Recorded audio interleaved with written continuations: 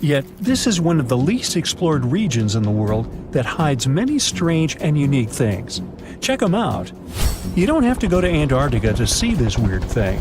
All you need to do is open Google Earth and move to one of the southernmost islands of Antarctica, King George Island. Recently, internet users have noticed a large and pretty strange cave entrance there. Where does this wide, dark passage lead? People started making suggestions. It's the entrance to a secret base or some laboratory. This is the part of the spaceship that crashed there thousands of years ago. This is the door to the ancient city of Antarctica.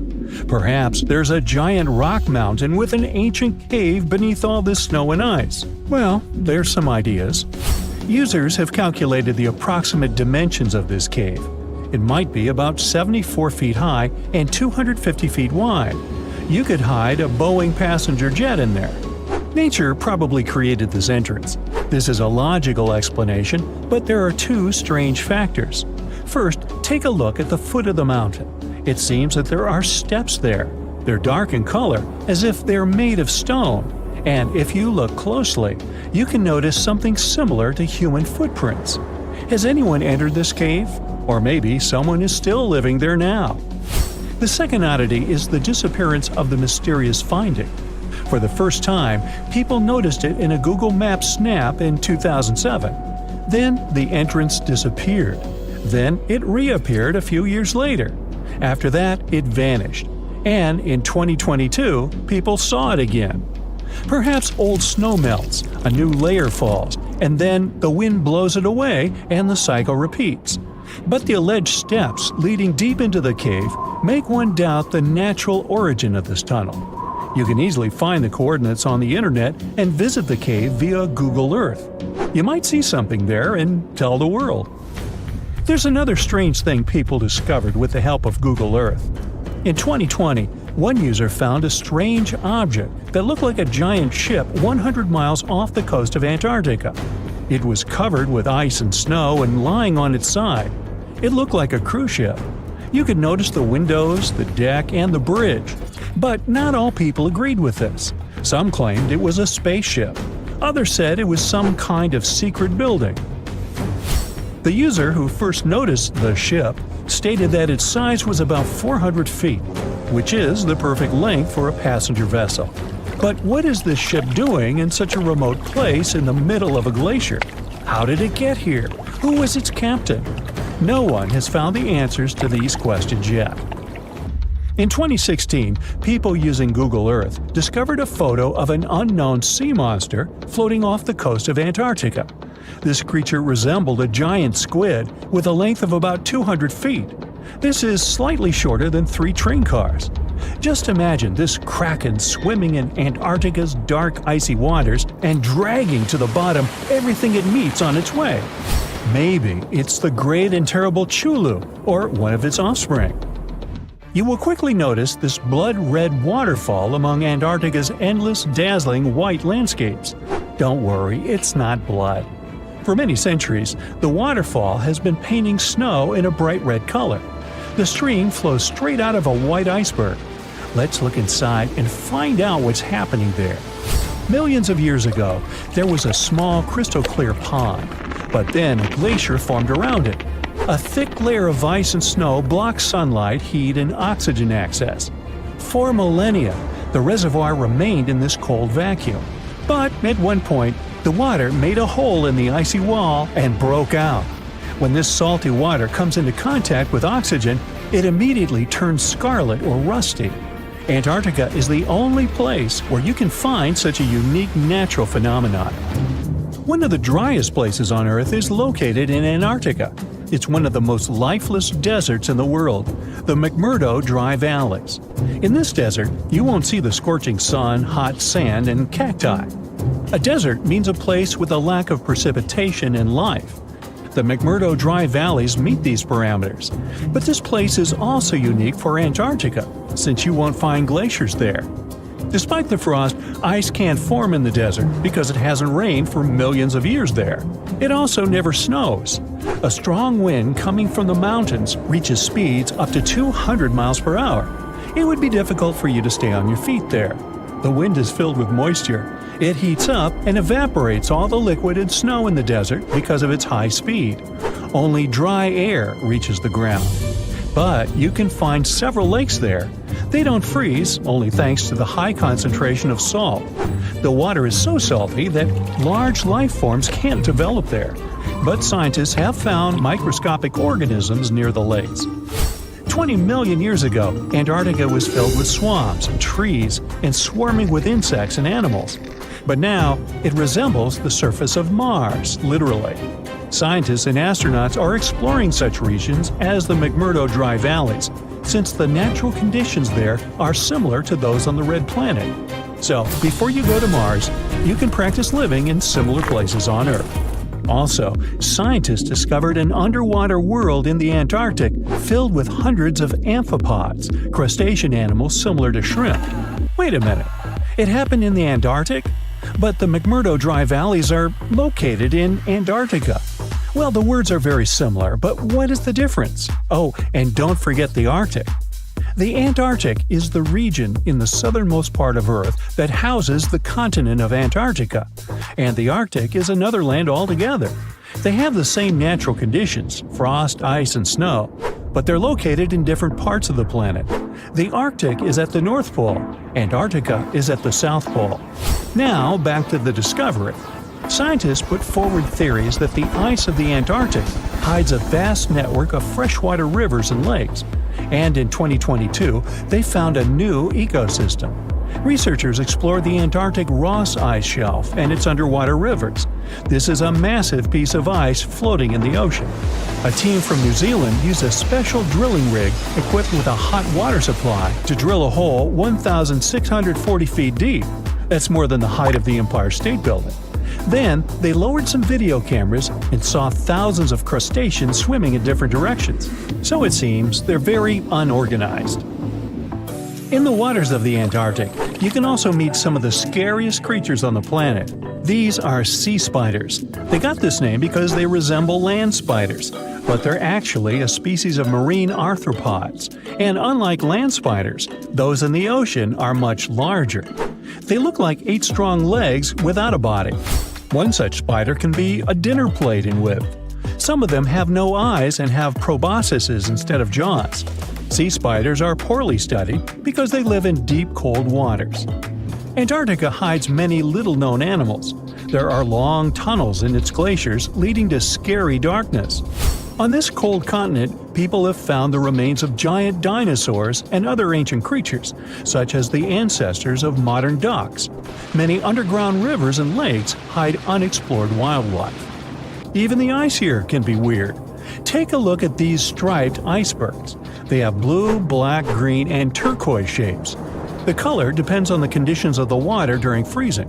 For example, green lines appear because of algae, blue ones form when the water freezes too quickly. Okay, I'm freezing. Time to go thaw somewhere warmer. Hawaii. Yeah. The sea, this unrelenting water beast, has been defying all attempts to tame it for centuries. Many ships driven by the wind have gone through the harshest parts of the world. Some have survived the struggle with the sea, and many have come off second best. It's the year 1834. A ship called the Pilgrim is setting a course to sail from California to Boston. The journey will venture around South America and then past Cape Horn of Chile. Richard signs up as a merchant seaman aboard the Pilgrim. This is his first voyage at sea.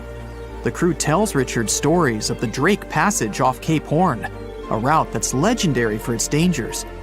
Countless ships and sailors have disappeared in those waters. Since Cape Horn's discovery in 1526, it's quickly become known to all those that have sailed around it as the ultimate test of any mariner's skill and of any ship's strength. Those that have survived the journey call Cape Horn a sailor's nightmare. Jack the helmsman, a salty veteran, steers the ship towards this most dangerous of all routes. Jack has been aboard the Pilgrim since it was first commissioned in 1825. He's passed by the Horn many times, each time learning a different lesson from the tests provided by the sea. The Pilgrim has been refitted since its past voyage a year ago. Richard values Jack's experience. given that it's his first journey at sea. Jack assures Richard of his confidence in the Pilgrim, even though it's just a small wooden brig with 2 masts. Jack's aware that wooden vessels are gradually becoming outdated, replaced by new steam-powered ships. But Jack prefers the maneuverability of the Pilgrim and would take it over the steel ships any day. Richard is excited to be aboard. There's so much to explore in life as a merchant seaman, but the guy struggles to acquire his sea legs on the boat.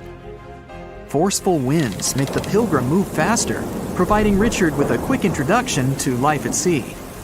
At the same time, nothing can prepare him for what is to be experienced at Cape Horn. It's the southernmost point of land before Antarctica. The gap between the icy continent and Cape Horn holds the infamous Drake Passage. Approximately 700 miles between Cape Horn and the Antarctic Peninsula.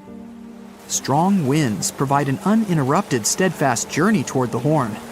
But, as Jack tells Richard, the winds are more concentrated at the Drake Passage. They create a funneling effect, becoming stronger and more unpredictable. Richard is unsure of what this might mean for the Pilgrim, but understands that there's no easier route to travel around South America. A few days pass. The Pilgrim sails by the many islands that make up the western coast of Chile. Although the sea has been relatively calm, Richard continues to deal with his lack of sea legs. His movements are still not very graceful. The constant, ever-swaying deck rises and falls, and Richard finds it hard to get used to the motion. Random large waves hit the Pilgrim from every angle. The ship is quickly approaching Cape Horn. Richard looks towards great thunderous black clouds in the distance. "Welcome to the Horn," Jack says, half laughing. A wry smile upon his face soon disappears. The man gets serious, knowing what awaits them all. Stronger winds start blowing the sails as the crew scrambles to hang onto the ropes. Richard desperately sets to adjust the aft sails, adjusting for the constant change in strong southerly winds. Jack holds firm at the helm, knowing the importance of his role. He's wary of the swell. It can build very quickly the further south they travel. It's crucial the Pilgrim doesn't venture too close to the Horn when they approach. The great darkness that was in the distance is now all around them, filling the sky in every direction. Blackened clouds throw rain and hail down at the crew as they try to resist the enraged weather. Jack is directed by the captain at the helm, changing the direction of the vessel. The temperature has dropped significantly. Barely keeping the water from his eyes, he turns toward the port side bow to provide his face a brief break from the torment of the wind. Looking out into the distance, the man sees the Horn standing alone, surrounded by mist. It's a haunting sight. He steers the Pilgrim along the face of the Horn, the distance getting shorter. The waves shrink in height since the depths become shallower. But these waves are much steeper, and their angle can cause more damage to the wooden vessel. Jack's unsure how much of these waves the Pilgrim can take before the hull is breached. Richard, still posted at the aft sails, watches the water and icebergs floating by. He's unsure how large they actually are, since they're mostly hidden underwater. But he knows to alert Jack if any get too close. Just one iceberg hitting the Pilgrim will be all that the hull can withstand. Dutifully, he watches over the side and into the distance. Icebergs aren't the only thing to look out for. Rogue waves are common in these seas as well. The connecting Antarctic and Pacific Oceans, mixed with stormy weather, form waves together. This creates much larger rogue waves. Such waves have been known to reach up to 100 feet tall. They can destroy most vessels in their path. It'll surely be the end of the Pilgrim if it comes across a rogue wave. Strong currents adjust the route of the Pilgrim, as though the Horn is trying to lure the ship toward its rocky shallows. Slowly, they are getting pulled closer toward the Horn. Jack is fighting the current at the helm. Spinning the wheel, he strains his body as much as he can. Grunting, he plunges the wheel from the port side to starboard and back again. The captain keeps yelling directions. To a novice, they're extremely confusing. But Jack, a hardened veteran, continues to interpret the directions with ease, steering to readjust their course away from the horn. The captain orders Richard to assess the hull below the decks. With the level of pounding the Drake Passage has provided so far, it's surely harmed the ship in some way. Richard runs to the deck as another sailor yells something at him, but the noise of the sea makes it difficult to hear. A wave hits the side, flowing onto the deck. Richard manages to hang on to the mast before he's almost swept overboard. The entire front deck seems to be underwater. Hanging on as the water rolls off the sides of the ship and waiting for it to clear, Richard watches the horn slowly go past. Still, it beckons toward the Pilgrim, as though asking for its dues from the crew. The currents are still pulling the ship, while the storm is raging on, with no end of the struggle in sight. The storm is growing ever larger and fiercer. Richard gathers himself to head below and assess the damage. After a slow descent to the lower decks, Richard can finally look over the hull from the ship's quarters. There's no damage from what he can gather. But he's shocked by the depth of the water inside. It's now at waist depth. Cups, amongst other things, float in the water. Even inside the ship, the guy can't escape the waves. Unable to make sense of it all, he stands frozen, listening to the almighty power of Mother Nature outside. The sea roars even more wildly, waves constantly thudding against the hull. It sounds like a somber drumbeat, a slow countdown to the demise of the Pilgrim. Richard forces himself back to the terrors of the above decks, grasping onto the rails to carefully walk the slippery stairs. He leaves the disturbing creaks of the wooden decks. They're soon replaced with the strained sounds of the ropes, the yells of other sailors, and the deafening roar of the sea crashing all around him. Jack is at the helm, focused on his role, still fighting the wind and the waves, even with the addition of ice and frost. It seems that the world around him has set its heart to distract the man from his duty, but Jack pushes on determinedly.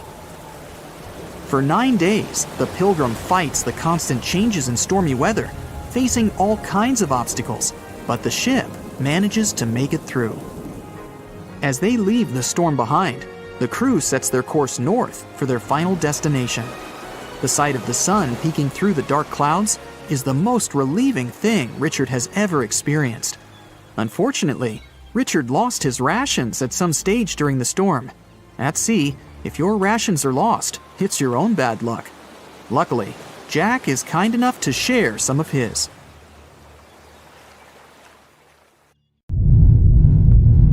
Wow, talk about noisy! Toadfish have a unique ability. They can create a very strong sound. The human ear usually can't hear it, especially if only one fish is making the sound. But if many fish are making the sound at the same time, well, it's going to be hard to forget, and you may not be able to stop hearing it. Toadfish are a common part of the fauna off the coast of Sausalito in California, and every year thousands of them gather in the shoals to party and scream. Together, they create a collective sound that can be easily heard by those in the houses near the shore. The noise, which can be described as a low hum, can even penetrate into the city center. Some people get bothered by this constant humming. This is a unique natural phenomenon, but there's a catch. At some point, the fish swim away from the shore, but the sound remains. Also, scientists have proven that this fish-made noise can't spread through the city, and many residents of the coastal areas don't hear it. But still, some people continue to hear this strange hum. In a similar case, imagine that you've moved to a small village in Scotland. You rent a house, have dinner, and go to bed. As you're settling into sleep, a strange hum permeates your room. It sounds like someone started their truck somewhere in the distance. The sound is similar to the sound of a low, loud bass that comes from a speaker. The hum keeps you awake. You get migraines and even feel nauseous. In the morning, you find out that some other locals also hear this terrible buzzing. They tell you about a huge factory located nearby. Machines, engines, steam boilers, big air vents, and generators emit a loud, heavy hum that passes through the air. Sound waves spread throughout the village and annoy people with a sharp sense of hearing. You've been hearing this sound for several days and suffering from insomnia. Then, one day, the factory goes bankrupt. All the workers leave their positions and turn off all the engines and fans. Great, you'll finally sleep in peace. But you know what? The sound doesn't disappear. It follows you wherever you are. And it's not about the factory or the fish or the truck engine. Imagine that you're walking down the streets of a small English town. There are a lot of planes flying right above you. The hum they make follows you. Even in bed you can hear it. You wonder if there's an airport nearby. You ask the locals and find out there's not even a runway here. But where does the sound come from? You raise your head to look up and see a clear sky. There are no planes, but there's noise. And you're not the only one who hears it. Some locals are sure that the hum comes from high-speed traffic on the highway. Thousands of cars drive in two directions and leave massive sound waves behind. But at night, there are no cars there, and the sound remains. Maybe you're going mad. People's stories about the hum save you from this madness, and it's not just the residents of this town that know about it. About 4% of people on the planet hear the hum. Strangers tell each other about the hum that prevents them from sleeping and concentrating on something. The sound follows them everywhere and doesn't stop. Some people hear it in certain places, so they move to other cities. Maybe you're hearing it right now and not paying attention. But be careful. If you recognize it once, you won't be able to stop hearing it. There's a website and a forum on the internet dedicated to the hum.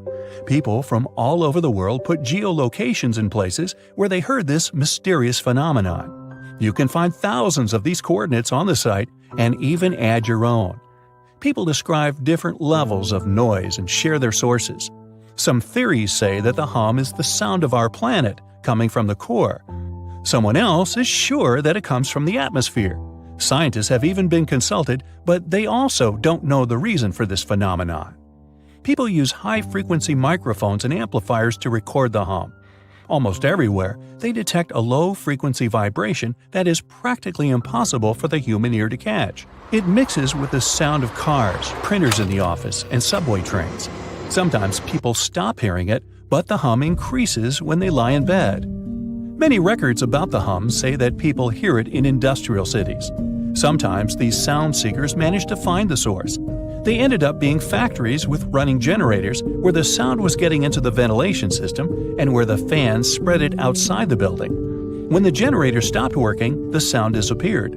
But these are rare cases. More often, no one can find the source of hum. One of the most famous places where you can catch it is in the city of Taos in New Mexico. About 2% of locals hear a strange buzzing every day. Some tourists experience it too. Scientists came to the city to study this mystery, but found no explanation. Some theories say the usual acoustics of this place caused the hum. Some folks think it's just a hallucination or the power of suggestion. Everyone talks so much about the hum that the brain creates an illusion of a sound that doesn't exist. Locals believe the nature of the buzzing is mystical and associated with bad spirits. Whatever it is, no one has found out the truth yet. The hum that people hear all over the world may be the result of seismic activity in the tectonic plates under the ocean waters. Huge chunks of the Earth's crust are slowly moving and colliding with each other. This creates a noise that reaches us in the form of a hum. But why do only a few people hear it? Perhaps about 4% of the world's population has a unique sense of hearing. In any case, scientists haven't been able to confirm the tectonic plate theory either. Some researchers point to submarines as the reason. They use low-frequency radio signals to communicate around the world. These signals spread over the surface and can affect the human body. When the ear catches these sound waves, it reacts and causes vibrations similar to humming. This happens because low-frequency sound energy collides with the soft tissues of the skull and stimulates the auditory nerve. In fact, it's not even a sound. It's a hallucination that is created by your brain. But still, no one can confirm this theory either.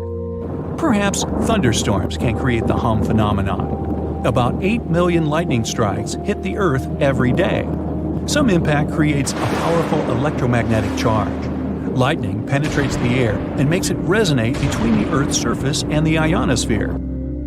Yeah, it sounds complicated, but the principle is simple. Imagine that you're blowing onto the neck of a bottle. Hear this low hum? Lightning works similarly with air. And that's just one hit. Imagine millions of these strikes. The sound waves spread all over the planet, and some people hear them. Lightning constantly strikes all the time, so the hum never stops. In 1973, scientists put forward a theory that the reason for the hum is the jet stream shearing against slower-moving air. In simple words, wind and fast air flows intersect slower ones. As a result, a whistling sound appears, and electric towers and power lines amplify it. By the way, the first reports of the hum appeared in the 70s. People learned about this phenomenon from the small British city of Bristol. Dozens of residents heard this strange noise in different parts of the town. In the beginning, they ignored it. Then the sound became increasingly more irritable. It prevented people from working and living their everyday lives. They couldn't sleep and couldn't concentrate on anything. There was a warehouse with industrial fans in a neighboring town. The locals were sure that this was the reason for the hum. The warehouse stopped working a few years later, but the sound remained. You may even be able to hear it right now if you visit the city. There are many theories about the hum, but you can reduce almost half of them thanks to one factor.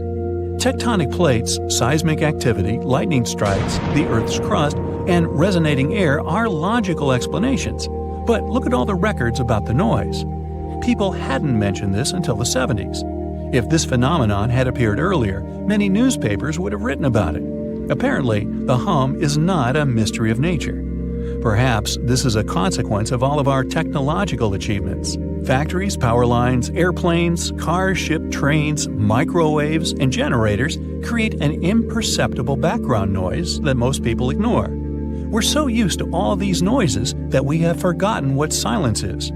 Perhaps our brain made the hum inside our heads to respond to our noisy world. If you start to listen carefully right now, what kind of sounds will you hear? Where are they coming from? And is there the hum among them? Your heart is racing. You're running for your life from one of the biggest creatures you've ever seen. A giant reptile on two legs, sprinting right behind you. You hear the sound of a raging river next to you, but decide not to jump in.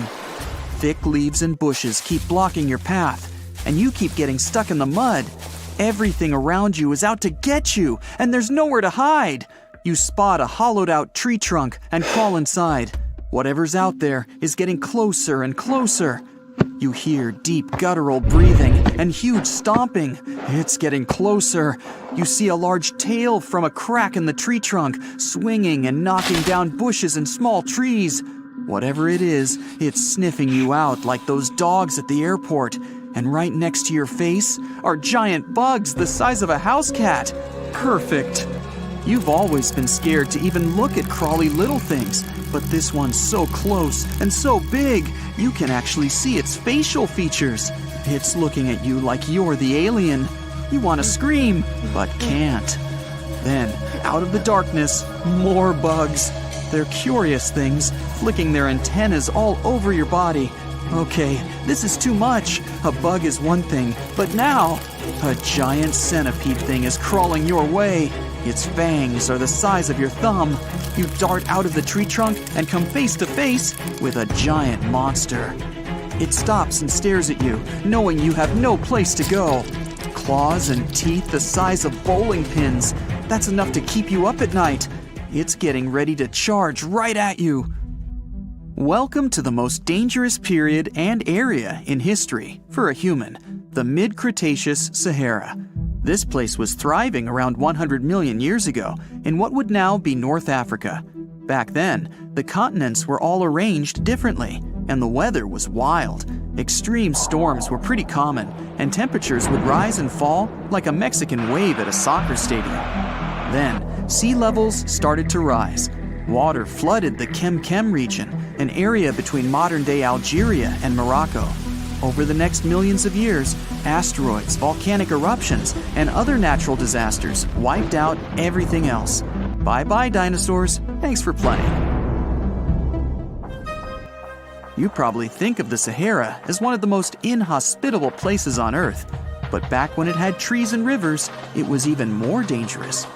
The famous River of Giants was a huge river system that stretched from modern-day Egypt all the way to Morocco. The land was flat and not much vegetation grew there, but it was enough for life to exist. Frightening, scary life. That creature you're staring at, it's a giant, scary-looking theropod, and it's out to get you. Imagine a T-Rex-like dinosaur that's more than 32 feet tall and has an epic jawline. Scary stuff. They were the top dogs in the food chain back then.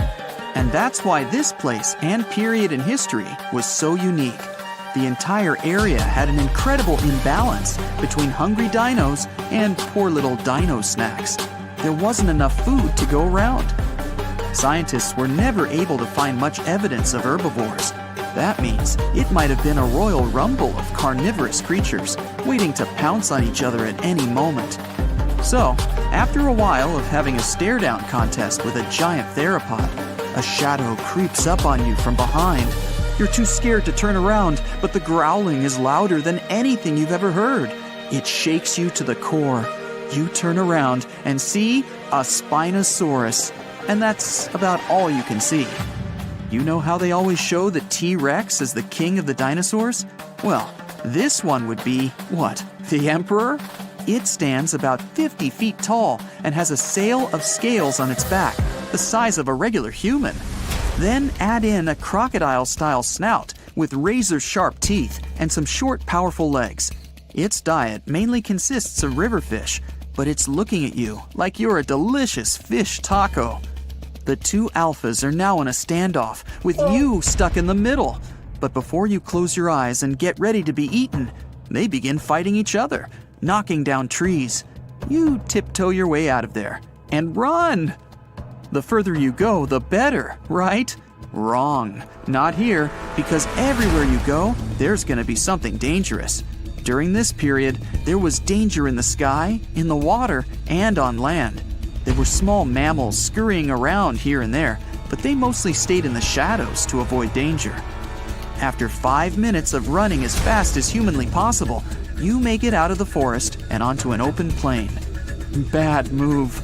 Now there's nowhere to hide. Suddenly, you hear another shriek. You look behind you. Nothing. It's just short grass everywhere. Then you tilt your head up to the sky and see what looks like a giant bird. Only these are technically flying crocodiles. There were plenty of huge pterosaurs that ruled the skies. Alanqua saharica was a flying reptile that may have eaten fish in the river. Those fish must have been tasty. It had a huge wingspan and long, slender jaws. Oh, and it was the size of a small bus. This one found you and is racing down to catch you. You run for your life, again. And this time, there's no place to hide. Suddenly, you feel talons grasping onto you and you're lifted off the ground. You soar up. If you weren't scared out of your mind, you might have noticed how beautiful the giant river channels below you are. The Alanqua maneuvers like a fighter jet, headed for the mountains, dodging all obstacles. You see a large nest with some mini beasts in it. They're hungry and as large as you. Not a great combination. You try to break free, but it's impossible. The creature drops you in the middle of the nest and flies off. You try to cover yourself, but the little ones keep pecking away. It's only a matter of time before it's too late. You look down below you and see the river. You can't tell how deep it is, but it's got a really strong current. You're out of options. You dive into the raging river and get dragged along with the current. Safe for now-ish. Imagine it's 2021. You're walking along one of the hottest and driest places on Earth, the middle of the Sahara Desert, only to find fossils of oversized fish. They ranged from bite size to bus size. Even freshwater sharks lived there.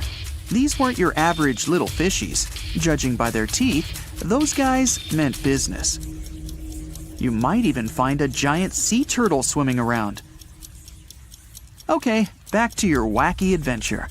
Luckily, you wash up on a safe sandy part of the river where you're able to relax. You drink some river water and try to find a safe place to make camp. Every noise you hear makes you jump. You sit down and try to enjoy the calmness of ancient Earth. Just when you feel you can finally catch your breath, you see a Spinosaurus walking along the river on the prowl. You run off and hide under a bush. It passes you by. You're safe. Or not. It turns, shakes the bushes and sees you. Just then, a large boom scares it away. It's the sound of you jolting awake. You turn on the light and see your cat staring at you.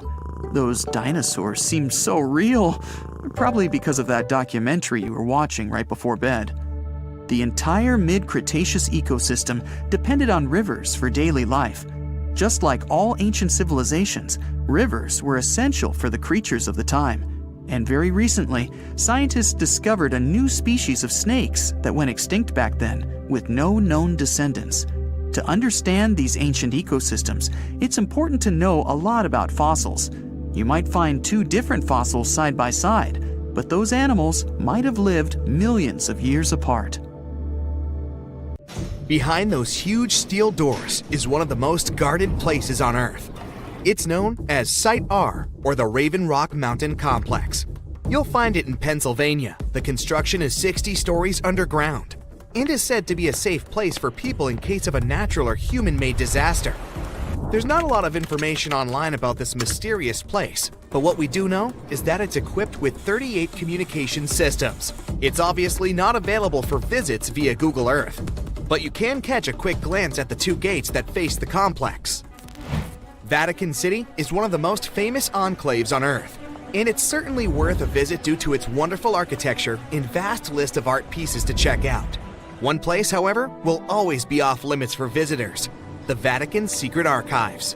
They have some of the oldest and rarest books on Earth. These archives are available only to a limited number of people, and since they have been visited by a small number of people so far, they also trigger a lot of weird theories. For example, that there may be books proving there's life outside our planet. If you're fascinated by shipwrecks, you'll be interested to know that one of the largest wrecks you can see on Google Earth is on North Sentinel Island, India. It used to be called the SS Jassim. It was a Bolivian ferry that sank in the area back in 2003. The reason why people can't visit it physically isn't because of the ship itself, but because the island is home to the world's most dangerous tribe. We don't really know how many people live there, but it was estimated that between 50 to 400 people call this place home. And they really don't like tourists. No person that tried to reach them survived. Also, to protect them, their privacy, and their special status, the island is closely monitored by the Indian authorities. That's mostly because it's believed the locals don't have any immunity to modern diseases. So being in contact with foreigners might be dangerous for the tribe's people, since they've never seen the outer world. A huge pink bunny appeared seemingly out of nowhere in the Italian Coleto Fava Mountains back in 2005. Besides the locals, some people stumbled upon it online too. They were puzzled by the discovery. Unfortunately, that 200-foot-tall bunny is completely gone today. You can still find the images of it online though. The unusual object was designed by artists from Vienna. They encouraged tourists to climb, jump, or even take a nap on top of the large rabbit. The whole purpose of the project was to allow people to experience what it would be like to live as smaller creatures. The bunny didn't have any removal date at the time it was placed there and was expected to last at least until 2025. But Mother Nature had other plans. A Japanese artist decided to move back to her little home village named Nagoro. But she soon found out that most of her neighbors were moving to bigger cities. To deal with loneliness, she started putting together scarecrow-like dolls, or kakashi, and placing them all over her garden. She didn't stop there though.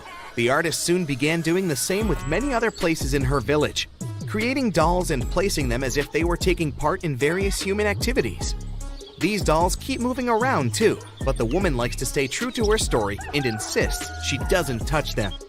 You can see the images of this quirky village on Google Maps. This weird portal was discovered via online maps in New Baltimore, New York. It gave people all sorts of bad dreams. With spooky-looking buildings and all sorts of blurry figures, this area soon became a source for many weird internet theories. Turns out it was nothing more than a technical issue, which resulted in those images being rendered in a distorted manner. Either way, if you look for these images on Google, you won't be able to unsee them. This cute miniature world map was created by an artist from Denmark. He continuously worked on this tedious project from 1944 until 1967, using mostly his hands and just a few tools for moving heavy rocks around. He gathered stones at the edge of the water, then recreated the map of the world on the surface of this lake. During the winter, he was able to use a sled to transport larger pieces of rock over the ice and then place them in the perfect position. Apart from the continents themselves, the map also features rivers and lakes, as well as some other famous landmarks. Care to have a look at a sea without any coasts? Search for the Sargasso Sea. You'll find it in the northern Atlantic Ocean. This weird sea is surrounded by 4 ocean currents and no dry land at all. It got its name from the seaweed that grows there, sargassum. Fingerprints on the lens of a satellite camera? You may be tricked into thinking this if you search for the finger maze. It's located in the city of Brighton, UK, and is a large fingerprint created in Hove Park. It also has a maze at the center. It can be really hard and time-consuming to look for wild animals on Google Earth, but the Geo browser does have a nice feature that can help if you're eager to see hippos and flamingos in their natural habitat. Try Googling animals from above and start scrolling through these images. This unique feature can take you from Kenya to Namibia and even all the way to Antarctica, where you can see emperor penguins. There are some places on Google Maps that, for specific reasons, aren't available for the online public, like the Royal Palace in Amsterdam. If you head over there via Google Earth, you'll see that everything around the Dutch Royal Palace is still visible, like the vegetation and roads, but the construction itself is blurred from all angles. That's probably because local authorities want to keep the unique views of the palace for the eyes of physical visitors only. The same goes for the Tantaco National Park in Chile. This one is a privately owned nature reserve that can only be seen on Google Maps from a distance. Once you reach a certain point, the zoom feature stops working. Some people say that since it's a nature preserve, it may be home to some endangered species, and extreme measures are taken for their protection. You know how a certain brand of fried chicken has a certain kernel on their logo? Yeah, you won't see any of these logos in high resolution on Google Maps. That's because the online map uses specific algorithms to detect people's faces and blur them out. As you can see, it's not always really that accurate. It's called Snake Island, and the Brazilian authorities prohibit people from visiting it. For good reason. You'll find the island near the city of Sao Paulo in Brazil. It's said to be home to over 4,000 snakes.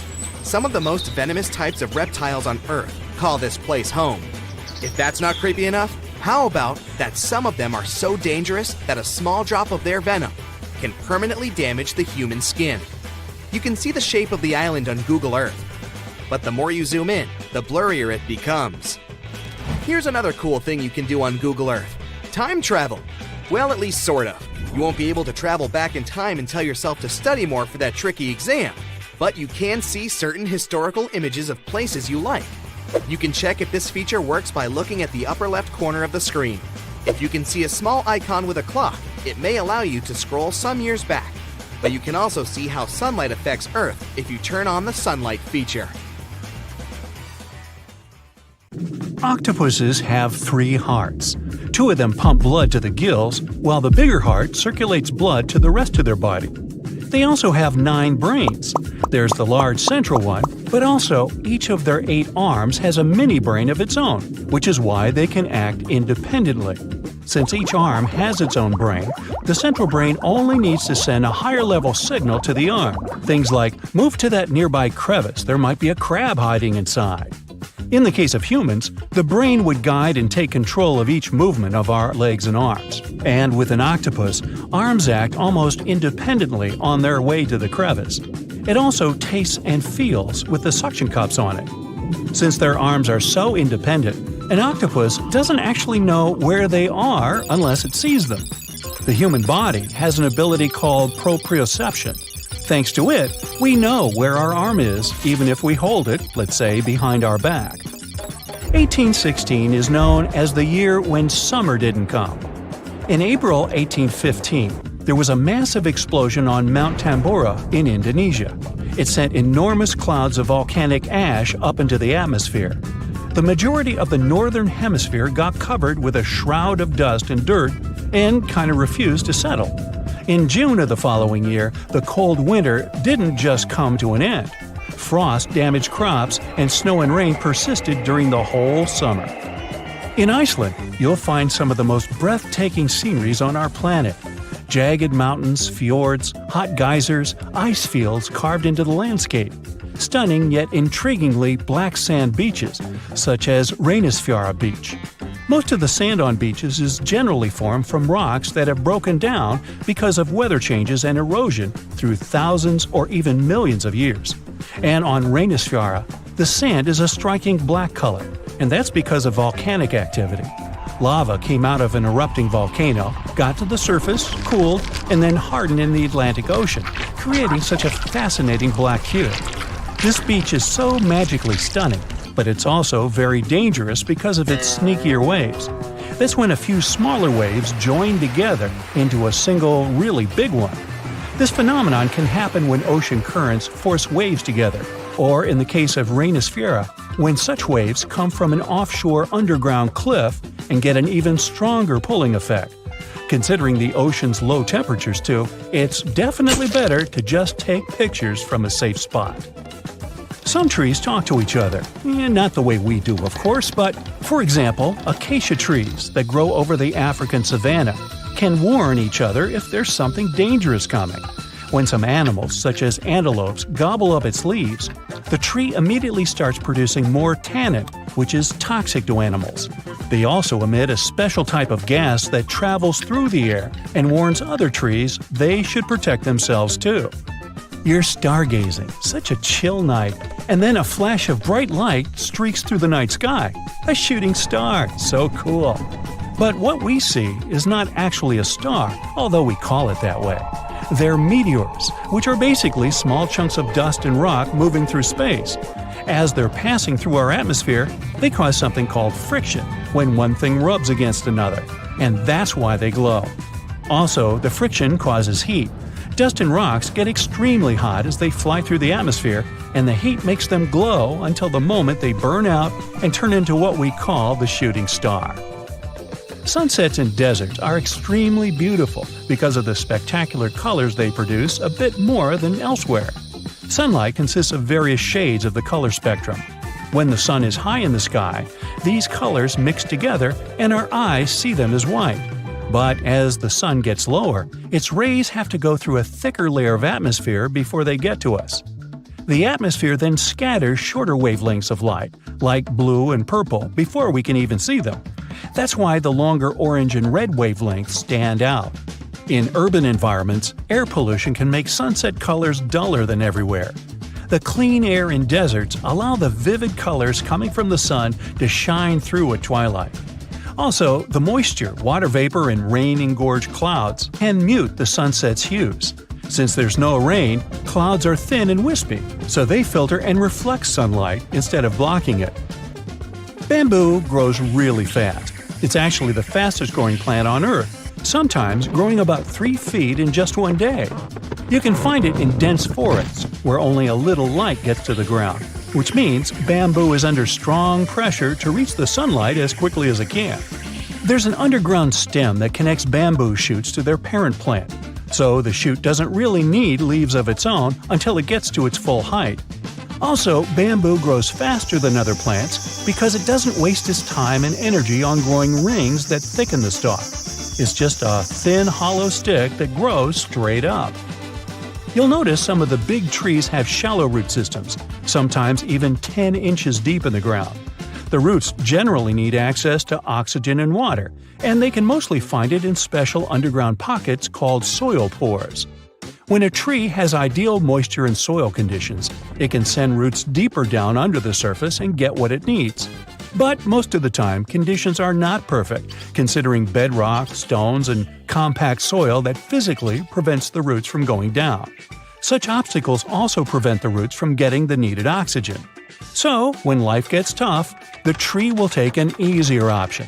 Its roots will stay close to the surface and spread out in different directions. Drought conditions are another reason trees can have shallow root systems. By staying closer to the surface, they can take most of the rainfall collection.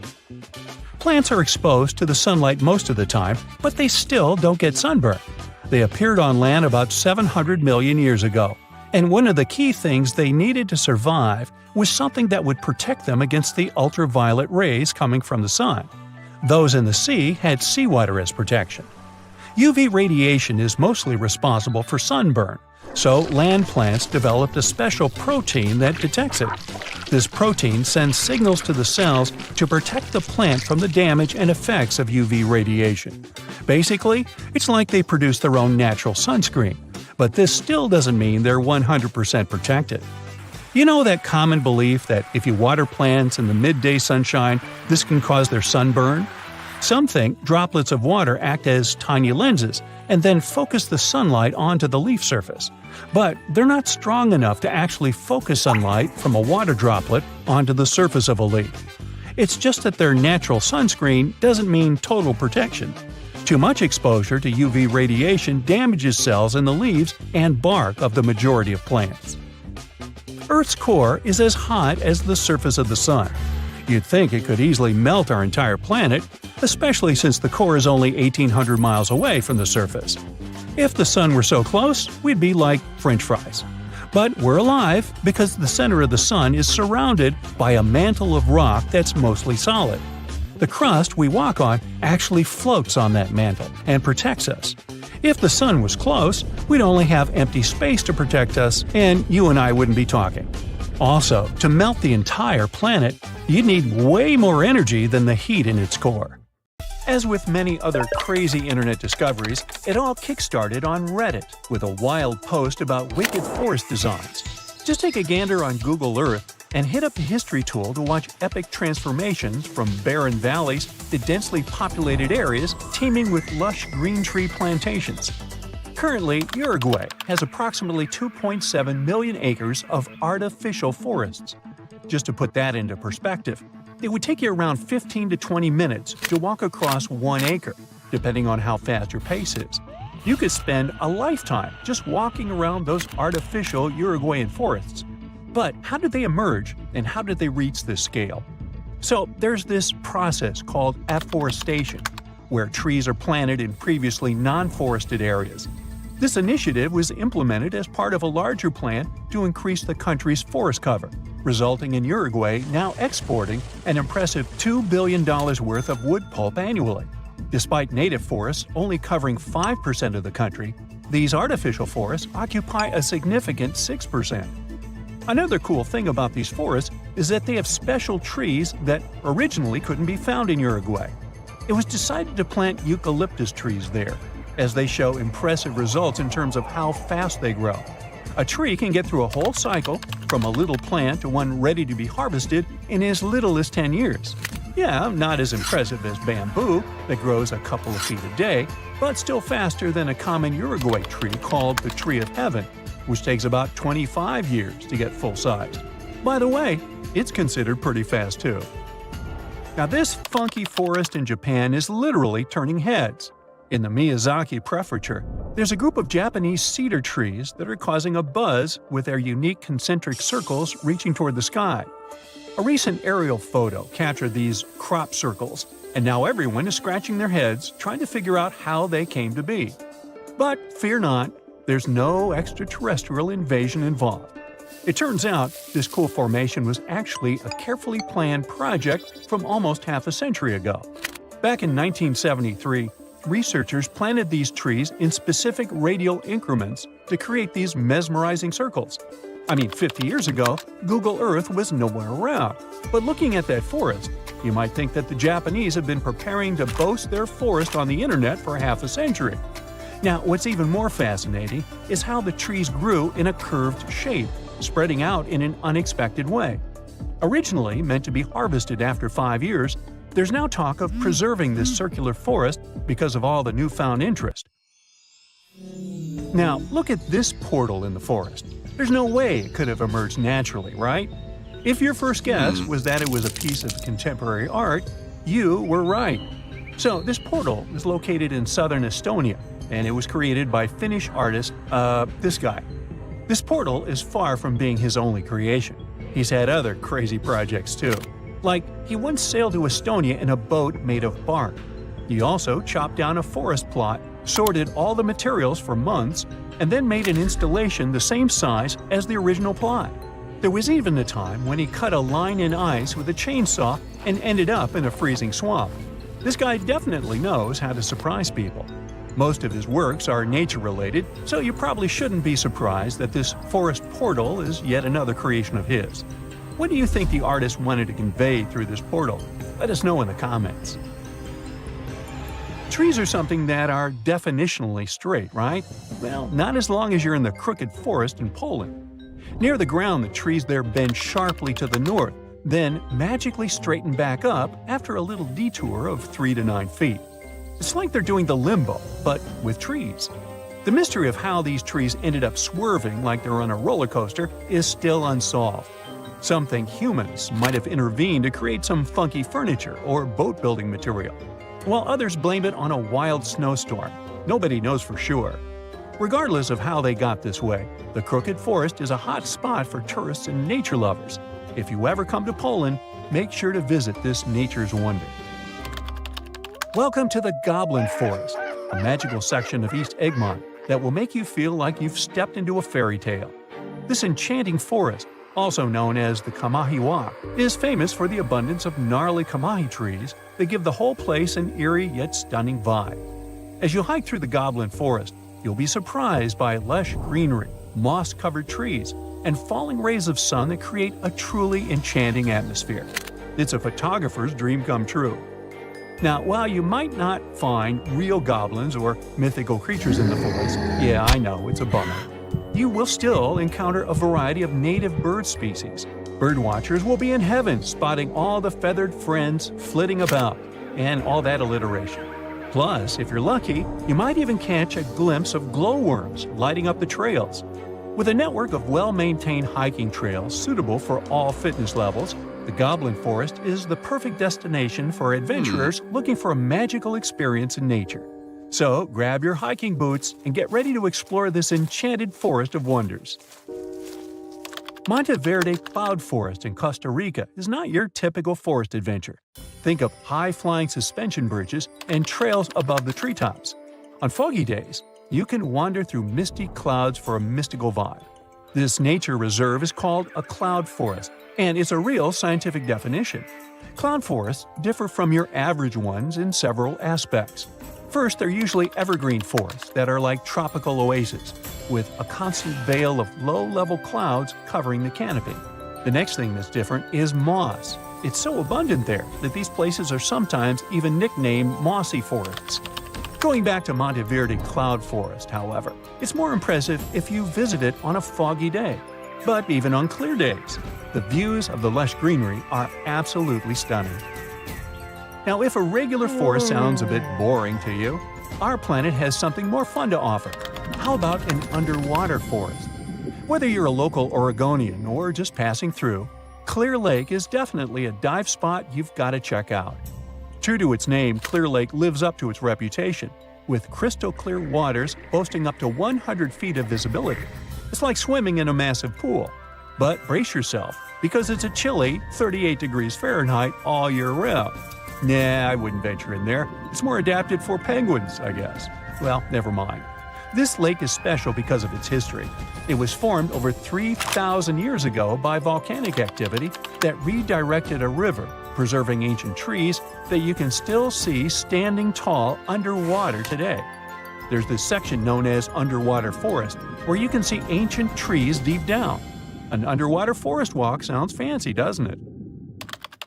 And in Madagascar, there's not a forest, but an avenue of trees. But the trees are so majestic, this avenue can rival with the coolest actual forest. I'm talking about these awesome, gigantic baobab trees. Picture this, an 850-foot stretch of road lined with 20 to 25 massive baobabs, towering at about 100 feet tall. In terms of height, it's as if this alley was packed with many Rio's Christ the Redeemer statues. Even a 6-foot guy would feel insecure there. And if you venture just 4 miles away, you'll find the baobab amaru, 2 baobabs that grew twisted together like a love story. Legend has it that they represent an impossible love between 2 young villagers who dreamt of a life together. Now they stand there, intertwined for eternity.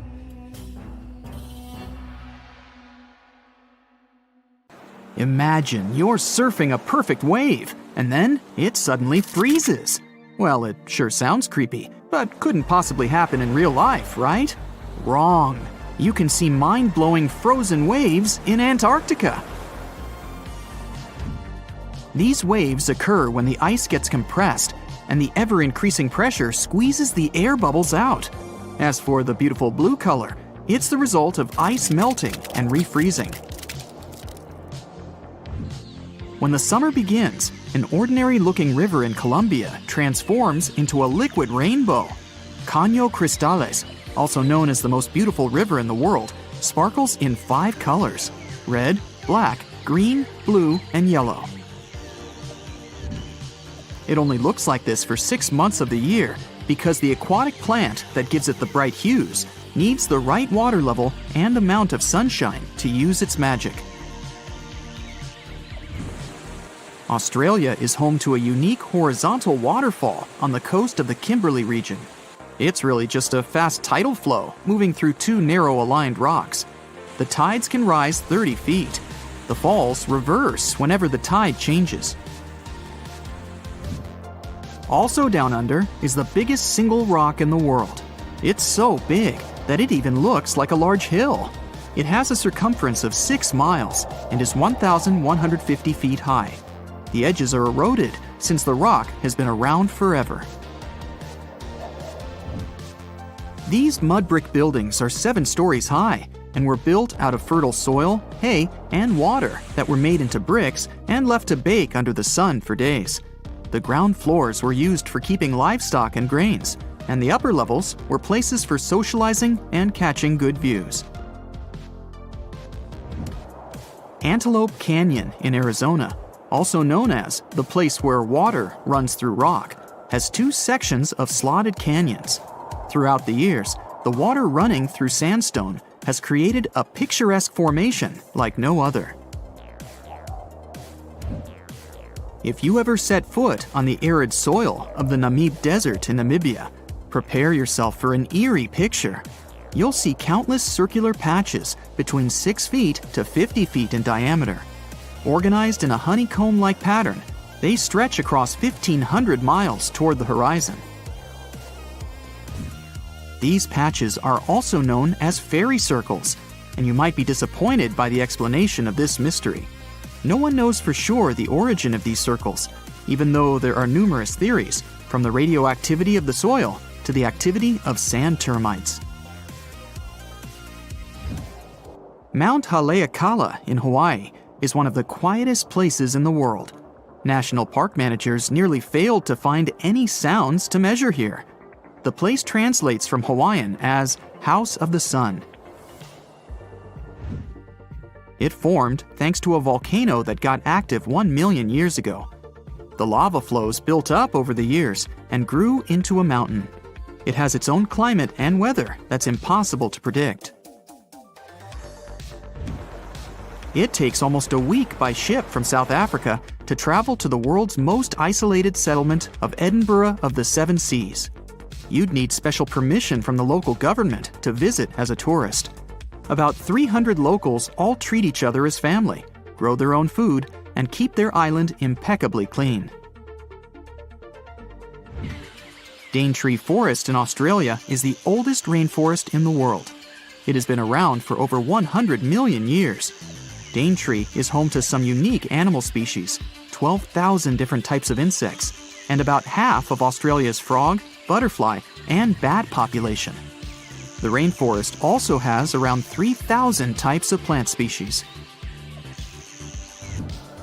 Rocks that travel are called sailing stones because they seem to move across the dry lake bed of Racetrack Playa in Death Valley National Park, California. As the rocks move, they leave behind a creepy trail that used to have scientists baffled. After all, some of the boulders weigh more than 660 pounds. On top of that, some of the trails are curved, while others are mostly straight, with unexpected turns to the right or the left. But eventually, NASA experts cracked the mystery in 2006. It turns out that in winter, the lake fills with water, covering the boulders at the bottom in ice. And since ice is pretty buoyant, underwater movements and winds make the stones move across the lake bed. In their wake, they leave bizarre tracks, only seen when the water evaporates in the summer. Lake Maracaibo in Venezuela is often called the lightning capital of the world. Thunderstorms arise here 300 days of the year, with a peak in September. Sometimes there are up to 200 flashes in a minute. It happens because cool air coming from the surrounding Andes meets with warm air from the Caribbean Sea and generates electricity. Some places on Earth have less gravity than others. Canada's Hudson Bay, for example, used to be covered by a super thick and heavy glacier during the last ice age. The ice had pushed tons of rock mass outward when it started to melt. The smaller the mass of an object, the less gravity it has. It'll take another 5,000 years for the Earth to get into its original shape in this spot. Until then, you'll always weigh less here than anywhere else in the world. Five Flower Lake in China's Zhoujiago Valley changes its color from amber yellow to emerald green, dark jade to light turquoise, and sometimes coral. It never freezes thanks to underwater hot springs and never melts or dries up, unlike other neighboring lakes. The locals believe it's made up of pieces of a mirror that fell down from the sky. The surrounding valley has some narrow conic karst landforms, spectacular waterfalls, around 140 bird species, and giant panda, along with other endangered plant and animal species. Cape Denison in the Commonwealth Bay in Antarctica is the windiest place on the planet. It has unusual downslope winds. They are formed because of the continent's dome shape and the always cold climate. These winds are so fast and strong, they ruin the measuring instruments and the masts they are attached to. The record speed so far was 200 miles per hour. The Sahara Desert, which takes up 10% of the African continent, is extremely hot and dry. That's why it's one of the top places with the clearest skies. There's hardly ever a cloud above it. This, plus the remoteness from any civilization, makes it one of the best spots for stargazing. In Denmark, people experience blackout-type effects on a pretty regular basis. Just look how weird it is. But it gets even more bizarre when you find out that birds are the cause of this unusual phenomenon. Every spring and fall, millions of starlings begin their annual migration from Sweden, Finland, and Norway toward Britain, Belgium, and France. Denmark is the lucky place where you can observe sort sol, the Danish name for black sun. The birds travel in large flocks, which makes it easier to exchange information and stay warm. Before the birds land, they perform movements that look like dancing, but in fact, they are making different formations in an attempt to shoo predators away. And although the birds fly in highly synchronized patterns, people think that the huge flock changes its shape chaotically. The dark sun lasts only 20 minutes during sunset, and you have to be either fast or lucky to see this phenomenon. The secret of the cotton candy color of Pink Sand Beach in Barbuda is the crushed corals on it and tiny single-celled red organisms living beneath them. You can see that famous shade when the waves are strong enough to wash that mix ashore. The secret of impeccable cleanliness of this place is that it has no public facilities and is less crowded than other Caribbean islands. It took thousands of years to form Piccaninny Ponds in Australia. This whole time, underground freshwater was slowly moving to the surface through limestone. It formed a large underwater cavern with white limestone walls. You'd need a special permit to dive here, and it's definitely worth it. Batara Gorge Waterfall has 3 natural bridges for anyone to walk across, take awesome pictures, and even have picnics. The waterfall is a result of limestone erosion that's been going on for millions of years, even though it looks like someone punched a hole right in the middle. It's located in the village of Tanarine, which is just 2 hours away from the capital Beirut. A village in the Meghalaya state in India is known as the wettest on the planet, according to the Guinness World Records. The average annual rainfall here is about 470 inches. It's a result of warm, moist monsoon winds coming from the Bay of Bengal, bringing clouds full of rain. It flows into rivers and waterfalls and never stops. The locals that work in the fields always wear basket-like covers to protect themselves somehow. The village of Leknes, with a population of about 3,500, is located in Norway, above the Arctic Circle. It has an unusually warm climate compared to other places in the same latitude. In January, the average minimum is 32 degrees Fahrenheit and rarely drops below 30 degrees Fahrenheit. July average temperature is 53 degrees Fahrenheit. That's pretty regular for many places in Europe. You look out the window and see the trees moving uncontrollably. The winds are so powerful, they're practically tearing down anything in the street. There are also tons of water raining down on you. You're driving as fast as you can, but suddenly your car stops. You've heard the terms typhoon, cyclone, and hurricane, but you most likely don't know how they're different. The official scientific term for all three of them is a tropical storm. While they're practically the same thing, and they form the same way, they're different depending on where they occur. Hurricanes are the ones that form over the Atlantic Ocean or the Eastern Pacific Ocean. Tropical cyclones act as giant engine turbines powered by warm, moist air and form only over warm bodies of ocean water near the equator. The warm and moist air surrounding the ocean rises and leaves low-pressure air close to the surface. In turn, the air below becomes moist and warm and also rises.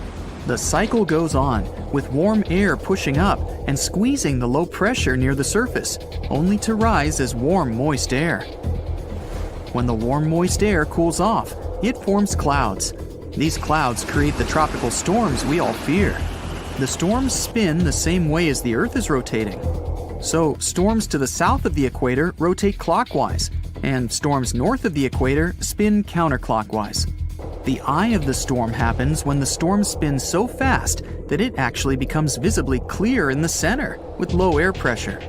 But you'd have to look at it from above, which is super risky. Tropical storms normally move at around 39 miles per hour. Tropical cyclones are way faster, around 74 miles per hour. They're also known as hurricanes. If you're standing at the tip of the North or South Pole, the Earth's rotation will appear to stand still, even though the rest of the Earth is experiencing day and night like everyone else. In the poles, you have really long nights and days that last for months. Over at the equator, time moves along with the distance around the planet, which is around 25,000 miles long.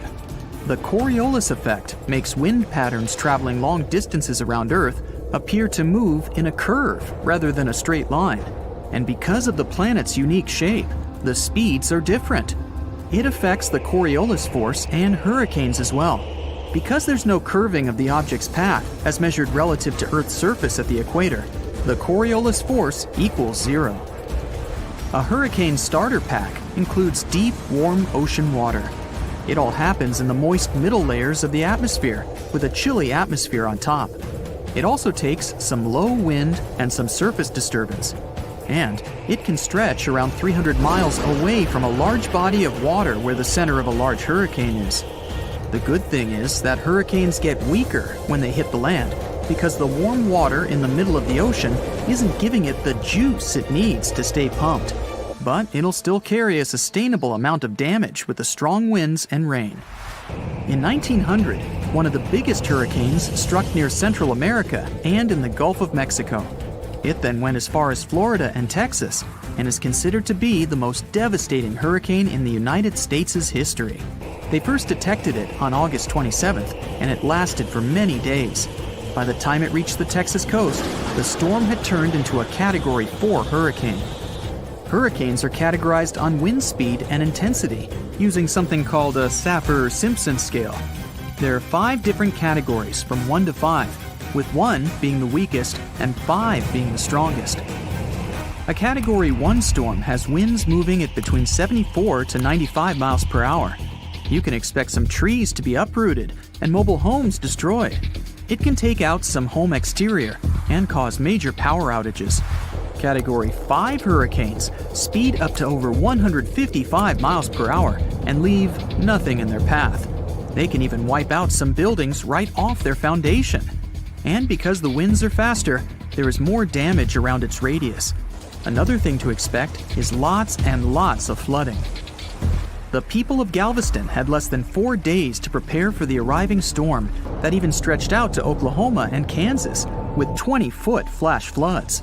The Great Hurricane then made its way to the Great Plains and turned towards the Great Lakes, New England, and reached southeastern Canada.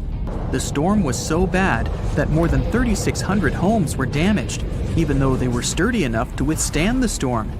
Given the population numbers back then, it was equivalent to hundreds of thousands of houses destroyed, if not millions.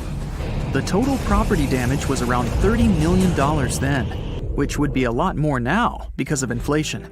After the devastating storm, the people of Galveston built a 3.5-mile seawall and raised the whole city level by as much as 16 feet. Eventually, they raised the seawalls to 10 miles, just in case. If a storm like the one in Galveston struck in modern times, there wouldn't be enough places for everyone to hide. The population has increased significantly all over the areas where the storm struck back in 1900.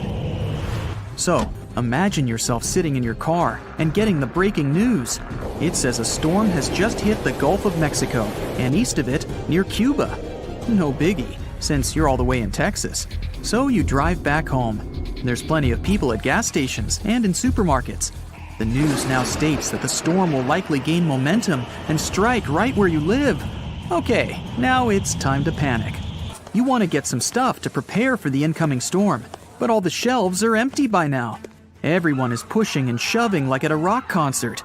You grab whatever you can find and make your way back to your car. You're lucky enough to purchase some extra gallons of gasoline, just in case. You drive from supermarket to supermarket to try and get some stuff, but you're out of luck. Finally, you find a place that still has some essentials. You start stocking up your shopping cart when the local news urges everyone to evacuate. You only have a matter of hours to leave. But you left your dog at home! You rush against the traffic to get there. Your entire neighborhood is completely empty. You fetch your precious pooch and grab some important things before leaving. There's just a little time left, and you can already start to feel the winds picking up and the ocean nearby. The news tells you the hurricane has already struck Florida. You get in the car, but it won't start. Since you were driving so fast, you didn't realize that you emptied your gas. Good thing you got those extra gas cans on the way. With half a tank, you can get out of your city and into a safe place where everyone is going. The winds are getting stronger. There's no way you're going to outrun this storm. There's no one in sight since they all left early. It starts raining heavily. You can see some trees swaying like crazy. Finally, you find something that looks like a large shelter. You reach it to find out that it's just an abandoned mall. And then, the worst happens. You realize you've been going in the wrong direction all this time. You get out of the car for a bit to stretch out and see which road to take. The winds are so strong that you go back to the car only to find out that your dog ran off. You can't find her anywhere. You drive around and call out her name, but she doesn't respond. You see her standing behind some bushes barking. You run down to her and discover that she has found a cool underground abandoned shelter. The winds have now reached a dangerous point where you can't drive anymore. You gather your stuff and head down. It's complete with everything and even has a bed. You can hear the winds and rain above you, but you're snuggled up with your dog. The next day, you get up and see that your car has been tossed over to another road, and there's not a single tree in sight. But hey, you can at least be happy you survived one of the strongest storms in the world. If you're a fan of Dr. Pimple Popper, you're probably freaking out right now, itching to squeeze out every little blackhead from those lip contours. But this is actually a hill formation that you can find in Garb, Sudan. Knowing that perhaps makes it all the more creepy because it looks like the crack in the middle is swallowing up everything around it. This black hole scenario brings to mind our next stop, Vostok Island. This eerie spot is a 59-acre coral atoll situated in the southwestern Pacific Ocean, about 400 miles northwest of Tahiti. If you check it out on Google Earth today, it looks like it's been totally blacked out, sparking all sorts of wild theories. People keep saying that this place is some top-secret base, or even a fictional island straight out of Lost. But what we see here is actually just a dense, dark green forest made up of Pisonia trees. Since nobody lives there and hardly anyone ever visits, the island is pretty much untouched by humans. This massive star, or mandala, is situated just outside Beatty, Nevada. It has got the internet all puzzled, with people trying to figure out if it's evidence of some kind of extraterrestrial activity. To add to the mystery, this spot is right by the Tonopah Test Range, which is also known as the famous Area 52. Despite its creepiness, it's probably just one of the thousands of crop circles that gained fame after Google Earth came along. This spiral formation right here is also located in Nevada, and it definitely looks like another chilling crop circle. But things get even stranger if you use the Street View option. As you zoom in closer and closer, you'll notice that it's made up of carefully arranged rocks. This labyrinth, so to speak, is part of an open-air museum situated in the ghost town of Rhyolite. And if that's not creepy enough, take a look around and you'll see dozens of eerie men in white cloaks. Despite their lifelike appearance, these silhouettes are actually statues from an installation created by a Belgian artist in the 80s. Even stranger than stumbling upon a large circle on the ground is finding a bunch of them. Our next location in Wyoming is filled with peculiar circle structures to the point where it's hard to count them all. During the 20th century, this U.S. state shifted from a farming economy to an industrial one, dominated by the extraction of oil, gas, and coal. So, these circles are likely remnants of a tank farm. I mean, places where oil storage tanks used to be located. If you want to avoid nightmares, I highly recommend not searching for the mausoleum of Emil Becker in Poland. If you happen to find it by using the Street View mode, prepare yourself to face an abandoned place with the most terrifying sculpture there is. Oh, the creeps. Keeping on the spooky side, let's head to an isolated corner of Kazakhstan, where you can find a pentagram etched into the Earth's surface. This formation is huge, measuring roughly 1,200 feet in diameter. Before you jump to conclusions about this formation being related to some kind of underworld deity worship, it's worth noting that the pentagram actually turns out to be the outline of a park designed in the shape of a star. The star shape is marked by roadways, which are now lined with trees, making the star shape even more distinct in aerial photos. You can spot this peculiar symbol from quite a distance. At first glance, it might even resemble an otherworldly alphabet, as if a highly intelligent civilization is trying to send us an alert message. But this mystery is already solved.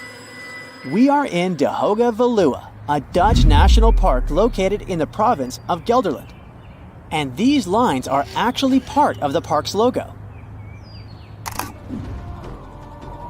Search for these coordinates to find what looks like a land formation straight out of an extraterrestrial landscape, or perhaps a set from Avatar. This place, located in Inner Mongolia, China, is believed to be a granite mine, but it's a bit of a mystery why it has such a striking blue tone on Google Earth. If you check it out on Microsoft Bing Maps, for example, the same location appears in a much more natural tone.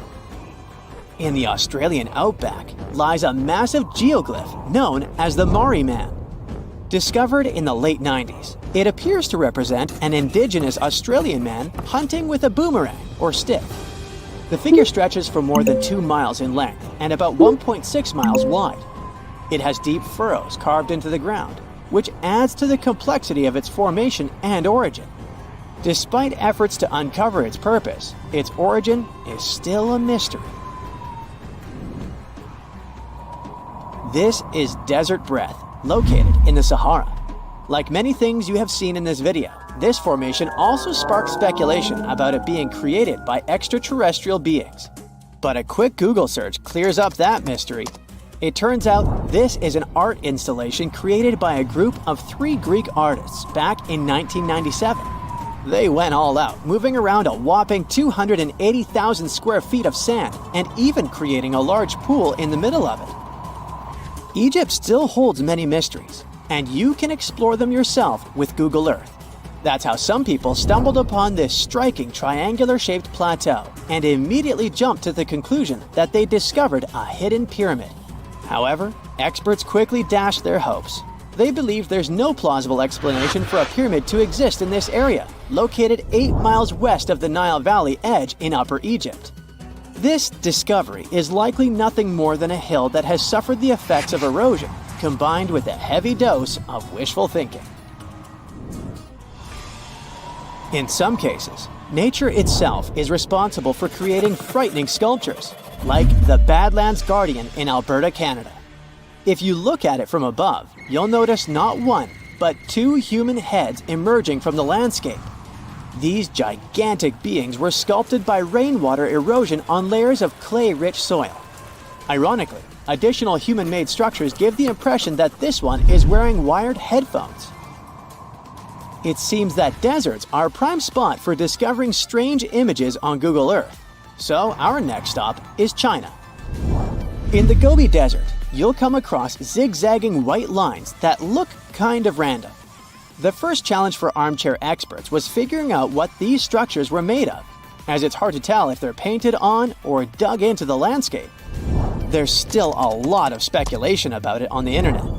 But the most plausible explanation is that this structure is used for calibrating satellites. This way, satellite cameras can focus on these large grids to orient themselves in space. Check out this intact plane that seems to have sunk beneath the ocean off the coast of Crooked Island, Bahamas. Some viral videos claim it's a crashed plane belonging to the infamous Pablo Escobar. The truth is that something lying on the bottom of the ocean can't be that visible, so it's more likely that it's a plane that was actually flying when Google captured these images. However, there is a strong belief that Pablo Escobar did have a plane that crashed nearby, but it was in another part of the Bahamas known as Norman's Cay. You can still spot it in shallow turquoise waters. Just search for Norman's Cay sunken plane, and there it is. If you're convinced that extraterrestrials are already among us, then go ahead and type in these coordinates on Google Earth. Explore the area using Street View, and wow, what is it? Of course, we're not talking about visitors from other planets, but this shadow of a gigantic creature still gives me the creeps. Turns out, it's just a person lugging around one of those 360-degree Street View cameras tucked away in a trekker backpack. So hey, if you take a good look around Google Earth, you might stumble upon more of these elongated necked beings walking around the globe. Antarctica. It was once a green land full of dinosaurs, but now it's a frozen continent bigger than that of the US that doesn't belong to anyone. It isn't hard to find. Wherever you go, just go south until you get to the big icy thing at the south pole of our planet. It lies within the Antarctic Circle, and it's the largest single mass of ice on Earth. The continent is bigger than the US and even bigger than all of Europe. And still, Antarctica was officially discovered recently. Scientists hadn't known of its existence until 1820. After the discovery, it took another 2 decades to confirm it was a whole new continent, and a few more decades after that to decide on a name. In Antarctica, anti means the opposite. So, Antarctica literally means the opposite of the Arctic. Now, even before scientists discovered the land, ancient Greeks already theorized that there must be a southern continent to balance out the Arctic in the north. Also, some scientists who studied Polynesian artwork and oral history believe that Polynesians found the continent over a millennia before the Europeans did. Anyways, today we all know of this icy land at the South Pole. Because of its location, there are just 2 seasons there, summer and winter, and both last 6 months. In summer, it's a bit warmer, and the continent exists in pure daylight. And in winter, it's dark all day long. 98% of Antarctica is ice. This continent alone stores 60% of the planet's fresh water. And yet, despite all those water reserves, Antarctica is the biggest desert in the world. By definition, a desert is an area with sparse vegetation and little snow or rain. Notice that plenty of sand isn't a necessary condition here, even though the continent does have some sand and even sand dunes. It also gets a lot of wind. Antarctica is the windiest continent on Earth, and wind speeds can reach 200 miles per hour. That's even faster than hurricane winds. The little snow the land gets never melts. It just builds up over time, for centuries and millennia. So there's a thick ice layer there. This makes Antarctica full of hidden secrets. There's a whole new world underneath its ice. For example, there are a lot of mountains on the continent that are like 9,000 feet tall. It's taller than 3 Burj Khalifas stacked on top of each other, if we must, and that's currently the tallest skyscraper in the world. But we don't see all those mountains because they're all hidden under the ice sheet that's almost 16,000 feet thick. There's also a lake down there, beneath over 11,000 feet of snow. The lake is called Lake Vostok, named after Vostok Research Station, under which it's located. Originally, it was just a hypothesis.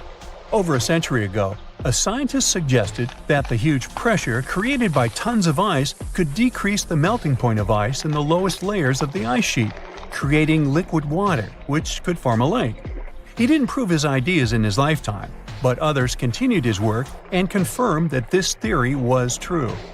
There's also a canyon in Antarctica, hidden underneath huge masses of snow too. It's deeper than the Grand Canyon we have in Arizona. There is a mountain range that divides the continent into 2 parts, East Antarctica and West Antarctica. The western part of the continent is experiencing higher temperatures and is starting to melt. If West Antarctica melts and releases its stored water, it will raise the average global sea level by about 16 feet. That will be enough for some cities all over the world to completely disappear. Perhaps the first to turn into a water world will be Thailand's capital Bangkok, which is just 5 feet above sea level. Then it will be Amsterdam in the Netherlands, followed by Ho Chi Minh City in Vietnam, Cardiff in the UK, and New Orleans in the US. People do a lot of work in Antarctica now, residing there for many months at a time to study this mystery of a continent. Over the years, even a few children were born there. But it's not a country, and the land doesn't belong to anyone. It's governed by the Antarctic Treaty System, an agreement of peaceful research and collaboration that suspends all territorial claims. It was first signed by 12 nations, and now there are 59 supporters, half of whom have decision-making powers. The continent is occupied all year round by researchers from all over the world. There are about 5,000 people living there in summer and about 1,000 in winter. Yet no one is a permanent resident there. People come and go, and the scientists take turns spending time there. The average yearly temperature there is negative 30 degrees. But there was a time when Antarctica was about as warm as Melbourne, Australia is today. It was about 40 to 50 million years ago. I wasn't around then. But the continent had green forests and dinosaurs roaming its land, chilling in the sun in a 63-degree Fahrenheit environment. That was before penguins. In our age, it's so cold that you won't even find any trees or bushes in Antarctica, just the snow. The only plants that can thrive in such extreme temperatures are lichens, moss, and algae. People can't stand such freezing conditions for lengthy periods of time either. So the continent has never had any indigenous population. Well, that is, if we don't count penguins, seals, whales, and a few other types of birds that live there now. Antarctica's fauna is the scariest and least diverse on the planet because only a few organisms can withstand its harsh conditions and because non-natives aren't allowed to be brought there. So, if you decide to travel to Antarctica with your cat, well, you can't. Hey, I don't make the rules. But those few species that live on the South Pole totally own the place. There are no more than 5,000 people there and around 20 million penguins. They are a kind of settlers, though. Penguins' first ancestors lived in Australia and New Zealand. There are still a few penguin species there, including the smallest penguin on Earth that is just 1 foot tall. Still, most of the penguins migrated to Antarctica at some point, possibly because they were attracted by the greater food supply there. It's not the cold that made them like the land. It turns out, most penguins leave the continent when the summer ends. The only ones that stay there are male emperor penguins, and they do it to warm and protect eggs left by their mates. But where do all the other penguins go? At first it was a big mystery even to scientists. But then they attached some tiny location devices to the legs of a few of these animals and figured it out. Penguins go to live in the southern oceans while it's too cold in Antarctica. None of them go ashore for half a year until they get back to the continent. When they come back, it's when those eggs, left for male penguins to nurture, start hatching, and so penguin families can be together when it happens. Penguins eat different fish, and the ocean is full of those despite its cold temperature. In some areas, water can reach below freezing temperatures because it's salty. But fish don't freeze there because they have antifreeze proteins in their bodies. Then there are also about 1 million seals in Antarctica. They like fish too, and they can hold their breath underwater for 2 hours. They see way better underwater than in the bright light of the day, and they also use their whiskers to locate food.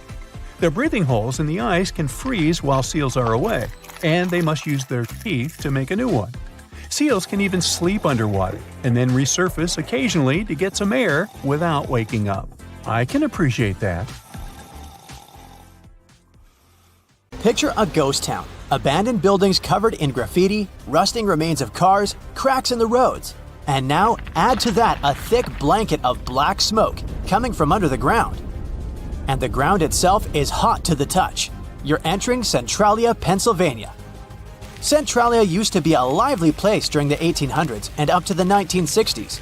Its rich coal mines attracted a lot of people to work and live there.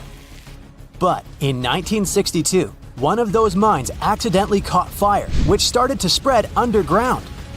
Coal is a slowly burning fuel, so the citizens continued to live peacefully for almost another 2 decades until the fire began to undermine the town. One of the worst accidents was when a giant sinkhole appeared out of nowhere in the backyard of a house in Centralia. Luckily, no one was hurt, but after that, people started leaving the place. In the following 30 years, almost everyone moved out, though not all. As of 2020, 5 people still live there. But other than that, Centralia is by all means a ghost town, and crumbling abandoned buildings and cracked roads are just a minor part of it. The most disturbing thing about this place is the smoke billowing from under the ground through cracks. The fires down below are still raging, heating up the surface and slowly destroying the remains of the town. In fact, this was what inspired the famous fictional town of Silent Hill.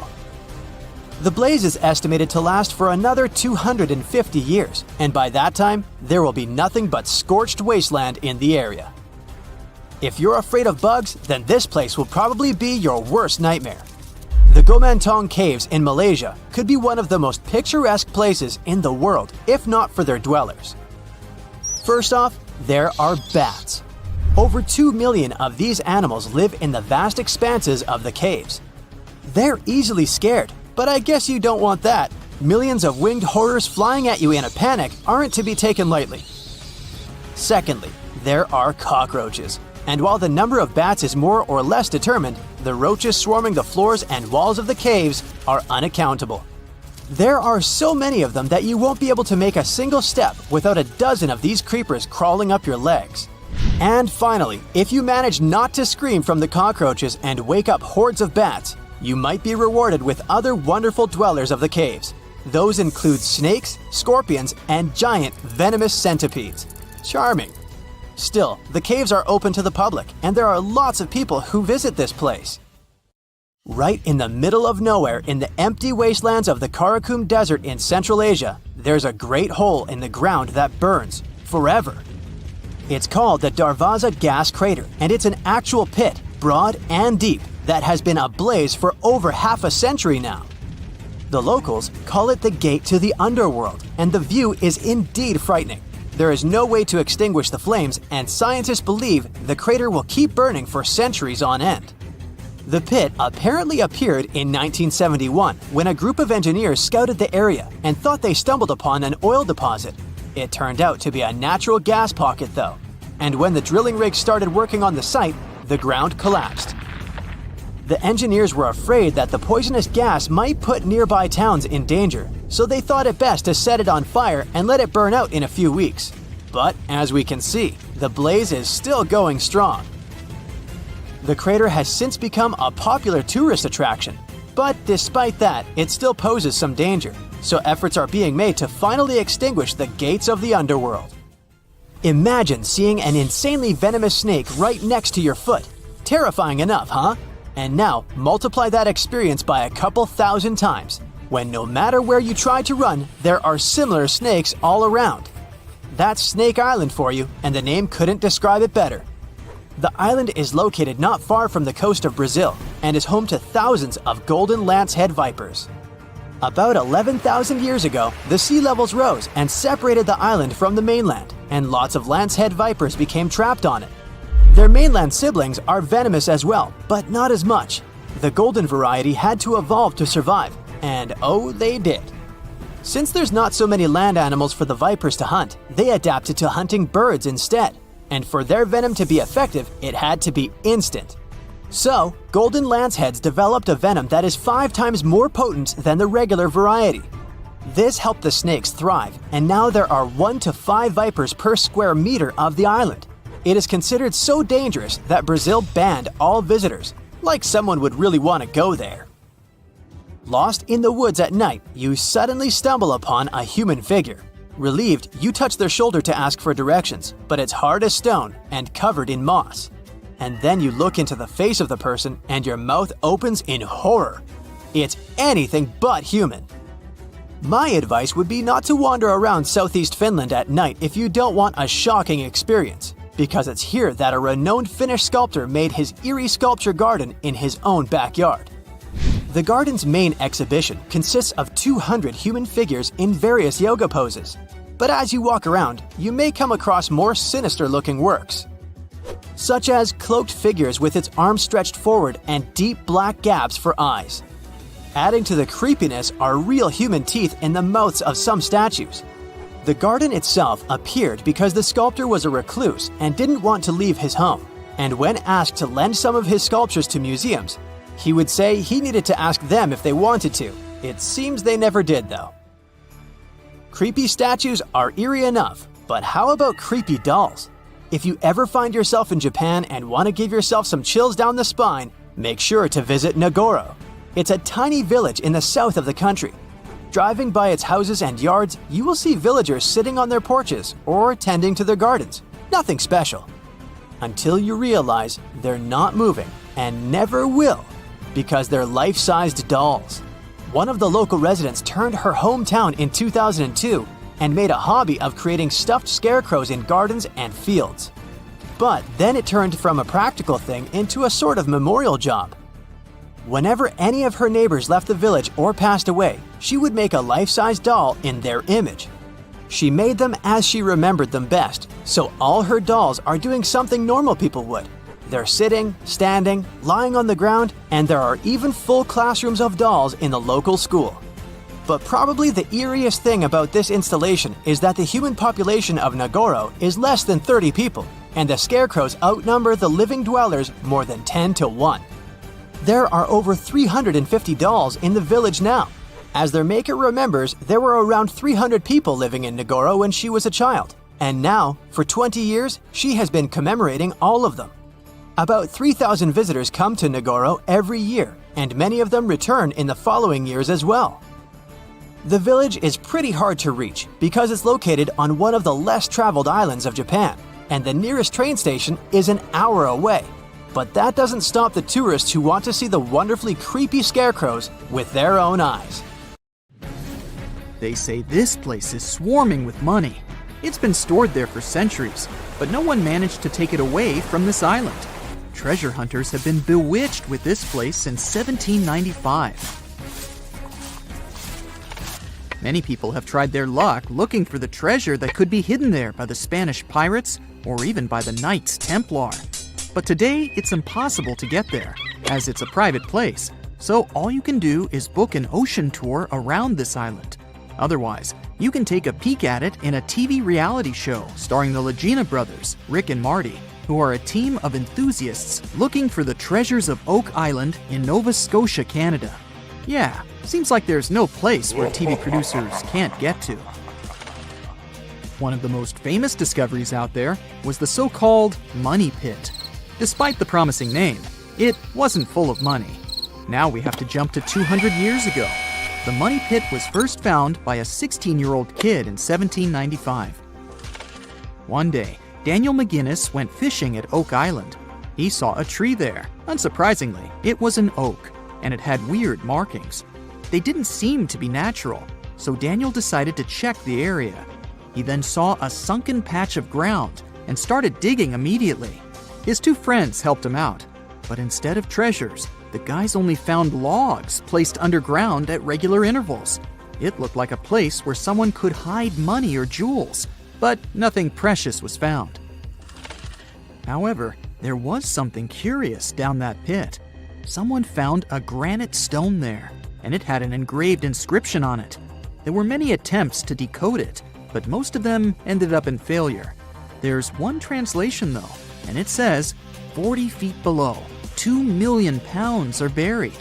Yeah, McGinnis and his friends should have dug harder. The next fun thing about the money pit is the coconut fiber found down there. They say that large amounts of this fiber were found at a depth of 60 feet. It may not surprise you, but I have to remind you of one thing. Oak Island is in Nova Scotia, Canada. Coconut trees do not grow there. The nearest one is about 1,500 miles from Nova Scotia, which makes it obvious that someone brought this fiber purposefully. Researchers came up with an idea that coconut fiber could have been used to make ropes and lower all the treasures down the pit. Next up, we have not one, but two mysteries. In the late 1800s, the Oak Island Treasure Company was thoroughly inspecting and excavating the island. Everyone believed something enormous was hidden there.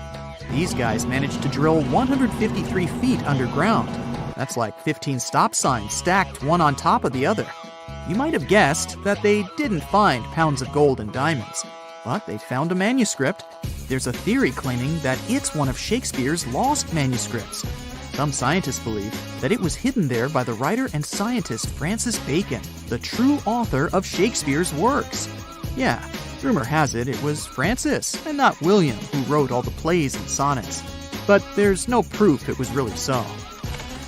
The money pit may be the most popular shaft on Oak Island, but it's not the only one, and it's not the first.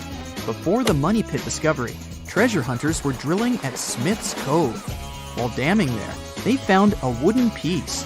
It was a U-shaped formation that had Roman numerals. After a more thorough inspection, the specialists realized it was supposedly dated to 1769. The money pit was discovered 26 years later. This fact created many speculations that this structure might have been part of the real shaft with treasures everyone was looking for. Now, look at this Templar coin. It wasn't the first discovery on the island, but it was crucial in some way. Even if it may not sound like a big deal today, in medieval times, those coins would amass an insane amount of wealth. They were typically stored in European fortresses. For the treasure hunters, this coin was a sure sign there was more to be found on the island. The logic is simple. If there's one coin of that kind, there must be something else. And they were right. It wasn't the only Templar discovery. On the southwest shore of the island, a crossbow bolt was found. Experts say it dates back to the 13th century. But, once again, that wasn't something the treasure hunters were after. Some more coins were found on the island. Rick and Marty Legina retrieved this precious piece from a swamp. The coin is made of copper, and this time, it originated from Spain. When it was found, the Legina brothers could only see the number 8 engraved on it. But later on, some experts studied this coin and claimed it was made sometime around the 17th century. They managed to clean it well and saw the date 1652 engraved on the back of this coin. There's a theory stating that Spanish explorers found some treasure but hid it instead of taking it to the king. So maybe this coin just dropped out of the chest full of coins and jewels and is part of the treasure everyone was after. Or someone could have accidentally lost it while looking for the treasure. Who knows? One more famous treasure hunter is Gary Drayton. Gary and his team, together with Rick Legina, came across 2 coins while metal detecting the island. Those were 17th century King Charles II Britannia coins. One of them had a very clear inscription on it, stating that the coin was minted back in 1771. Another swamp treasure of possibly Spanish origin is also here. This time, it's a silver ring. A specialist studied it closely and reported that it had been repaired twice. The ring was once made bigger, and it was also made smaller ones. It's decorated with a floral design, which was popular in Europe in the 1730s. Among all the other curious things, Rick and Marty Legina found a silver button at Isaac Point. The button's pretty old. It supposedly dates back to the middle of the 18th century, and the notorious money pit was discovered later. This is why it wasn't a big deal of a find. It could simply belong to some farmer peacefully raising livestock on the island. There's no official record of any chest full of gems and coins found on Oak Island, but enthusiasts did find some jewels there. First off, the team found a brooch with a magnificent red gem. They mistakenly thought it was a ruby, but a professional gemologist stated it was a garnet. The piece was made of silver, and it's pretty old. Experts believe it was made around the 15 or 1600s. Another brooch they found didn't have any gems on it, but it had an intricate design. It's a brooch with a leaf design and an ornate rope. There are 13 branches of the leaf, which instantly created more mystery to the whole treasure hunting. First off, there's a carving with a 13-branched tree on a rock on the north shore of this island. What's more, many people believe that the number 13 is important to the Knights Templar. The enthusiasts also found a brooch not far away from the place where Daniel McGinnis, the guy who found the money pit, lived. The brooch was shown to a professional gemologist, Charles Luton Brain. He had to break it to the team that there were no gems adorning this piece of jewelry. In fact, the stone that seemed to be a gem was just a piece of glass. It was processed using a special technique though, so it was leaded glass. The enthusiasts decided to study the brooch even more and found out that part of the brooch was made of gold. The specialists claim that the brooch dates back to the 14th century. Was it the treasure everyone was looking for? If you walk through this small stone doorway in Hierapolis, Turkey, you might never come back alive. Back in ancient times, people thought it was some sort of portal to the underworld. Romans would go in carrying perfectly healthy bulls, but after a few minutes, they would watch these animals collapse as if hit by some mysterious force. But what's even weirder is that nothing happened to people. They could walk in and out just fine. Now, recent studies might have an answer for these eerie happenings, and it all has to do with people's heights. The gate, known as Plutonium, named after Pluto, the deity of the underworld, is a stone doorway leading to a small 32-square-foot cave. But the real danger is what is going on beneath it. Hierapolis is a super active geological area, and there's a big crack under the city that constantly emits volcanic carbon dioxide, which comes up as a visible mist. During the day, the sun dissipates the gas. At night, the gas forms some kind of a carbon dioxide lake on the sheltered arena floor. At dawn, you need to get out of there before it's too late. This whole place can turn particularly life-threatening right before the sun rises, when the carbon dioxide concentration, about 15 inches above the arena floor, reaches 35%. That means birds, bulls, and even humans can suffocate and pass away in just a couple of minutes. But there is a scientific reason that explains how Romans could get out of there unharmed. The carbon dioxide concentration drops quickly with height, so animals perished while their handlers, being taller and standing up, could walk out and breathe safely. Most people can't stay inside the Bagarn fort after sunset. This 16th century fort, located about 146 miles from Delhi, is known as one of the most haunted places in India. During the day, the area is bustling with visitors who can walk through the main gate of this once grand fort city and check out the ruins of temples and palaces. But they will also see this big sign at the gate that dramatically warns everybody that all access is strictly forbidden after dark. That's probably because at night, according to locals, women can be heard screaming and crying in that place, along with the sounds of bangles breaking and strange music. Others have reported seeing shadowy figures and flashing lights among the ruins, or even smelling a strange perfume floating around. Yawata no Yabushirasu is one of Japan's most restricted forests, located in Ichikawa. The forest itself is a small area, covering just a little more than 40 square yards, and it is mostly a thick patch of mosu bamboo. Its location next to a parking lot and modern buildings makes it seem less intimidating, but don't be mistaken by its appearance. Since at least the 19th century, people have said that anyone who enters this forest is bound to disappear and never be seen again. So, as soon as you arrive, a sign near the forest tells you about its history and the curse believed to be linked to it. Some rumors suggest the creepy presence of an ancient samurai lord walking around. Other legends say that the forest hides a bottomless pit filled with poisonous gas. Whether these stories are true or not, today the area is enclosed by stone walls, and entry is still strictly prohibited. In a valley called the Dark Entry Forest in Connecticut, you will find Dudleytown, but you definitely shouldn't go inside. Not only has the land been private property since the 1920s, but it is also known as one of the spookiest places on Earth.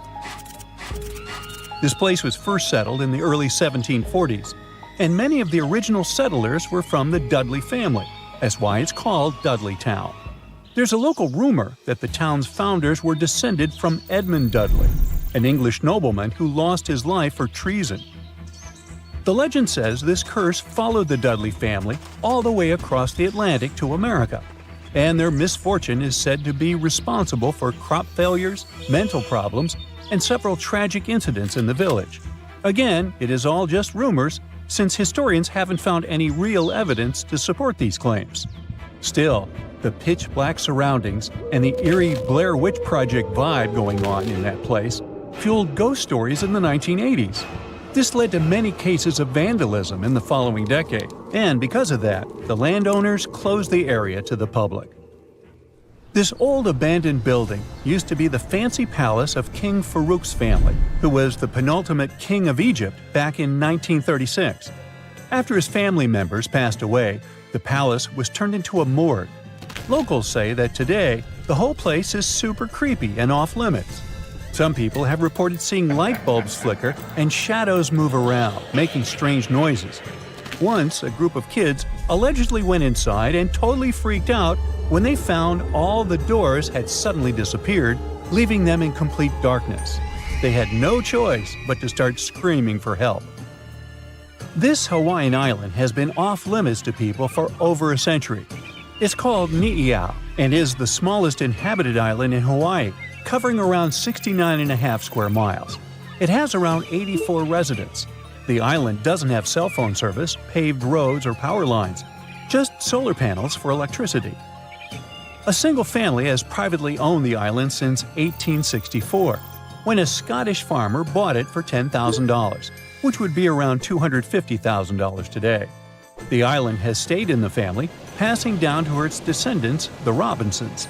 They have kept it private ever since, so access is highly restricted and basically by invitation only.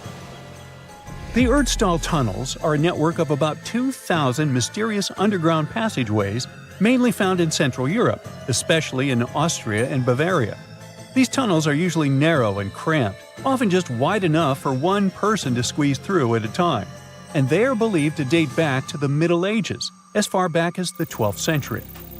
What's really puzzling about these tunnels is their purpose. Despite a lot of research, nobody really knows why they were built. There is a theory that they were used for storage, but since many of them are below the water line and occasionally get filled with water, that doesn't seem very practical. These tunnels have very light, almost claustrophobic sections and sudden drops, which doesn't seem practical for other straightforward uses like escape routes, hiding places, or even spiritual purposes. To make things even more mysterious, there is a complete lack of artifacts, which makes it even harder for researchers to figure out what these tunnels were really for. Since 2019, adventurous people can get arrested if they try to climb this rock. Uluru, also known as Ayers Rock, has been off-limits because it is now considered a sacred site for local communities. But the fact that it is also extremely dangerous probably played a big role in the decision to close it off to visitors. This rock is 1,142 feet high, which is about the height of an 80-story building. The climb to the summit can be very slippery, and high temperatures, which can hit 116 degrees Fahrenheit in the summer, have led to people passing away from dehydration and heat-related issues. Something even creepier happens at the top of the rock right after storms. When it rains, small tadpole-like crustaceans called shield shrimp hatch in temporary water holes and rock pools on top of Uluru. These extraterrestrial-looking creatures are about 3 inches long, and they spread their super-resilient eggs everywhere. When enough summer rain comes, they hatch and go wild, feeding on microorganisms and bacteria in the water. How these strange creatures end up in the fleeting pools on top of Uluru is still unclear, but the most likely explanation is that their eggs might travel there with the wind. Puna Grasslands, Peru. A bare desert, rocky land, and one big nothing. Oh no, wait, there's Ureta. Ureta is a flowering plant that looks so unique, you might actually think it's photoshopped. That's how different it is from the rest of the desert. At first sight, it looks like some rocks covered in moss. But we're talking about a 3,000-year-old plant found in the freezing Puna grasslands of the Andes. This plant grows in packs, and they're so dense you could stand on top of a Ureta shrub, and it'd take your weight without problems. Spotted Lake, Canada. They call it the most magical spot in Canada. In winter and spring, this is just a regular lake that looks like any other. But try going there in the summer when the water starts to evaporate. It'll feel as if you've entered a different world, a polka-dotted landscape with blue, green, and yellow spots. Over the summer, there are over 300 pools there, and they look magical. Over the centuries, people believed each of them had different healing properties. Oh, and the explanation for the vibrant colors is pure science. Each of them has a high concentration of different minerals. Rio Tinto, Spain. For more than 5,000 years, the Red River has been surrounded by mines full of copper, silver, gold, and other minerals. They give the river its unique reddish color. People were mining that area for centuries until the whole industry started to fade out.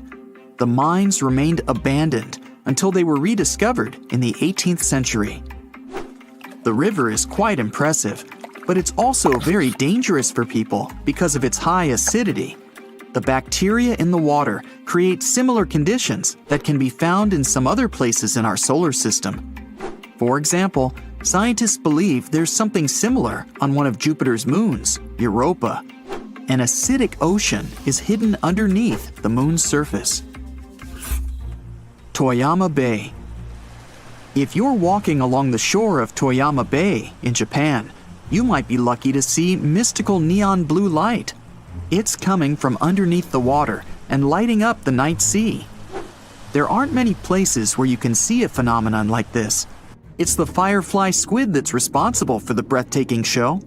The creature lives at a depth of more than 650 feet under the surface.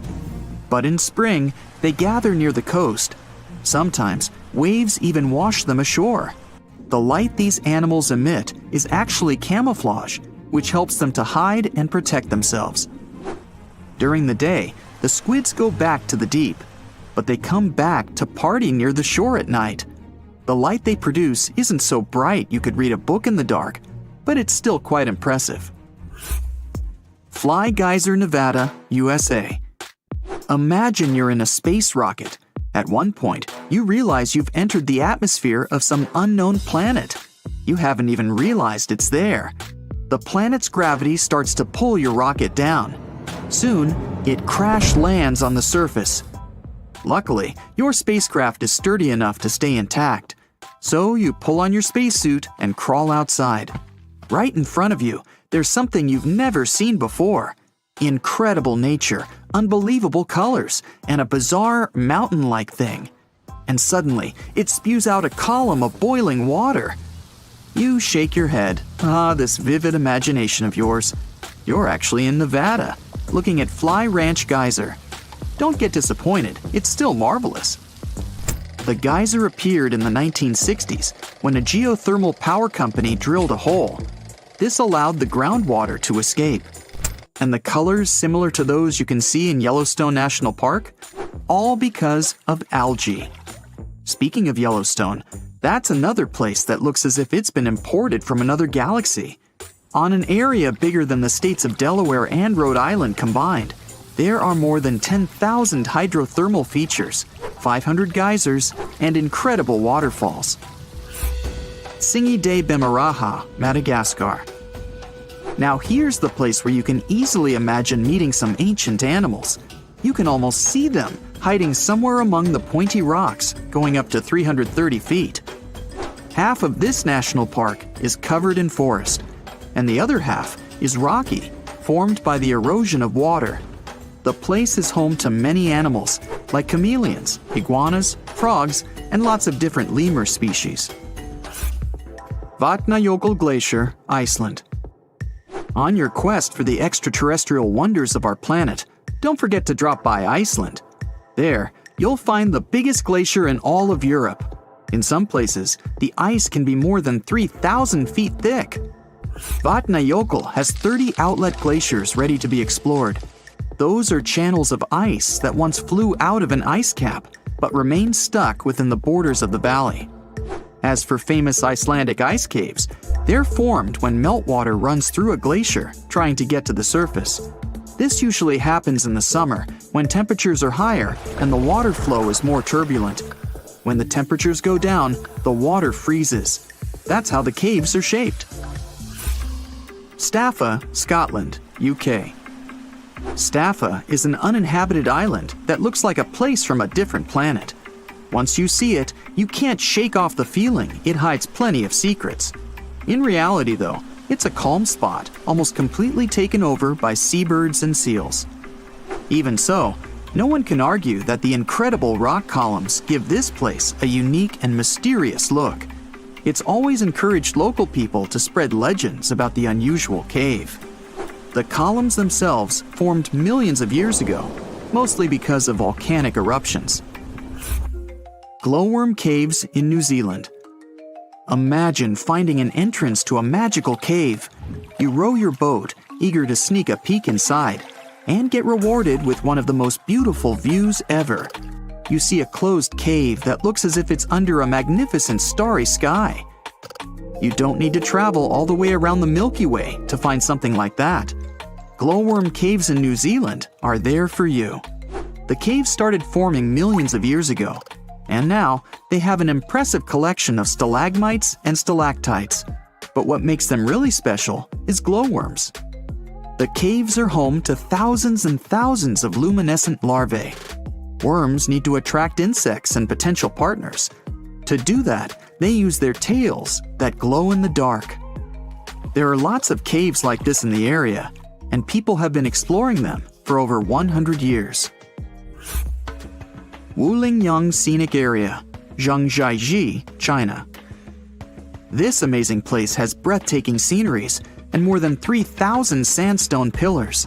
They look as if nature decided to make its own version of skyscrapers. Some of them are half as tall as the Empire State Building. Usually, you can't even figure out where the pillars start.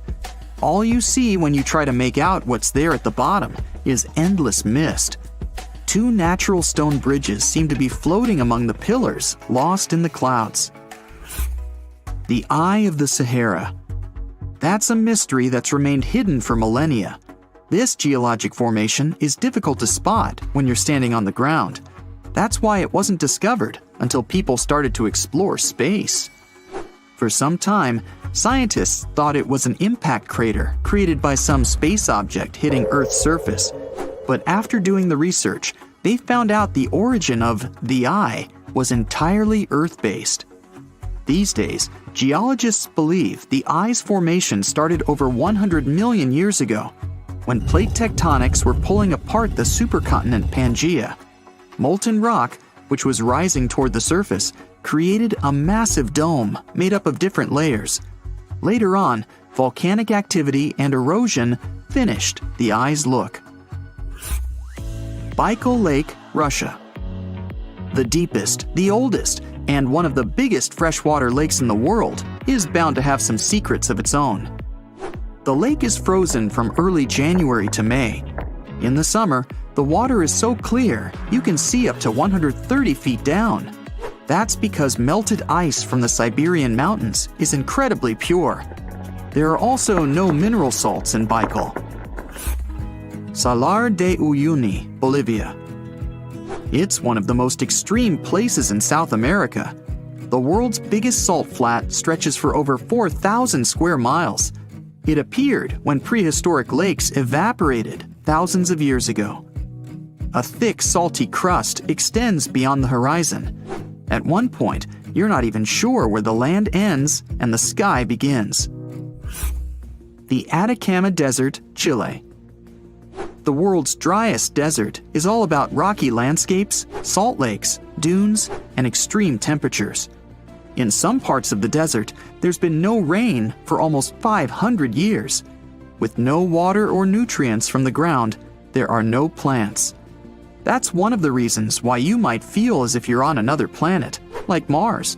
But wait for the night to fall. An infinite sky full of stars looks like a window to the universe and its mysteries.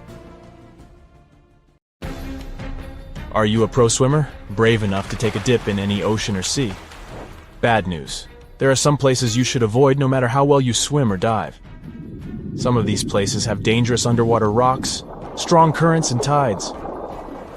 Others are famous for legends about monsters and mysterious creatures. So let's dive into this aquatic horror show. Have you ever heard the word the strid? It's a variation of the word the stride that is used in Yorkshire. And it refers to a narrow section of the river wharf that's so small you could jump over it. But don't be fooled by its size, it's one of the most dangerous spots around. Even taking a step into the water can have dire consequences. The river wharf has a forceful current, and since the strid is so narrow, it's even stronger in that area. The intense water flow has eroded the limestone around the strid, which created hollow spaces much deeper than the rest of the riverbed. Here's the secret. The current has also weakened the banks of the strid from below. So, the ground you're standing on, admiring the rapid flow, is probably just a fragile ledge hanging over treacherous waters. There's no record of anyone who found themselves in the water of the strid and found their way out of it. And the worst part? You wouldn't even guess that this innocent-looking stream could be such a danger. So, my advice to you, my friend, is to stick to a safer body of water for your aquatic adventures. If you're looking for a weekend getaway in California, Horseshoe Lake is the spot for you. It's got everything. Sandy beaches, hiking trails, and picnic areas, but wait, there's more to it than meets the eye. This lake has a dark side, namely around 100 acres of dead trees that surround it. And it's not just the trees that have been claimed by this lake. The earthquakes that hit in 1989 and 1990 unleashed carbon dioxide from under the hot magma. The gas seeped out into the air, damaging all the life around the lake. Even now, Horseshoe Lake is just as dangerous as it was 30 years ago. What makes it so scary is that the levels of this toxic gas change randomly. Warning signs that are posted everywhere certainly could give a horror film touch to a fun hike in the woods. In Kauai, Hawaii, there's a group of stunning waterfalls that used to be a popular destination for tourists. Kipu Falls, as they're called, were once the go-to spot for swimming and diving. To get to them, you had to take a long walk along a dirt path until you finally arrived at a breathtaking view of a 20-foot waterfall pouring into a crystal-clear pool below. But since 2011, this area has been off-limits to the public. Why, you ask? Well, there have been a lot of accidents at Kipu Falls. Obviously, jumping off the top of the waterfall would be an obvious reason for that, but in addition, there were much more mysterious cases. Witnesses tell tales of swimmers peacefully enjoying the pool at the bottom of the falls, only to be suddenly dragged under the surface. No definite explanation was found to these accidents. The locals believe that the water spirit Mo'o is to blame because it doesn't appreciate being disturbed by loud tourists. There's also a theory of a powerful whirlpool at the bottom of the pool. In any case, guide publishers do not mention Kipu Falls anymore, and trespassing is severely punished. The Samisen Hole, located in the Gulf of Thailand, is the ultimate spot for thrill-seeking divers, but it's also the most dangerous one. With a drop of 280 feet, it's the deepest diving site in the region. But its depth is not the only reason it is considered a place to avoid. The area is a major shipping zone for giant oil tankers. The strong currents around the hole make diving even more treacherous. And if that's not enough, the Samisen Hole is also home to deadly barracudas that could easily attack unsuspecting divers. The water is so murky that visibility is nearly zero, making it challenging to spot these aggressive sea creatures. All in all, the Samisen Hole is a breathtaking but extremely hazardous spot that should only be explored by experienced divers with nerves of steel. Let me tell you about New Smyrna Beach, the shark attack capital of the world. If you're looking for a relaxing vacation spot in Volusia County, Florida, you may want to reconsider this beach. The waters around New Smyrna Beach are teeming with fish, which attracts a lot of sharks. In fact, there have been so many shark attacks reported in this area that it's earned the title of the shark attack capital of the world. Even scientists have warned that if you go for a swim there, you're bound to get up close and personal with at least one of these creatures. We are talking about a distance of 10 feet, and in many cases you wouldn't even notice it. To make matters worse, the bull shark, one of the most dangerous and aggressive types of sharks, has been spotted in these waters. Once again, Kauai is on our list. The beach on Nepali coast called Hanakapiai Beach might look like heaven on earth, but don't be fooled. To get there, you have to trek through a super steep, rocky 2-mile trail. There are no lifeguards on this remote beach, so even if you decide to take a dip in the water, you're on your own.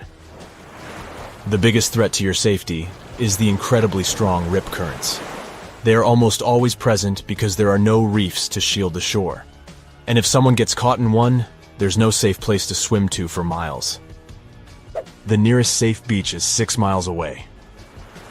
Trust me, this beach doesn't have the best track record in terms of safety, so it's highly advised that you stay out of the water if you end up at this beach.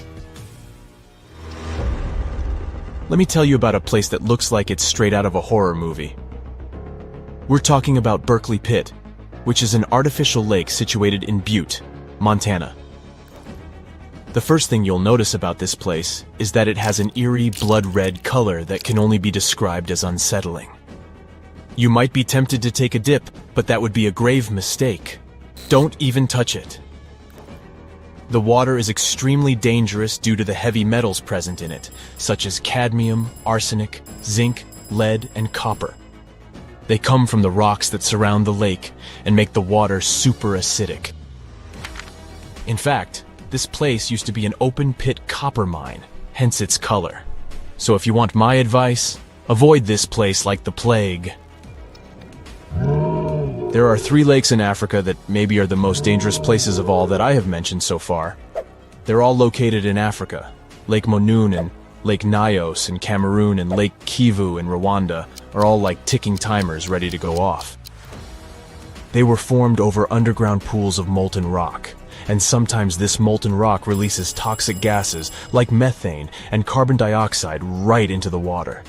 When this happens, the gases can build up until they suddenly burst out of the water, creating massive waves that can wipe out everything in their path. This type of outburst is called a limnic eruption, and it can release a cloud of poisonous gas that can be harmful to everything in the vicinity. The most terrifying part? These explosions can happen at any moment with no warning. So if you ever find yourself near one of these lakes, you'd better be on high alert, because you never know when the next accident might happen. Maybe you know other places you wouldn't recommend for a fun swim? Share your anti-recommendations in the comments below. Now the first rule is not to panic, the guy says. He gives Michael a thick suit. The weather is hot here, and the outfit seems very warm. You can't go without it, he adds. Michael puts on the outfit and feels goosebumps all over his body. Why is it so cold? The guide explains this is a unique cooling cloth. It'll save Michael from heat stroke inside the cave. The guide gives him an oxygen tank and a mask. Are we gonna dive? Michael asks. No, but your lungs may fill up with water if you don't use it. Michael's knees are shaking with fear. He doubts this whole idea. Welcome to one of the most dangerous caves on the planet, the guy says as he enters the dark space at the foot of a mountain. This place is called Crystal Cave, and it's located in Mexico. Magma had leaked here from the hot bowels of our planet 26 million years ago. It was coming and cooling down again and again. There was so much magma that it formed a mountain. Along with magma, mineral-rich water got here. It had been seeping through the rock tunnels and had formed a cave under the hill. Then, something strange appeared in these hot waters, something that seems to be from another planet. Michael is going down the road. He illuminates the bottomless darkness with a flashlight. The air becomes hot and heavy. Microscopic particles of water are hovering here. Along with a guide, Michael descends to 980 feet. This is more than half of the Empire State Building's height. The air temperature goes up. It feels as if they were approaching the Earth's core. Finally, the descent ends, and they jump on solid ground. The guy puts on an oxygen mask and tells Michael to do the same. You can't breathe in such moist and acidic air. The lungs can fill with water, which will lead to disastrous consequences. The air here feels to Michael as if he's walking through a very thick fog. The temperature rises up to 136 degrees Fahrenheit. It's higher than in the world's most hot deserts. Michael lights his way and notices something big, white, and shiny. It's a huge crystal beam sticking out of the ground that's reaching up. The whole cave is filled with these huge things. They stretch in different directions and rest against the ceiling and the walls. Somewhere they block the path, and somewhere they are like bridges. Michael climbs onto one of the crystals and walks on it. The guide explains that each column is made of gypsum. You know this substance as it's used to produce building material, plasterboard. Michael touches the hard surface of one of them. It seems that some ancient civilization could have built it. The guide says that everything inside this cave is natural. For the first time, this place was discovered by two miners in the year 2000. Since then, scientists have managed to find out that some crystals are 500,000 years old. You can also find one of the largest natural crystals in the world here. This beam is about 36 feet long and weighs 55 tons. This place is filled with water rich in calcium sulfate. This element is capable of forming minerals. A colorless variety of gypsum prevails here. The water and warm air help form the crystals. Humidity and temperature haven't changed for centuries, so these columns continue to grow even now. This place is fascinating. Michael wants to stay here longer to explore the cave, but unfortunately, it's dangerous. They may get lost or slip on the gypsum rocks. Plus, they're running out of oxygen, so they have to climb back up. They come out of the cave and meet the police. It turns out that it's prohibited for tourists to enter the cave. Even scientists must get special permission to go here. And it's for a good reason, since the cave is one of the most dangerous places on Earth. Michael and the guy pay a fine and leave Mexico. The next stop is Italy. It's a good thing you've taken a good camera with you, the guide says. This is one of the most fascinating caves in the world.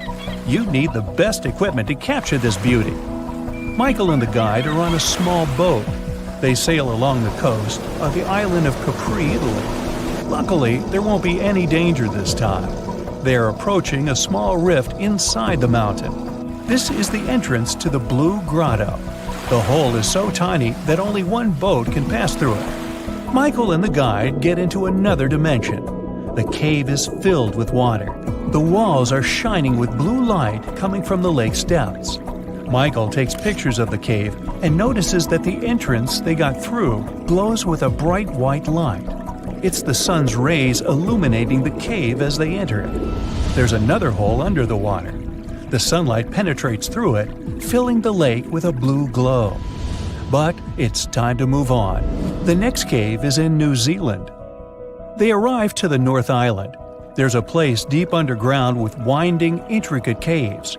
They appeared here about 30 billion years ago. Michael and the guide approach the entrance to the dark cave. Michael turns on a flashlight. "Take it away," the guy says. "You won't need it inside." They come in. Michael opens his mouth in surprise. The whole cave is filled with glowing lanterns. They are all living creatures, fireflies. They're shining with a blue light. Michael feels like he's on another planet. The entrance to the cave is limited to not harm the fireflies. Scientists use automated equipment to monitor the cave. They watch the temperature and the level of carbon dioxide necessary to maintain the life of glowing beetles. If many people get here, the level of carbon dioxide will increase. The time for a visit is also limited, so they ask Michael and the guide to leave the place.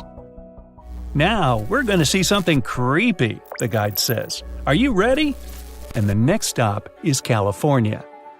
The place is called Moaning Caverns. The cave seems quite ordinary from the outside, but the guide looks a little nervous and scared. They attach the rope to the belt and begin the long descent. The bottom is 165 feet deep. It's the height of a 15-story building. It seems not so big compared to the Crystal Cave. As Michael is going lower, it's getting cold and dark. At this point, all sounds from above disappear. They slowly sink into an ominous silence. "What is it?" Michael asks, startled. "I think I've heard someone's voice downstairs." The guide touches his lips with his finger to keep Michael silent. A long, prolonged human moan is coming from the dark cave depths. In the first seconds, Michael freezes. Then he quickly climbs up along the rope. The guide laughs at him. They hear another moan. Michael gets out of the cave and pulls the guide's rope to get him out. The guide says this is one of the creepiest caves in the world. The air and wind circulate deep inside and create a sound similar to a moan. Tourists often go down there to tickle their nerves. Also, they found about 100 skeletons of ancient people at the bottom of the cave. And no one knows how they got there. Michael doesn't want to go back inside the cave. He asks the guide to tell him how caves form. It turns out that it all starts when the ground absorbs acid rain consisting of water and carbon dioxide. The liquid penetrates through the soil and comes into contact with hard rock surfaces. When water touches limestone or dolomite, it dissolves them and helps to form an empty space. Every year there's more and more space around. The rain continues to fall and accumulate in this open area. Then the water forms a stream or an underground river. After that, the erosion of hard rocks begins. Thousands of years later, there's enough space to fit a human here. Then this space becomes a cave. When erosion combines with stalactites and stalagmites, it forms chambers and impressive columns.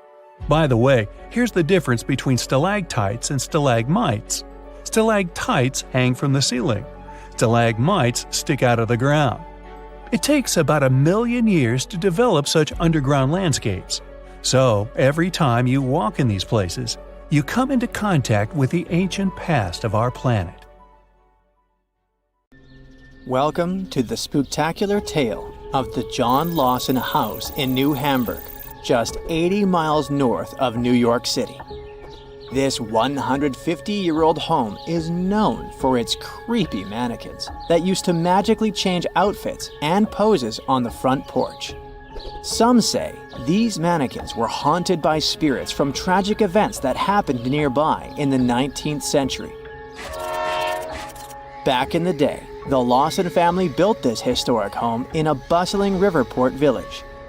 Tragedy struck when a train accident and a destructive fire occurred near the house in the 1870s, causing chaos and taking many lives. The mysterious mannequins appeared without explanation, dressed in old-timey clothes and accessories. The homeowner was unknown when that creepy stuff was first noticed. Sometimes, mannequins would hold something in their hands, like books. Also, it seemed like those spine-chilling figures didn't fancy bad weather. They would vanish during storms and even face the sight of the lethal train accident.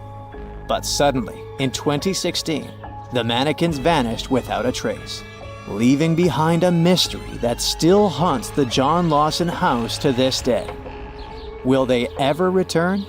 Only time will tell. Venice, the one in Italy, not a neighborhood in California, may be considered the city of love and all, but Poveglia Island has a fishy reputation. Made up of 2 natural islands and 1 human-made one with wooden pillars and layers of earth, this place is like a creepy puzzle waiting to be solved.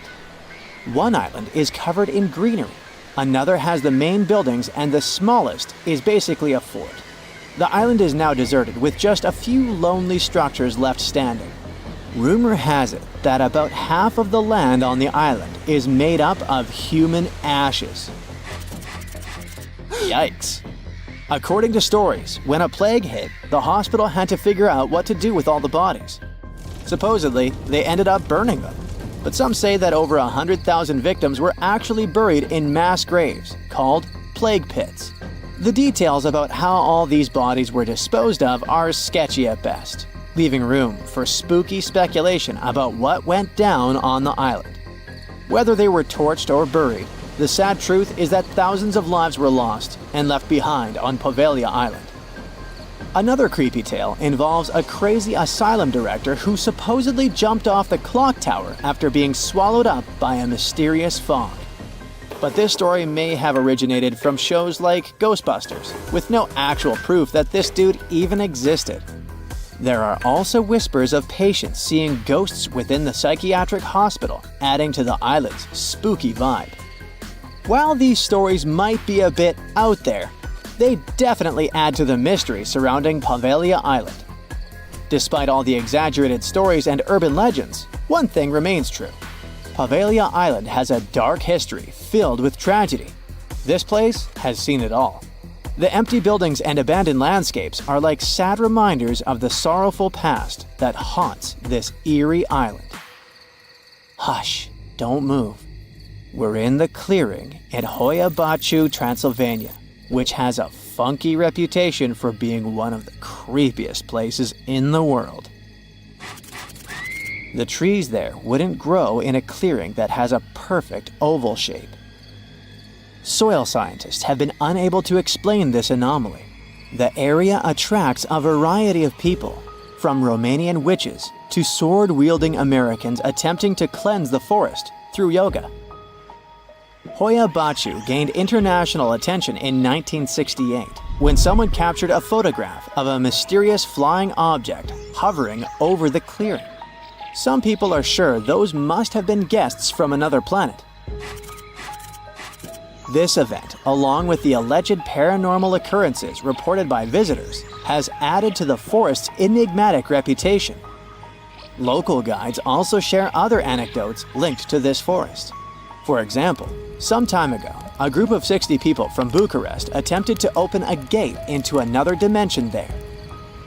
If a paranormal forest doesn't send shivers down your spine, maybe this place will. Yep, there's a whole settlement at the bottom of Lake Lanier, Georgia's biggest lake, and it's filled with a secret American horror story. Terror, ghosts, and other paranormal stuff, the whole shebang. There are many spooky tales about Lake Lanier. Fishermen have reported seeing ghostly kayaks, and stories circulate about women with no hands haunting the Jerry D. Jackson Bridge. Plus, the lake has a dark side, with over 500 demises since it was created and more than 200 since 1994. People talk about good swimmers getting snatched under the water, mysterious boating accidents, and vehicles crashing into the lake for no reason. Locals will straight up tell you, don't go to Lake Lanier. And with the lake stats, it's hard to argue. Some say the lake is cursed, but it's up to you to decide. The Poison Garden is a misleading, beautiful place where danger lurks behind every leaf. It's tucked away behind spooky black gates at the Alnwick Garden. There, you'll discover a collection of over 100 plants that are not just toxic, but downright lethal. If you don't have to worry about accidentally poisoning yourself, just keep your hands to yourself. No sniffing or nibbling allowed. Venture through ivy-covered tunnels and fiery-shaped beds as you dive into the history of poison and hear some thrilling tales of infamous cases. prepare to meet some dangerous flora like Laburnum atropa belladonna, and even the infamous Jimpy Jimpy plant that's rumored to be able to hurt you as nothing else. By the way, there are many wild stories about this dreaded plant. Some are a bit exaggerated, like the one about using the leaves as toilet paper. Ouch. But others are no joke, like horses getting stung and going bonkers. There's even a tragic tale of a person passing away from its sting in New Guinea back in 1922. So come on, take the plunge in the poison garden if you dare. Just remember to steer clear of any plants that could lead to a seriously bad day. You're having your vacation in Finland, the happiest country in the world. You rent a car and drive to see the lakes. What could go wrong? Suddenly, you come face to face with over 1,000 eerily still figures. These guys are dressed to impress in colorful outfits, but there's something off about them. Their heads are featureless, their bodies wooden, and they all seem to be staring in the same direction. It's like they were playing a giant game of freeze tag, but nobody remembered to yell, "Tag, you're it." These silent sentinels are known as the Silent People, and they've been scaring people since 1988. They're the brainchild of dancer and choreographer Reijo Kila. Originally hanging out in Lasila near Helsinki, they've traveled around a bit before settling in their current spot on the side of the road. Why did they move? Maybe they were tired of big city traffic and wanted a quieter place to chill. No one really knows what these peat-headed, straw-haired guys are all about. Some folks find them creepy, like they're watching your every move. Others think they're kinda sad, like a group of friends waiting for a bus that never comes. But hey, that's art for you. Open to interpretation and open to jokes about scarecrows having better fashion sense than most humans. Bonus here, there's a cafe with traditional Finnish crepes, so you may get scared there, but not hungry. In Australia's far north, there's a spooky granite mountain known as the Bermuda Triangle. Black Mountain, also known as Kalkajaka by the indigenous owners, has been the backdrop for some seriously strange disappearances dating back to 1800s. It's pretty close to Cooktown, so it has some legendary tales attached to it. They say Black Mountain was once a fierce battlefield for opposing ancestral clans. The whole place is littered with massive granite boulders stacked in a chaotic manner, where explorers, horses, and cattle seemingly vanished into thin air. For many years, people were scared by the bad reputation of this place until recent research shed some light on the dark mystery of Black Mountain, leaving no room for further speculation. Turns out, the reason for the disappearances may not be as supernatural as we thought. Lack of swimming skills, crocodiles, or just some good old-fashioned tomfoolery could have been the real culprits. Oh, that's really weird, Susie says, looking at a tree with a yellow bandage tied to it. She's been walking around a strange forest in southern Japan for an hour, and it seems she's got lost. She hung the bandage on the tree 30 minutes ago and started to walk right away from it. She didn't turn anywhere. She was walking straight. And then, half an hour later, she returned to this tree. Susie couldn't have gone far from the nearest settlement. She feels the forest is trying to deceive her. The trees are moving to not let her out of this place. All this looks like a horror movie. As night comes, a mysterious, invisible monster should appear and hang creepy crafts made of sticks on branches. Anyone would have panicked and started screaming for help, but not Susie. She smiles in the face of any danger.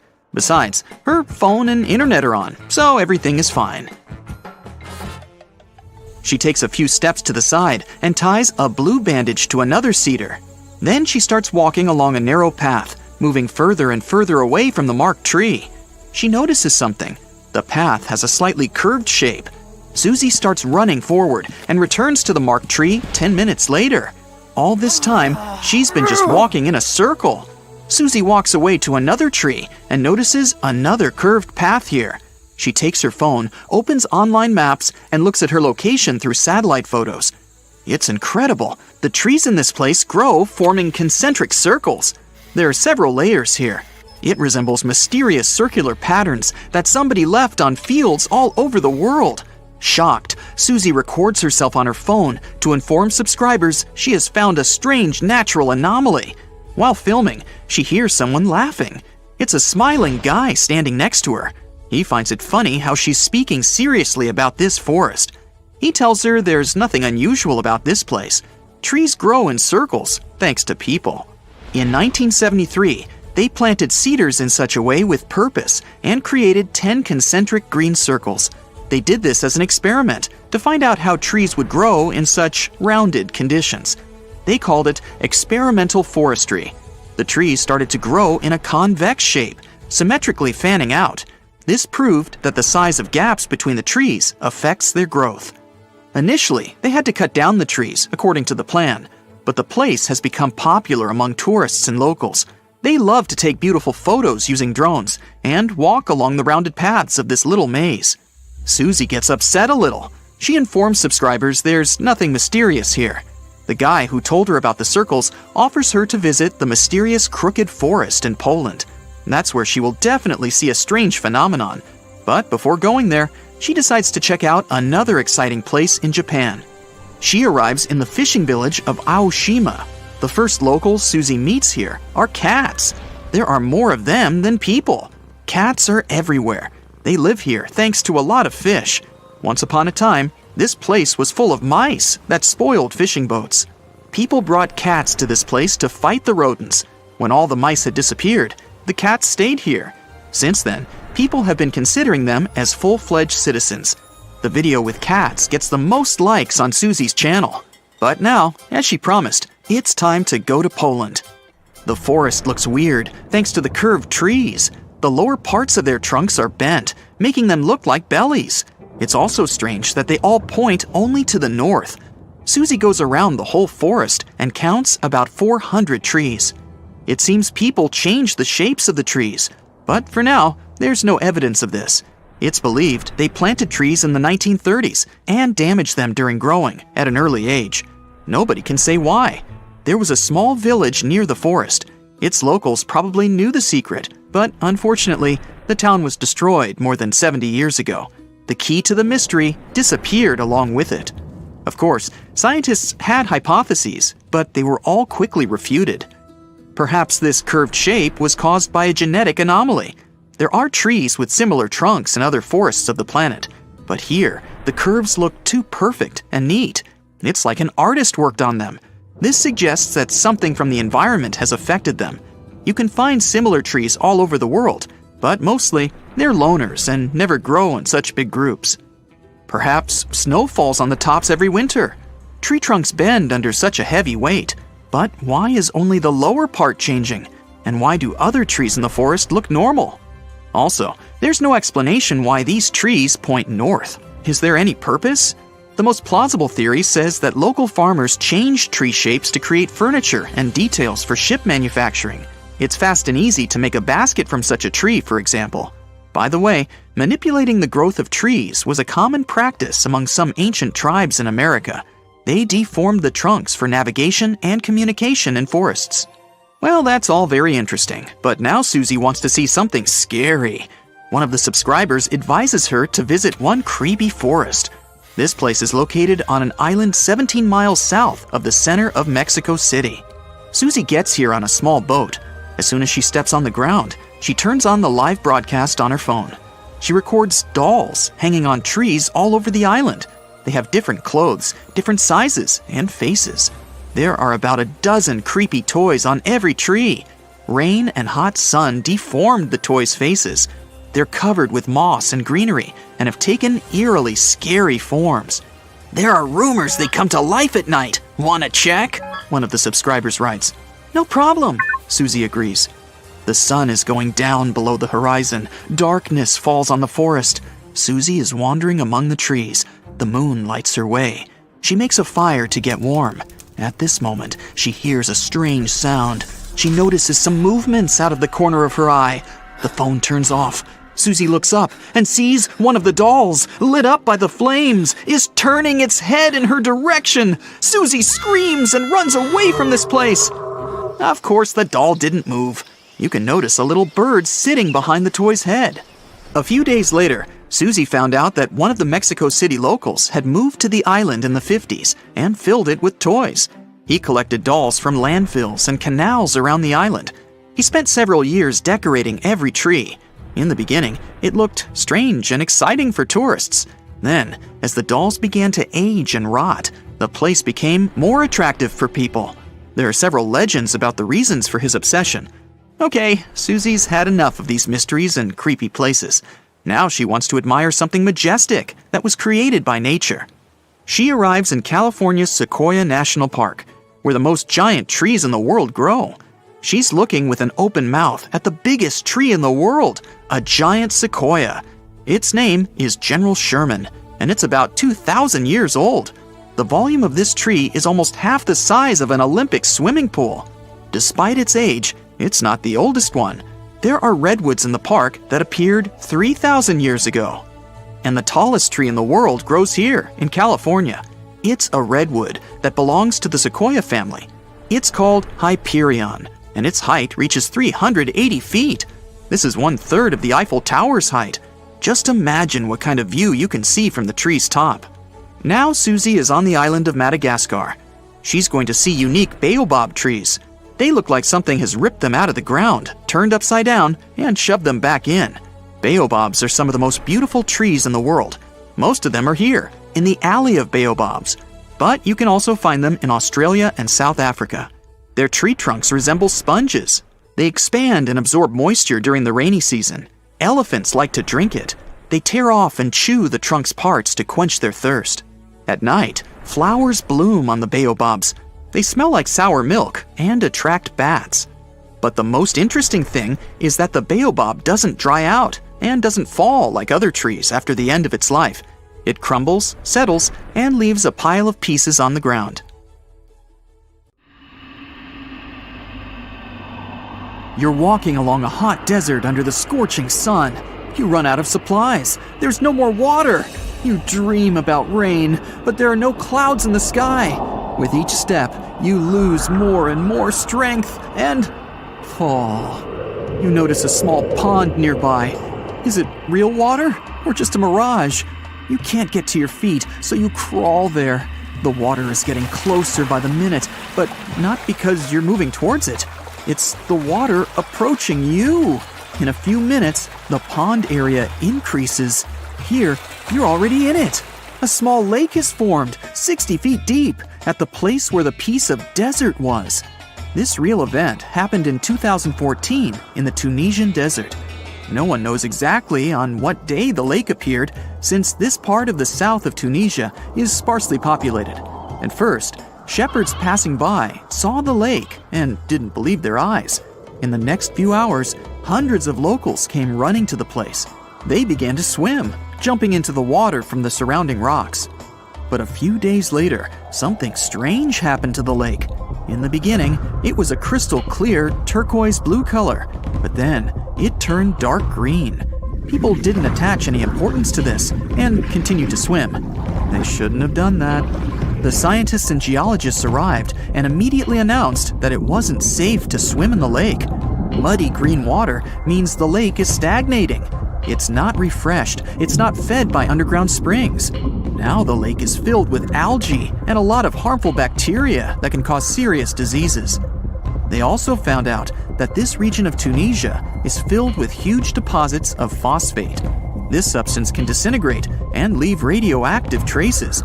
The lake can be carcinogenic, toxic, and hazardous for any living organism. But people didn't worry about this too much. They walk in the middle of the desert, while the sun heats the air to 104 degrees Fahrenheit. Most of them are unlikely to refuse to jump into cool water, despite the warnings of scientists. Until now, no one knows exactly the reason for the appearance of the lake. Some scientists believe the lake was formed because of heavy rains. The lake is surrounded by rocks and is located inside a canyon. The water could just accumulate after each storm. Some geologists think an earthquake was the cause of the lake. A small seismic activity provoked the rupture of the Earth's rock above the water table, and through this hole, all the water splashed out. And if this theory is correct, then the lake can be pulled back underground through cracks. This is the same as when you pull the plug out of a drain hole in a filled bathtub. Any small earthquake is like pulling the plug out. Therefore, if you find yourself in these places, don't swim in this radioactive lake. We're going to the Caribbean Islands region. Among the clear blue sea, you can find a unique lake. It's located on one of the Paradisical Islands. You may not even notice the lake right away. The entire territory may seem like a huge concrete platform, but the main thing is not to step on its surface. Pitch Lake is a lake filled not with water, but with liquid asphalt. This is the largest asphalt deposit in the world. Steam is coming from all over the lake as it's hot. The depth of this lake is 250 feet. An entire passenger Boeing could fit there in an upright position. The lake is not fully studied, but scientists believe there's a deep fault in the Earth's crust under it. A huge amount of oil seeps through it. It passes through various chemical compounds and turns it into the asphalt. According to rough estimates, there are about 10 million tons of hot material inside this place. Theoretically, no life can exist in such conditions, but scientists have discovered a colony of microbes. Somehow, these creatures have learned to survive here. This also suggests that life outside of our planet may exist. The largest moon of Saturn, Titan, has many hydrocarbon lakes on the surface. And if the simplest forms of life appeared among 1 million tons of molten asphalt here on Earth, then nothing prevents them from appearing on Titan. We're going to Indonesia, to the island of Java. You need to climb a large volcano to see the next phenomenon. The volcano is overgrown with grass and trees, but it doesn't seem to be sleeping. Smoke is pouring out of its mouth. You climb to the top and see a clear lake instead of boiling magma. The blue sky is reflected in its bright turquoise surface. But don't try to jump there. This lake is filled with acid. The magma inside volcanoes comes from the deep bowels of the Earth's crust. The incandescent liquid consists of many molten metals and chemical compounds, and the lake is filled with particles of these metals. In addition, the volcano emits sulfur dioxide gases. When they combine with metals, they form a beautiful turquoise color. You'd better come back here at night. In some places, a lot of sulfur is concentrated. These accumulations come out of the lake and come into contact with the air. When this happens, everything around bursts into bright blue flame. It's safe to observe this from the side, but don't get too close. Nearby, on this island, there's another acid lake. It also releases sulfurous gases into the air, which are easily ignited when in contact with oxygen. And when this happens, the gases burst into a bright blue electric flame. It's difficult to see the flames during the day. At night, you can see these flashes from afar. Our next location is Australia. You start the drone high above the forest area. Among the green dense forests, you can see a bright pink spot. It's our lake. This time, the beautiful pink color may not stop you from swimming. You can relax here and take beautiful photos. The lake attracts thousands of tourists, but scientists have only recently been able to find out the reason for the unusual color. At the bottom of this salty lake in Melbourne, special algae grow and secrete a red pigment. In combination with sunlight, high temperatures, and a small amount of precipitation, it turns the lake pink. By the way, Australia is not the only place with such a phenomenon. There are lakes with a pink tinge of water all over the world. You can find them in Senegal, Bolivia, Kenya, and many other countries. The water of these places is also salty and contains the red pigment of unusual algae. We leave the hot beaches and fly to cold Canada. Here, we see a frozen Lake Abraham. We step on the ice and notice huge frozen bubbles inside. They resemble jellyfish, and there are thousands of them there. This is methane. It's a highly flammable substance. The grass, leaves, pieces of trees, and any organic substances that fall into the lake become food for a lot of bacteria that emit methane. Upon contact with frozen water, methane turns into tens of thousands of frozen balls. When the ice melts, the bubbles burst and sizzle. This phenomenon can also be observed on some shores of the Arctic Ocean. There, the size of the bubbles can reach several times more than balloons. It's a beautiful sight, but it's not safe since methane ignites when it contacts with air. We're in the coldest place of our journey. It's Antarctica, near the driest desert on Earth. A dry place doesn't mean it has to be hot. It's an area with minimum precipitation. The desert isn't sand and cacti, but a place where almost no living life inhabits. Some areas of Antarctica meet these two criteria. However, in this icy desert, you can notice a tiny lake. Its depth is only a few inches. Technically, it's a pond, but the most amazing thing is that it stays in a liquid form. The temperature here drops to negative 58 degrees Fahrenheit. The pond should be frozen, but this doesn't happen. Don Juan Pond is one of the saltiest reservoirs on the planet. The amount of salt here doesn't allow the water to freeze. Scientists have been studying this lake for more than 60 years, but they still can't find out the exact reason for the appearance of water here. Strange things occur in the cold waters of Antarctica. One of these things happened to a ship called Jenny. It was a small schooner whose history began in 1822. The boat and its crew set sail and disappeared a year later. For 18 years, the ship was considered sunk. People forgot about it, but in 1840, the vessel reminded the world of itself. That year, the whaling ship Hope sailed through the Drake Channel in Antarctica. The crew members noticed a ship among icebergs. It was the schooner Jenny. It was floating slowly in the dark, with no signs of life. The captain of the Hope, Mr. Brighton, gave the order to approach the mysterious vessel. They thought it was some creepy ghost ship, but as they came closer, they noticed crew members on the deck. The sailors of the Hope called out to them, but received no answer. This time, it became clear that something terrible had happened to the Jenny. When Brighton boarded, he realized that the Jenny crew members weren't missing. They were here. Frozen people stood like statues. Brighton went down to the lower deck and found the captain. He was sitting frozen at the table, holding a pen. Brighton looked at the logbook. The last record was made on May 4th, 1823. The captain wrote that he was the only living member of the crew. They spent 71 days without food. It seemed that the ship got lost in the sea because its captain went off course or sailed into an iceberg, but no one knew for sure. After that, nobody ever saw the Jenny again. According to rumors, the crew of the Hope abandoned the frozen ship and left it to drift in the cold waters. According to other rumors, this whole story is fiction. The story of the Jenny was described in a German magazine in the middle of the 19th century. Still, there was no further evidence of the ship's existence. Already in our time, Cambridge University decided to explore the case of the Jenny. The researchers discovered that one of the crew members of the Hope, who didn't disclose his name, told someone the legend of the frozen ship. Someone shared the story with another guy, and it was published in a German magazine called Globus. And that's all. There was no other evidence. One of the most famous ghost ships was the Mary Celeste, and there's no doubt about its existence. The history of this vessel was documented in court.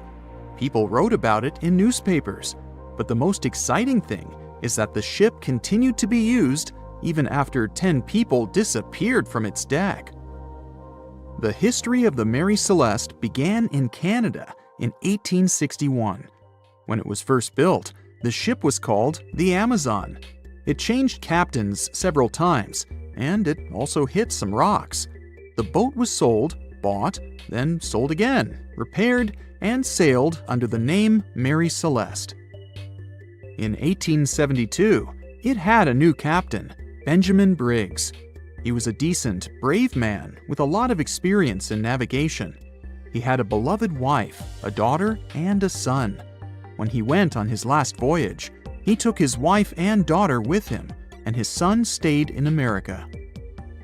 In November of 1872, the Mary Celeste sailed from the port in New York with 10 people on board and disappeared. 8 days later, another ship, the Dei Gratia, also left New York and followed the same route. Dei Gratia's captain, David Morehouse, noticed the Mary Celeste and immediately realized something was wrong. The ship was moving too freely, as if no one was controlling it. The captain tried to contact the crew members, but no one answered him. Then, together with other sailors, he climbed aboard the Mary Celeste. The ship was in good condition. There was no damage. The hold was slightly filled with water, but it could be easily pumped out. Everything seemed fine, but one lifeboat was missing.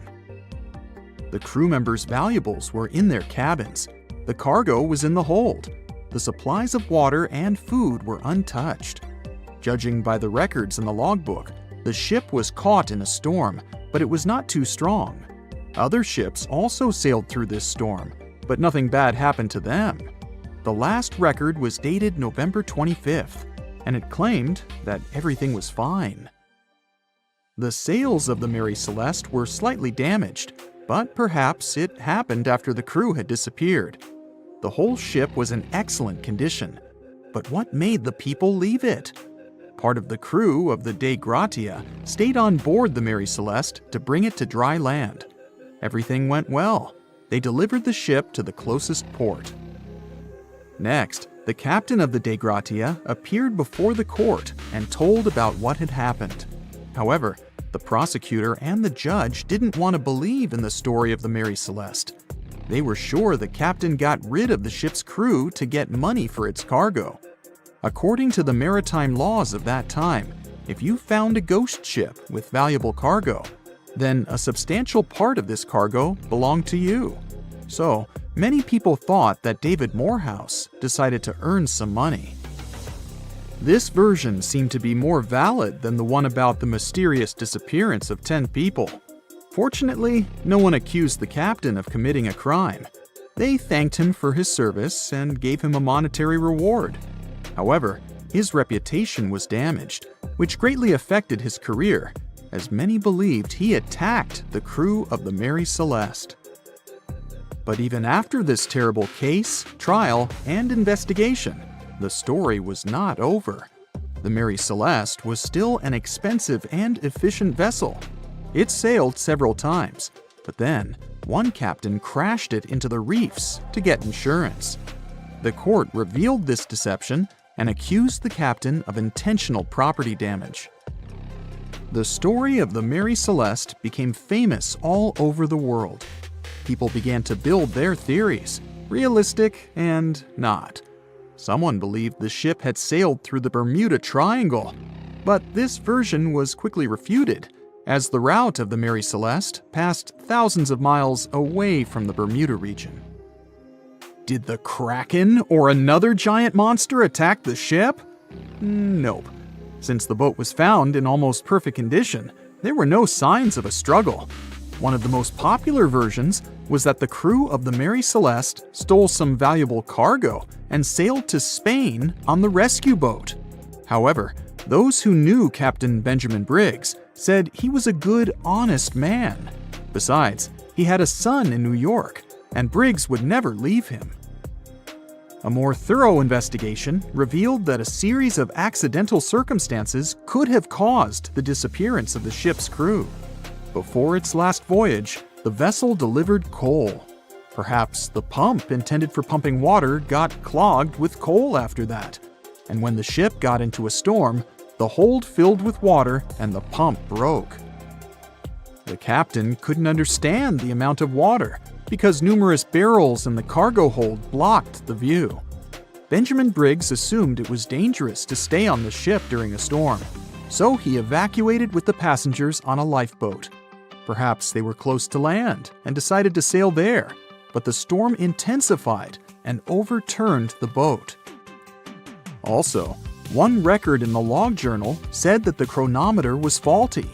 It was a device that helped to determine your location at sea using longitude.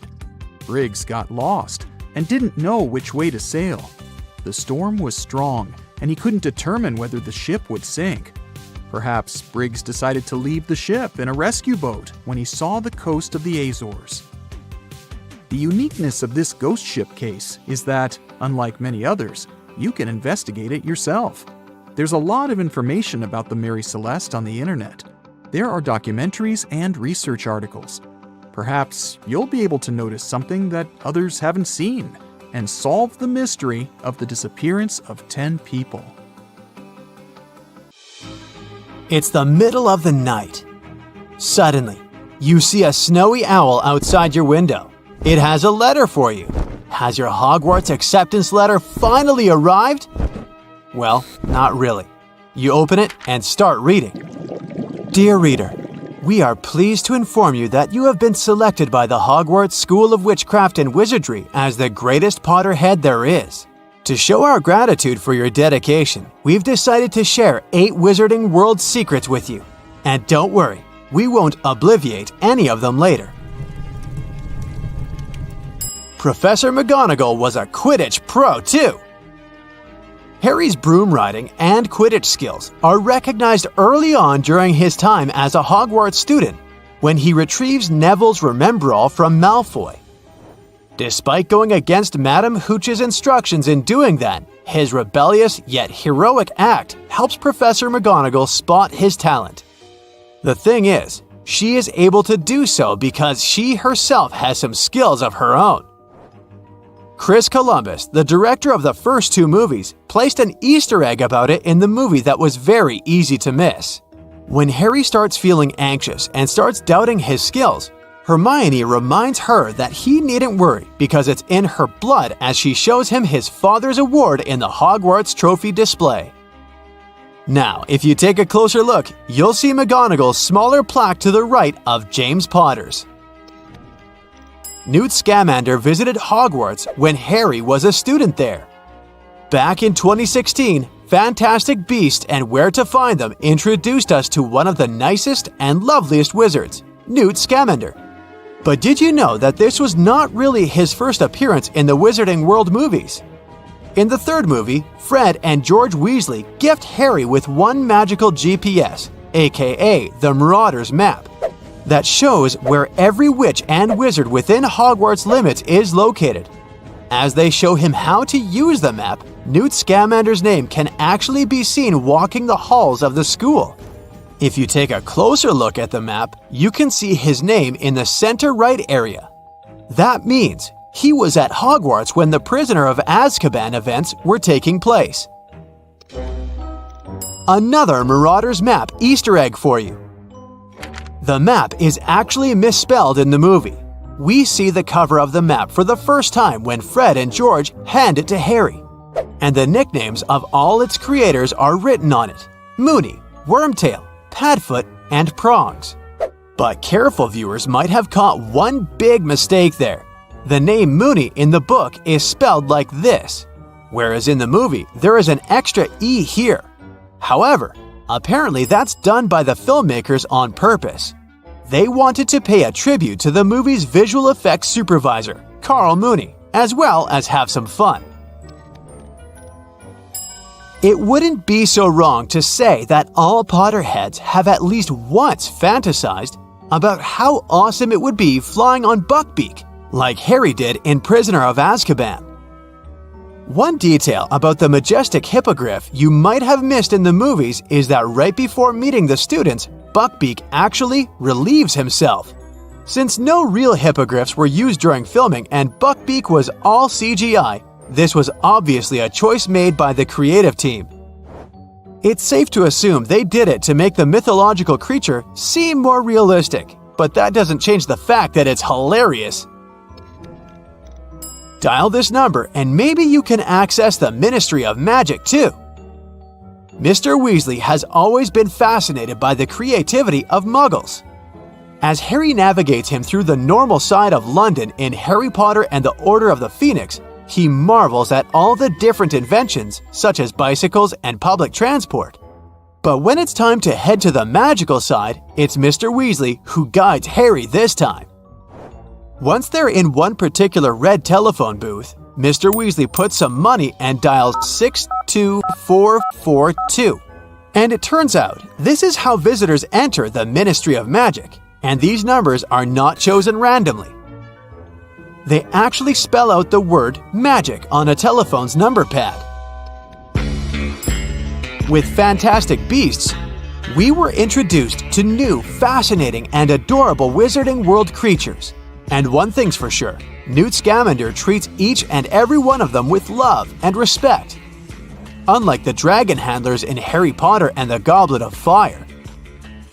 However, the director Mike Newell left a little message to assure the fans that all the magical creatures were actually treated right. If you wait until the end of the credits, you'll see it. No dragons were harmed in the making of this movie.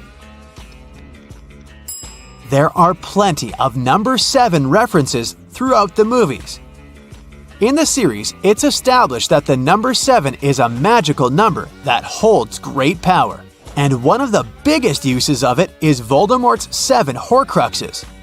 When talking to Slughorn in Half-Blood Prince, Tom Riddle questions if having 7 Horcruxes instead of 1 will make one more powerful.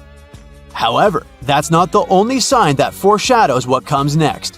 When we see Tom Riddle's childhood bedroom, there are 7 rocks on the windowsill, which also indicates what's to come. One thing to mention here though, after the series ended, J.K. Rowling released information about an 8th Horcrux. Since Professor Quirrell temporarily contained part of Voldemort's soul throughout the series that you might have missed. There are 7 Weasley siblings. There are 7 core magical classes. The prophecy stated that the hero would take down the Dark Lord, who would be born as the 7th month dies. In Deathly Hallows, when the Order is trying to take Harry from the Privet Drive safely, their escape plan includes 7 different Harrys. There are 7 different obstacles guarding the Sorcerer's Stone in the book. Hogwarts Castle consists of 7 floors. 7 is the age by which magic will show itself if it is present. 7 Muggles saw Harry and Ron flying in the car. The Basilisk attacked 7 entities, including Harry during the events of Chamber of Secrets. In Goblet of Fire, there are 7 keyholes on Professor Moody's trunk. In Order of the Phoenix, during Harry's trial for using magic outside of school, he was found innocent thanks to the clause 7, which stated that magic could be used before Muggles in life-threatening situations. How many of them were you able to spot before? Hogwarts is a real place. Well, kind of. You must have heard about the Harry Potter studio tour and maybe even got a chance to experience it. But several movie scenes were actually shot in real-life locations. Here are a couple of them you might want to visit next time you're in the UK. Remember the first time Harry realizes that he can understand snakes? The scene was shot inside London's Zoo Reptile House, so you can head there to test your Parseltongue skills. In the books, Hogwarts is set in the Scottish Highlands, and many of the movie's exterior shots were filmed in Scotland as well. Loch Shiel was one of those places, and it was used as the location for Black Lake. But we don't suggest that you go for a swim in it like Harry did in the Goblet of Fire. There's no risk of merpeople bothering you, but there is a risk of hypothermia since Scottish lochs can be freezing cold, even in summer. In Harry Potter and the Sorcerer's Stone, Yorkshire County's Goathland Station was used as the film location for Hogsmeade Station, where the students depart from Hogwarts at the end of the movie. Another Yorkshire one here, Malham Cove, the large curved limestone formation which definitely has an otherworldly look to it, was one of the sites where Harry and Hermione were camping in Part 1 of Harry Potter and the Deathly Hallows. Well, that's all. Now you've finished reading your letter, we'd appreciate it if you'd send us a Muggle chocolate bar or 2 back with our owl, because our frogs keep jumping away. Yours sincerely, Brightsiders of Hogwarts. It was the beginning of the 20th century, and 2 rivals, Robert Scott and Roald Amundsen, set on their expeditions to become the first people in history to reach the South Pole. The race wasn't easy, and it ended tragically for Scott. Amundsen has won and set his tent on the pole before his rivals. A member of Scott's expedition known as Terra Nova, British geologist Thomas Griffith Taylor, not only survived the harsh conditions but also made an unexpected discovery. he found a waterfall of what appeared to be blood at the rocky base of the glacier, which now has his name, in 1911. It took scientists more than a century to figure out what is behind the eerie coloring. A team of American scientists journeyed to Taylor Glacier with powerful electron microscopes to analyze its contents. Previous studies had scratched the surface of the Crimson Enigma, but no one had previously done a full-scale analysis of its mineralogical makeup. These researchers unleashed a whole arsenal of analytical equipment and spotted little iron-rich nanospheres. These teeny-tiny particles, 1/100th the size of human red blood cells, originate from ancient microbes. They flourish abundantly in the meltwaters of Taylor Glacier. These nanospheres are jam-packed with iron, silicon, calcium, aluminum, and sodium, forming a unique composition that paints the subglacial water a vivid shade of red. These nanospheres don't have the usual crystalline structure found in minerals, which is why previous detection methods failed to spot them. Taylor Glacier's icy depths harbor an ancient microbial community that has thrived in isolation for thousands or possibly even millions of years. This discovery could help us in the search for life outside of Earth. Dr. Ken Levy, a research scientist at Johns Hopkins University, has some impressive expertise in planetary materials and the analysis of Martian samples. He decided to find out what would happen if a Mars rover landed in Antarctica. Could it figure out what makes bloodfalls so mesmerizingly red?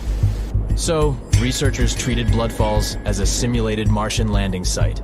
They used techniques inspired by the rovers exploring the red planet.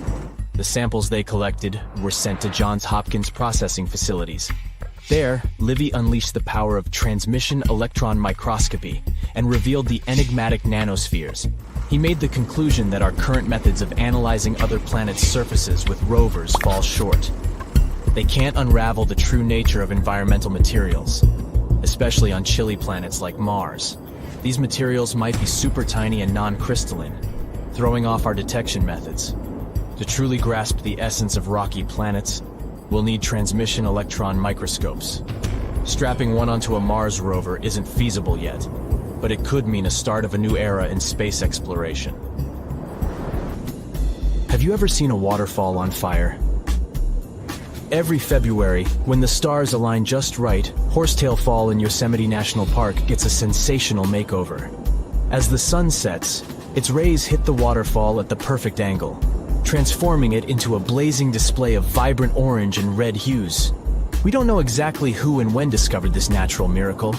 The original valley dwellers may have known about it, but they kept it to themselves. It wasn't until 1973 that photographer Galen Rowell captured the first known photo of the waterfall, bringing it into the limelight.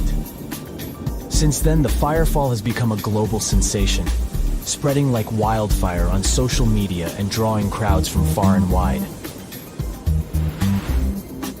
This magnificent cascade draws hundreds of spectators every year, but they can only see the show under certain conditions. First things first, Horsetail Fall needs a flowing stream. If there's not enough snowpack in February, the waterfall won't have enough water to create the magic. The temperatures must be warm enough to melt the snowpack during the day. If it's too chilly, the snow will stay frozen, and the fiery spectacle won't ignite. Second, we need a clear western sky at sunset. Those sunbeams need a straight path to hit Horsetail Fall and make it come alive. And since the weather in Yosemite is ever-changing, clouds can magically clear up just in time for the show. If all the conditions are just right, you'll witness the Yosemite Firefall in all its glory for about 10 minutes. The mystery of the sailing stones in California's Death Valley National Park has puzzled scientists for years. Heavy stones seem to have a mind of their own and move across Racetrack Playa, a dried-up lakebed. They leave behind a trail on the cracked mud. There were all kinds of theories to explain this phenomenon, from magnetic fields or dust devils, which are strong whirlwinds, to mischievous pranksters. No one has actually witnessed these rocks in action, which only added to the mystery. In 2006, a NASA scientist named Ralph Lorenz entered the scene. He was studying weather conditions on other planets, but he couldn't resist the allure of Death Valley and those elusive sailing stones. He had an eureka moment while tinkering at his kitchen table with a Tupperware container. Lorenz filled the container with water, leaving a small rock poking out, and chucked it in the freezer. Then he placed this icy construction in a big tray of water with sand at the bottom and gently blew on it. The rock began to glide across the water, leaving a trail in the sand. Lorenz had been studying how ice can make big rocks float and move along tidal beaches in the Arctic Sea. Applying this knowledge, he and his research team figured out that, under certain winter conditions in Death Valley, enough water and ice could form to make the rocks float across racetrack playa in a light breeze. And as they glided, they left their mark in the muddy terrain. The River of Five Colors, Cano Cristales in Colombia, has the unofficial title of the most beautiful river in the world. For most of the year, it looks like any other regular river. The real magic happens between the wet and dry seasons, when the water level is just perfect. This unique river floor is lined with a special plant, and when the conditions are right, it bursts into a dazzling display of colors. Think vibrant reds, stunning yellows, and lush greens, all mingling with the blue water. It's like stepping into a living rainbow with 1,000 shades in between. This phenomenal display only lasts for a few weeks, from September through November. During Colombia's wet season, the river flows too fast and deep, covering up the river floor and denying the plant the sunlight it needs to turn red. And in the dry season, there's simply not enough water to support the vibrant life in the river. So you have to catch it at just the right time. The reason behind Maldivian beaches glowing in the dark at night isn't a mystery, but it doesn't make them any less impressive. It happens thanks to the bioluminescent plankton. These tiny creatures are like little underwater disco balls, emitting a cool blue glow when they are agitated or on the move. Imagine walking along the shoreline and leaving behind glowing footprints. You can even take a night swim amongst these magical plankton. Researchers have discovered that their bioluminescence is actually a clever defense mechanism against predators. When these microorganisms flash their little blue lights, it disorients and surprises their attackers. The plankton produces this light using a chemical called luciferin. These enchanting plankton can appear at any time of the year. The best chances of seeing them in all their glowing glory are from June to December. During this period, there's a higher volume of plankton in the seas of the Maldives, creating the perfect conditions for a luminous show after the sun sets and the night sky takes over. You'll only witness the magic of bioluminescent plankton when tidal currents bring them close to the shore in large numbers. It's hard to predict exactly when this spectacular show will happen, so make sure to do your research and prepare to take photos with a high ISO to capture it, exactly like it looks in travel catalogs.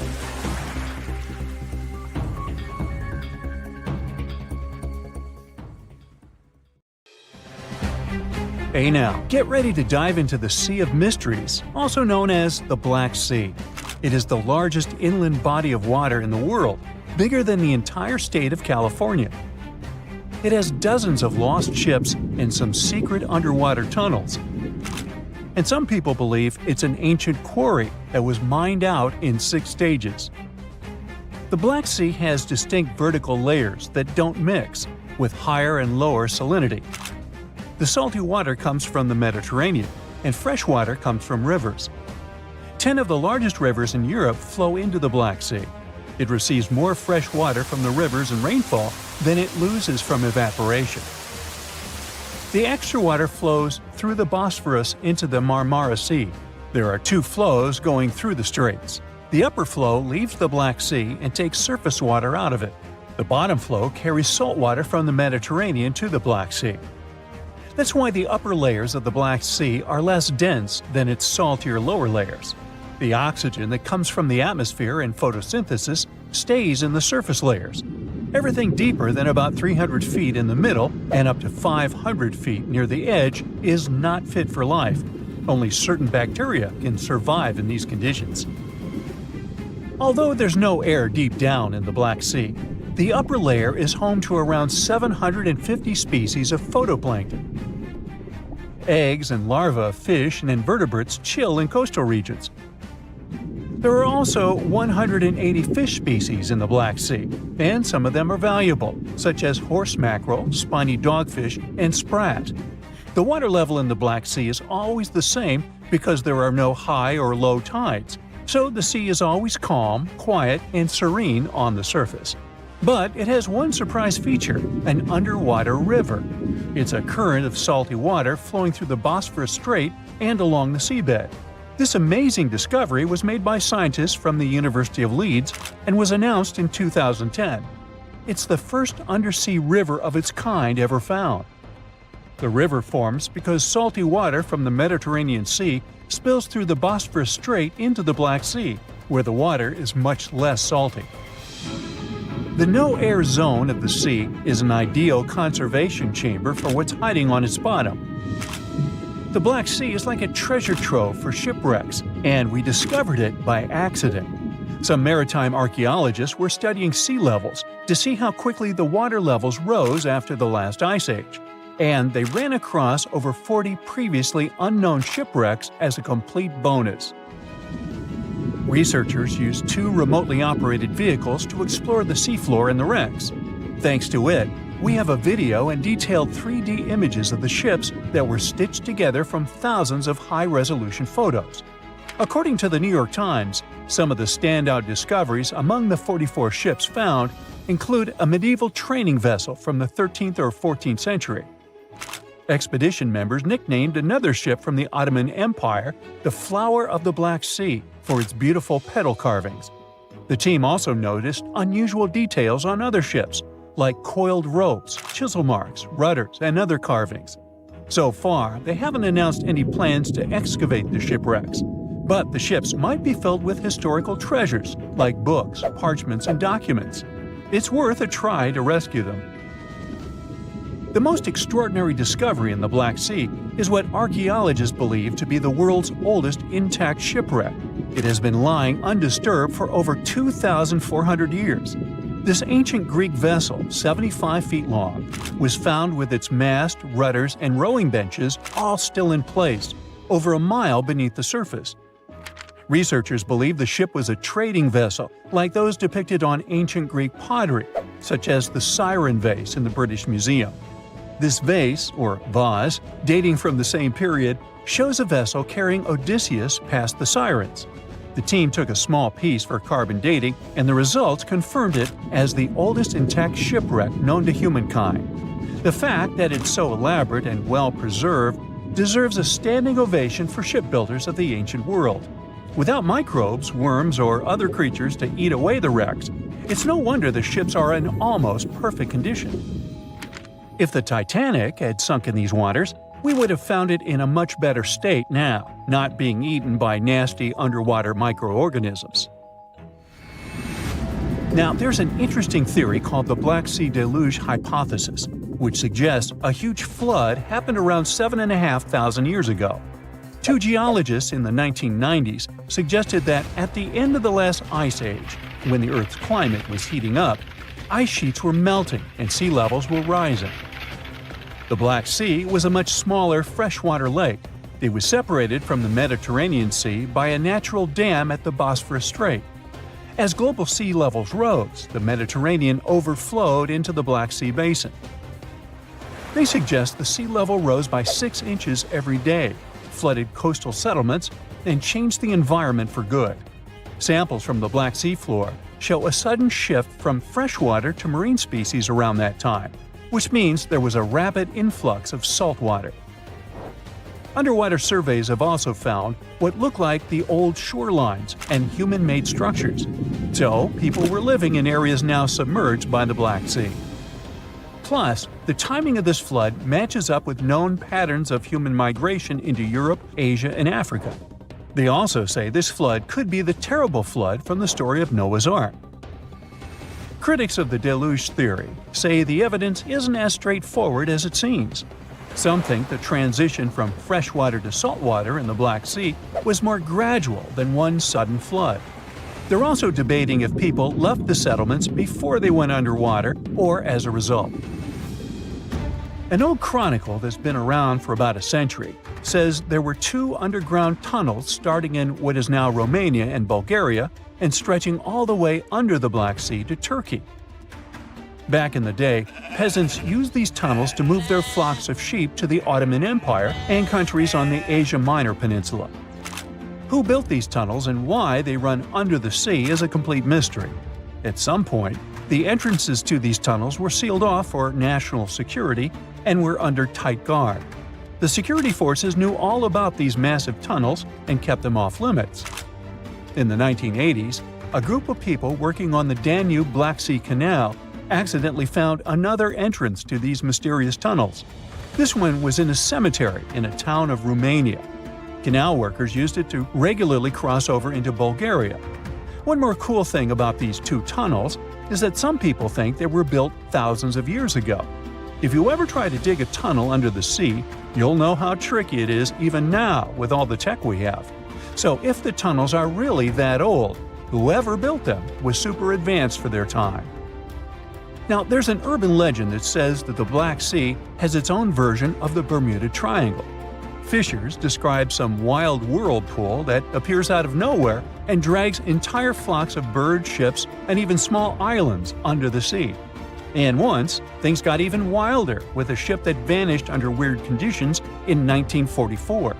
It was during daylight, and some black fog with green flashing sparkles suddenly surrounded the vessel. No one has ever seen it since, and no one knows for sure if the story is true.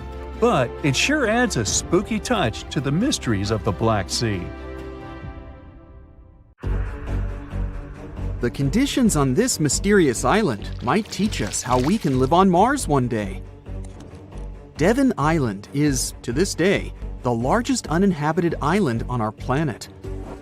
It's located in the Canadian Arctic archipelago, and it's easy to see why people find it impossible to make a home here. The soil stays frozen throughout the seasons. The eastern part of the island is covered by a thick ice cap all year round. Summers here last for less than 50 days. And by summer, I mean that the ground is snow-free and the temperatures are slightly over 46 degrees Fahrenheit. Since almost no plants are growing here, there are no animals that could have adapted to these conditions. That's why scientists compare this island to what it would be like to live on Mars. In 2001, a project started here on Devon Island looking to discover how people might live and work on other planets, particularly on Mars. It's called the Houghton Mars Project and offered NASA scientists some unique studying opportunities. There are few options here in terms of logistics and transportation, and communicating with people living outside the island is also a bit more difficult. Specialists believe that if we can find solutions to live here, we might be able to do it on Mars too. Think of it as a home-based outer space boot camp. The Pitcairn Islands can be found in the middle of the Pacific Ocean. If you're a fan of adventures and remote places, this is the place to be. But you'll need to buckle up for quite the ride, since no plane has ever reached this place. The only way to reach the Pitcairn Islands is to take a 32-hour yacht ride. No wonder only 50 people are known to live here. Its history is really interesting too. A group of people settled here in the 18th century after a failed marine mission. To this day, all the residents of the island are descending from that initial group. Life's not easy here though. If they need to see a doctor, for example, they need to travel either to the island of Fiji or to New Zealand. Now let's head over to Mexico, where recent technology has allowed scientists to explore some fascinating cenotes, which were previously unknown. Cenotes are also called sinkholes and allow us to see subterranean water bodies. A team of archaeologists, cave divers, underwater photographers, and biologists came together to explore and document the extensive network of sinkholes located in the Yucatan Peninsula. One of the hotspots is located under the main pyramid at the Chichen Itza archaeological site. In total, scientists are looking to explore about 6,000 cenotes stretched across this whole region. The whole project is important not only because of the geological discoveries, but also because of its connection to the Mayan people and their culture. These recent discoveries revealed that for the Mayans, these cenotes weren't simple water sources. They dictated the way they built their constructions and had a huge impact on their spiritual lives too. The tallest mountain in the world is Mount Everest, sure, but it's been explored by scientists and tourists alike and doesn't hold many secrets. The mysterious Ganghar Puensem, on the other hand, is the tallest unclimbed mountain on our planet. The reason behind this unusual situation is not because of its remoteness or harsh conditions. Rather, because it's against local legislation to climb it. It's located in the South Asian territory of Bhutan, and the name of the mountain translates to the White Peak of the Three Spiritual Brothers. Local tradition dictates that mountain peaks shouldn't be available to humans and need to be left to the higher spirits. Mountains in this region can only be climbed up to 3.7 miles, but Ganghar Puensem tops 4.7 miles. For this reason, there's no official record of any human reaching the peak. Almost all of the previous expeditions have been inexplicably stopped at the midpoint. The next unusual spot should be on any travel enthusiast's bucket list, the island of Madagascar. For starters, it's estimated that about 90% of the species of plants and animals that are found here can't be seen anywhere in the world. But there's one small portion of the island that has baffled both tourists and scientists, the stone forest. It belongs to the Tsingy de Bemaraha National Park and features some unique limestone formations. They look like thousands of spiky towers that stretch hundreds of feet into the air. The distance between these formations can be anywhere from a few inches to the length of a city street. As beautiful as it is, it's really hard to get here. It'll take you a few days to get there from the nearest city. Once you get to the park, it becomes really difficult to explore, too. It can take a whole day to go across as little as half a mile. The word Tsingys itself translates to where one cannot walk barefoot. To visit the remotest village in the whole world, you'll need to prepare yourself for quite the journey. From the United States, for example, the easiest route involves a 15-hour flight to Cape Town, South Africa, followed by a 6-day boat ride to reach Tristan da Cunha. Or you could take a month-long cruise through the South Atlantic Ocean, whatever works better. Planning in advance is a must, since only 9 boat visits are made to the island yearly. It's just 7 miles long and right in the middle of the South Atlantic Ocean, stretching a mere 37.8 square miles. There are slightly over 200 residents, and they all farm for a living. They do have internet service, but it's really slow. The people living here speak a dialect of English that is used by the fewest number of people in the world. The town of Coober Pedy in Australia is partially underground. It all began back in 1915, when opal deposits were found in the area. To this day, the town is still the biggest opal mine in the world. People living here figured out that it would be more comfortable for them to stick to the underground, as temperatures above ground can reach 125 degrees Fahrenheit. So, the establishment now has underground stores and galleries. Coober Pedy is also home to the world's first 4-star underground hotel. North Sentinel Island, located near India, is another pretty remote place. Not because of the time it takes to get there or the climate, but because it's home to the world's most mysterious tribe. The population living here is estimated to be between 50 to 400 people and isn't known to have any contact with the outer world. This is mostly because locals don't really enjoy visitors and tend to scare them away, even harming tourists. So, to protect them and their obvious wishes, the island is monitored by the local Indian authorities. It's believed the tribe's people don't have any immunity from modern diseases, so being in contact with foreign people might actually be fatal for the locals. On these French islands, there are no native inhabitants. The Kerguelen Islands are part of the Antarctic lands and are home to just scientists that visit on rotation. At any given time of the year, there are no more than 100 people here, and they're mostly engineers and researchers. There's no plane to get you to these islands, and few tourists are known to have visited them. The island is covered in glaciers, and the soil here isn't friendly to plants or animals. But if you're curious about what this place looks like, you'll need both the money and the time to complete the trip. You can only reach the island by ship, which reaches the shores of Kerguelen only 4 times a year. It isn't cheap to stay in these islands, and you definitely won't find 5-star hotels here. The trip departs from Reunion, and it takes about 28 days to reach the first island. Half of the time will be spent at sea, so be prepared to cover over 5,600 miles of the Indian Ocean.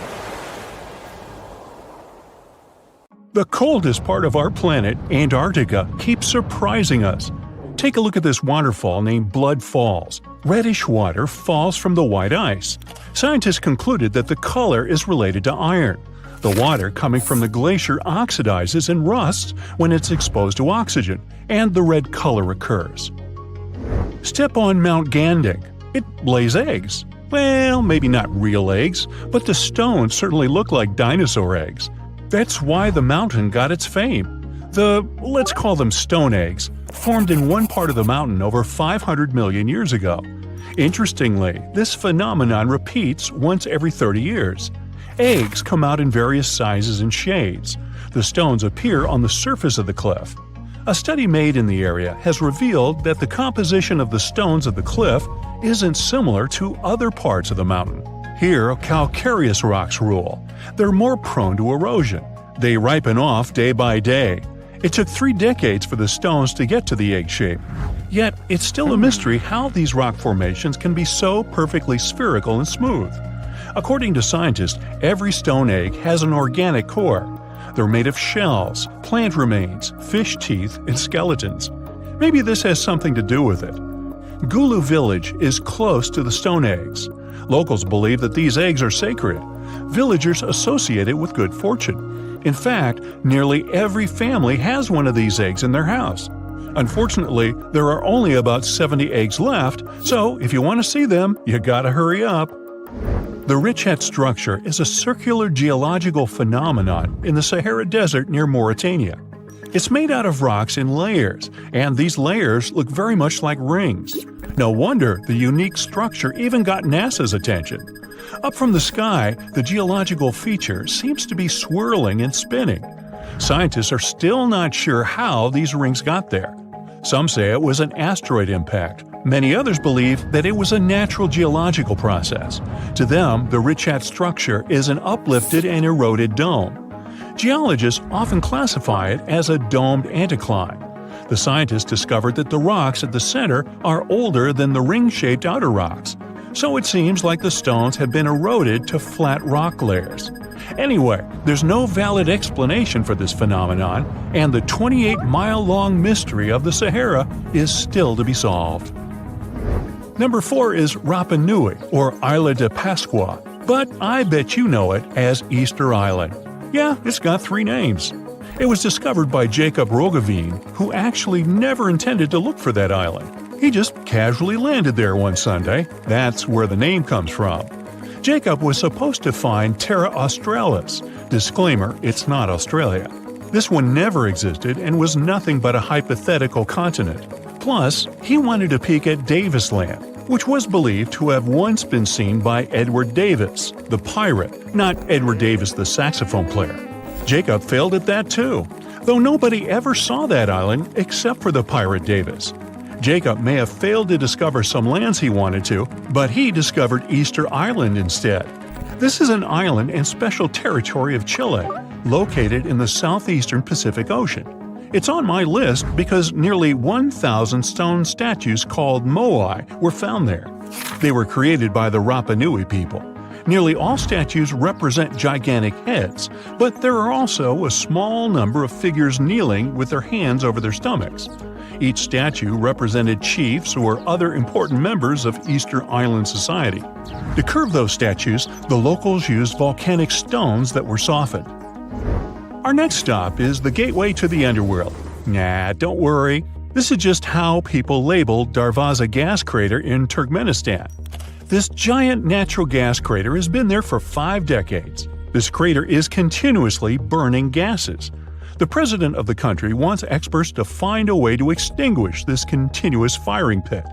This site was created by people accidentally in 1971 while working on a natural gas project.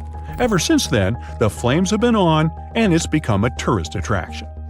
Mysterious constructions are sometimes built in our era too. We don't have to go millions of years ago to long-gone civilizations. Edward Leedskalnin single-handedly built a structure called Coral Castle in Homestead, Florida. He didn't use any large machinery. He carved and sculpted more than 1,100 tons of coral rock in 28 years until 1951. It's a mystery how he managed to do it all by himself. Leedskalnin sculpted the sedimentary rock into different objects, such as walls, tables, chairs, a fountain, and a sundial.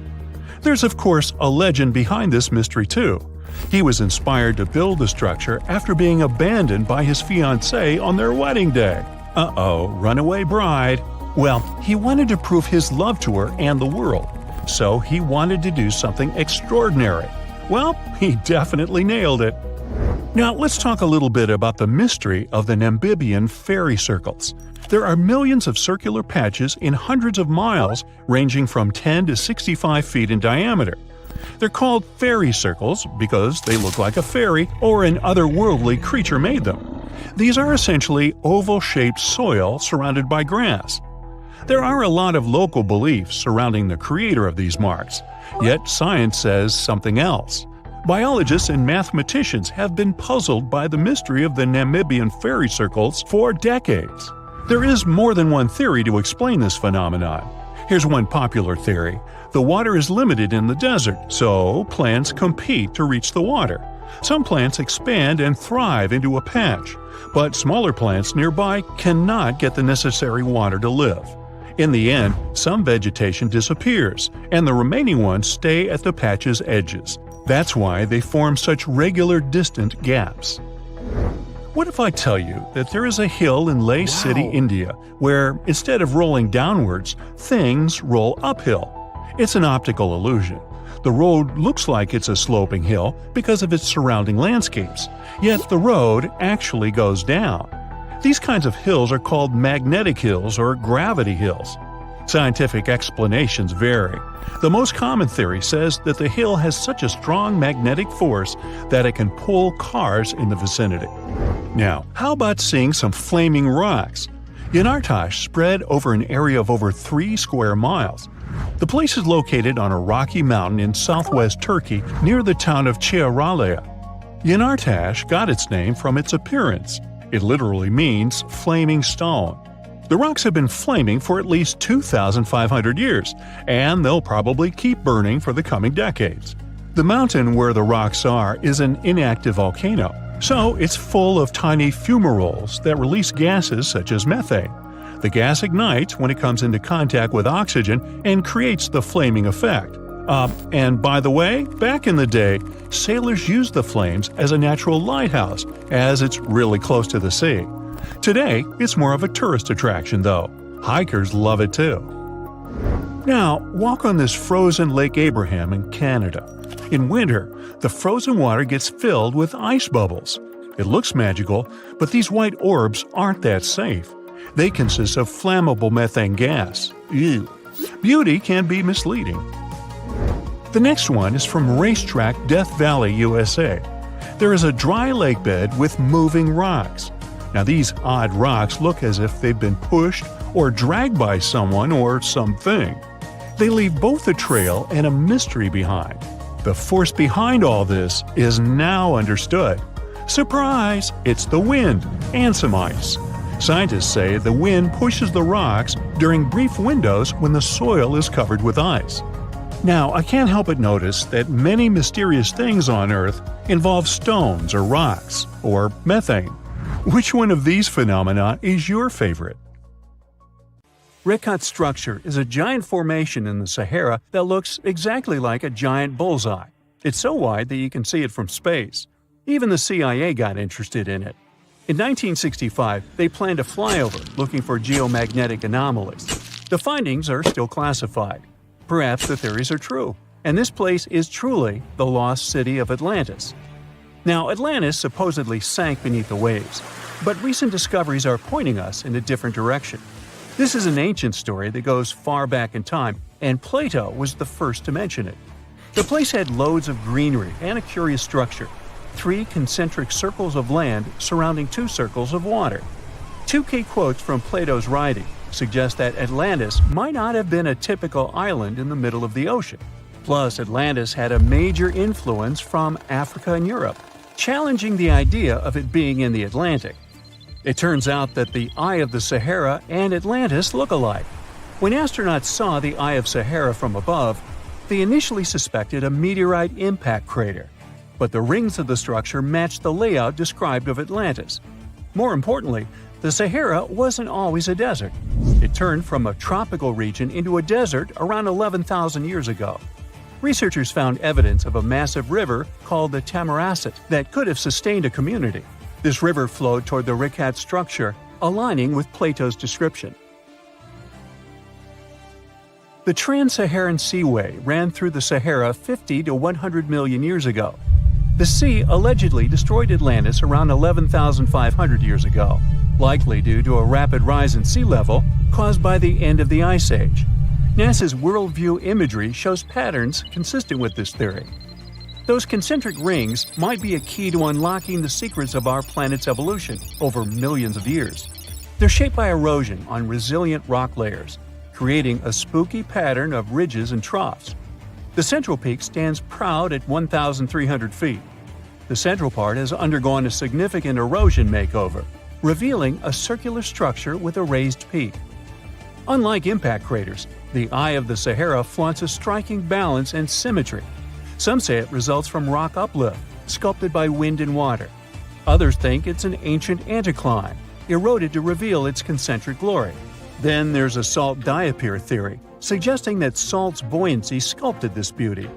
Dating techniques have proved that it formed 541 to 252 million years ago, give or take a million or two.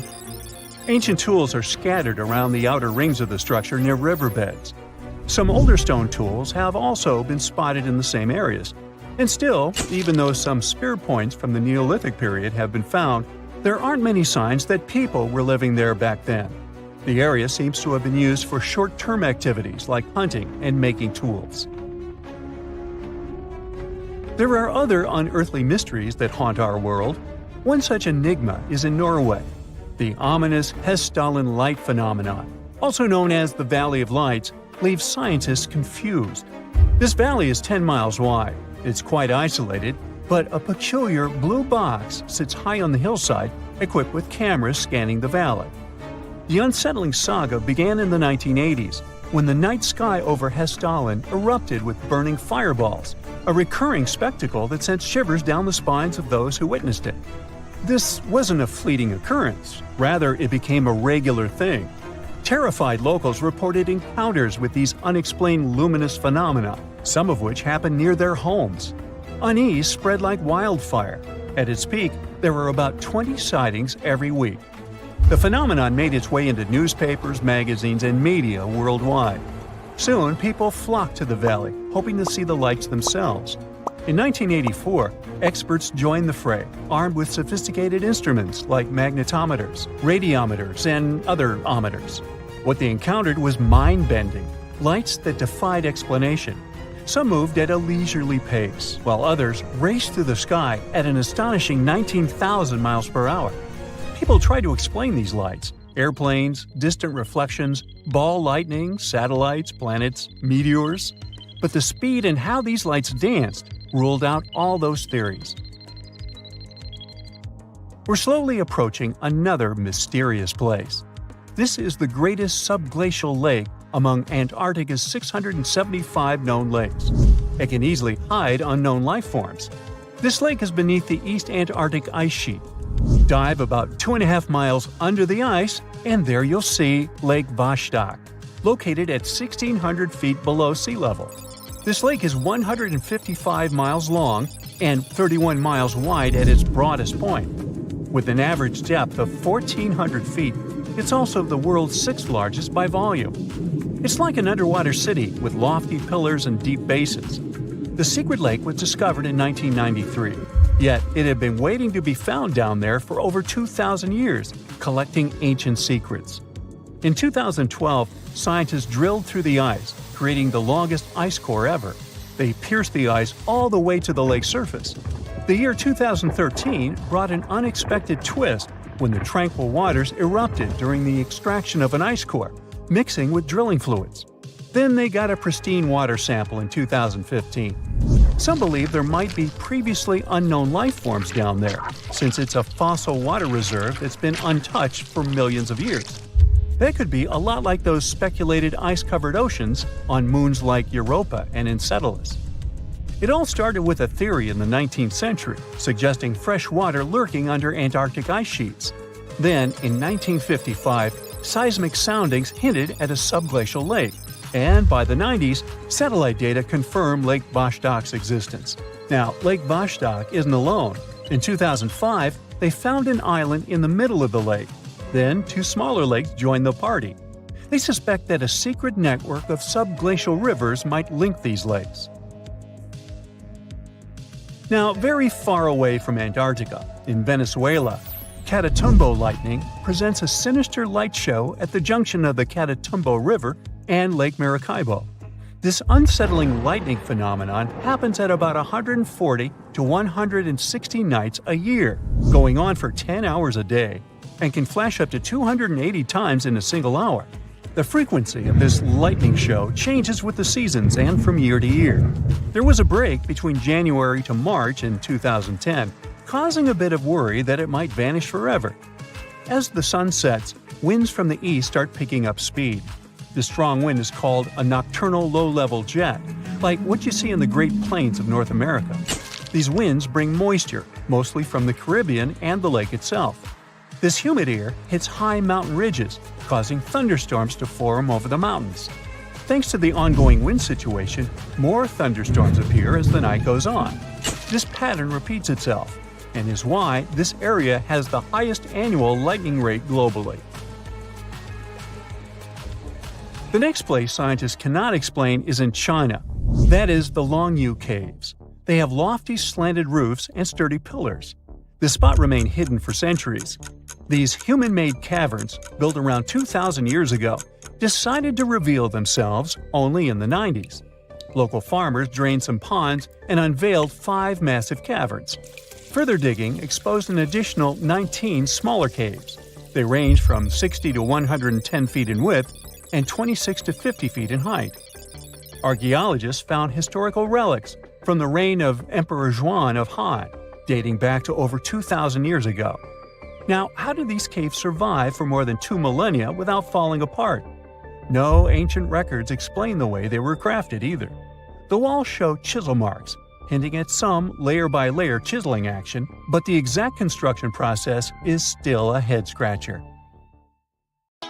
Would you like a professional stylist to fold your luggage, a private chef to cook meals just for you, and an entire plane to transport your TV set that didn't fit in your private jet? That's pretty much the everyday travel reality for the top 0.1% of U.S. earners who made around $3 million per year in 2022. Compare that to the regular salary of a working American of around $60,000. And then there's the top 1% who made around $800,000 the same year.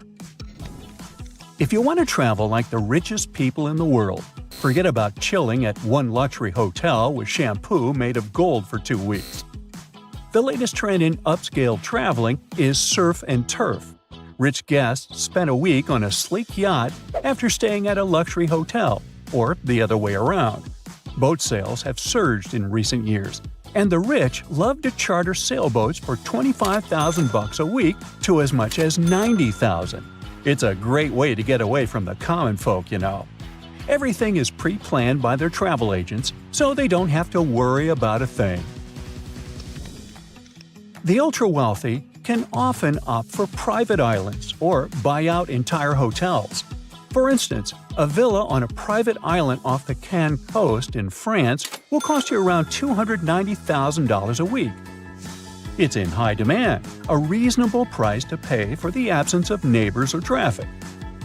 And if you do miss the hustle and bustle at some point, you can always hop on a speedboat and dance the night away at one of the luxurious beach clubs. In 2023, Greece became the top destination for the richest 1% of travelers. Paros Island was the most mentioned new favorite. Italian Sicily lost its charm to them because it's overvisited by the White Lotus fans. And it's not just about the Four Seasons-operated San Domenico Palace, where the show is based, but the entire island. For winter fun, there's always Aspen and ski towns in the European wonderland, like Switzerland and France. They have exclusive hotels, Michelin-starred restaurants, high-end shops, and chalets that look richer and more luxurious than an average family house. If there's no natural snow, the artificial snow system solves the problem. Some of the best hotels have direct access to lifts that take guests to the main skiing slopes. For those who aren't fans of the European resorts, there are always the Seychelles, where you can rent a villa for about $11,000 per night at a private island resort. George and Amal Clooney like to come here. Those who don't find it cool or exclusive enough go to Antarctica by private jet from Cape Town. The trip that lasts less than 24 hours costs $195,000. Richard Branson prefers to take his vacations to a private Necker Island, is part of the British Virgin Islands, and has some beautiful wildlife around it to explore. Guests rent the whole place for $80,000 per night. There's enough room for 34 people, but not all billionaires like to share, you know. People who are among the world's richest like to be at events where they can meet like-fortuned ones. Events like the World Economic Forum in Davos, where a standard steak will cost you $150 and a drink will be $40. Then there are horse races, Miami or Singapore yacht shows, or Dubai International Boat Show. For those who love movies or showing off their lavish dresses, the Sundance Film Festival in Utah, the Cannes Film Festival in France, or Venice International Film Festival in Italy could be good options. Sports lovers travel to events like the US Open Golf Tournament and other golf cups, the Wimbledon Tennis Tournament in the UK, the Melbourne Cup in Australia, or the Monaco Grand Prix for those who love speed and expensive cars. Those who can't live without style and like to be trendsetters don't miss fashion weeks in New York, London, Milan, and Paris. For music and crazy luxurious building lovers, there are always opera balls, like the one in Vienna, Austria, or La Scala Opera House opening night in Milan, Italy. And then, of course, there are special events like birthdays. When she was turning 22, billionaire Kylie Jenner rented a super yacht for over $1 million per week. An average person would have to save up for years to rent this vessel, even for one day. Okie dokie. So they need to find a way to get to their deluxe point B, right? Well, more and more people opt for private jets. You can fly at any time, even during restrictions on commercial air travel, to any place. And you won't have to choose between chicken or pasta when the flight attendant finally reaches your seat, 35D. There are around 22,000 business aircraft worldwide, and the number is only going up. Most of these jets are in the US, and Brazil takes the second place. Germany is the leader in Europe and only ranks 5th on the global list. Now, if for some reason they aren't traveling to their destination by a private jet and decide to share first class with other passengers, they'll at least need to ship their luggage instead of taking it on the plane with them. The luggage of the wealthy gets picked up from their door and awaits them at the luxurious suite or yacht on the other side of the journey. And if they want it to be done within one day, they need to pay hundreds of dollars for one bag. By the way, you don't expect them to pack their bags all by themselves, do you? It's much easier to hire someone for thousands of dollars to go through all that trouble. A professional stylist picks all the clothes that will look picture perfect and then rolls the items, puts them in bags, and makes lists of what's inside and what goes with what. The clothes aren't included in the stylist's compensation, of course, so they add another 1,000 or 10 to the vacation grand total. Although the ultra-rich travelers can afford to rent any car while traveling, not all of them like to sit in a vehicle that belongs to someone else. That's why they choose to ship their own luxurious cars to their destination. It costs around $36,000 to fly a Porsche from Dubai to London with Emirates. It's enough money to buy a brand new family hatchback in the UK, but most billionaires don't like this type of vehicle. Some wealthy travelers don't trust commercial airlines and prefer to charter a cargo plane to transport their vehicles. Sometimes they take a whole bunch of cars, motorbikes, and other expensive toys. Covered trucks in the country of destination transport all this beauty to the client's address or a garage of their choice. Owners don't like stranger delivery drivers to add miles to their shiny vehicles. This whole delivery service costs several millions. Some cars have only sentimental value for their own and are worth way less than their deluxe delivery. One really well-off man even hired a cargo plane for his Samsung TV that couldn't fit through the door of his jet. Oh, rich people's problems.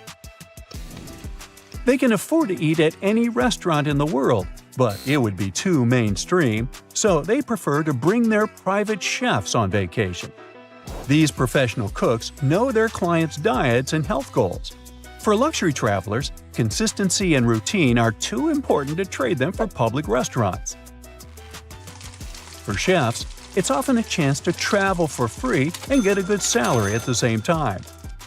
Sometimes the clients will even fly the family of the chef with them if traveling happens over the holidays. This job has high demands and can be really stressful with varied working hours. Sometimes they have to spontaneously cook dinners for 16 people or find rare ingredients at locations with basic grocery stores. And of course, everything they overhear during meals must remain a top secret. Mexico is huge and one of the most populated countries in the world. Over 128 million people live there. But why did more than half of them decide to pack up in this tiny strip? This area in the center of the country makes up only 18% of Mexico, and the locals have been living there for centuries. All because it seems to be the only livable place in the country. To the north, there are hot, dry deserts. Let's face it, it may be pretty hard to survive in such climatic conditions. To the south, there are jungles, and those are nightmarish. Jungles are warm and wet, so they might trick you into thinking that they'll be a cozy home for you. But it's very hard to build anything in them. The concrete won't dry because of awful unstoppable rains, and the heat messes up asphalt roads. This is why there are only 8 paved roads through the southern jungles connecting Mexico to Central America. Roads are crucial for proper life. More roads mean better and cheaper transportation, which helps people trade, do business, and make more money. But jungles have even bigger problems than just a lack of roads. Farming. Most of the nutrients in the jungle are in the plants, old wood, and decaying leaves. When these things decay, they become McDonald's-level meals for insects, fungi, and bacteria. They immediately start recycling the nutrients so fast that almost none reach the soil. With no nutrients, the soil becomes barren and useless. Oh, and we still need to clear the jungles from time to time, otherwise they may become impossible to get through. People do that by using slash and burn methods. Because of this, they often end up with poor soil that needs lots of fertilizers to grow crops. And don't forget about the ever-present jungle pests. These guys pounce on the crops, and no amount of pesticides can get rid of them forever. To make matters even worse, nearly 70% of Mexico is located in the mountains. It's one of the most mountainous countries in the world, similar to Switzerland. And mountains, just like rain, do everything in their power to prevent humanity from thriving. Building infrastructure there is nearly impossible. It requires tons of money and labor compared to flatlands. And they also make transportation between these valleys and to the coast much more challenging.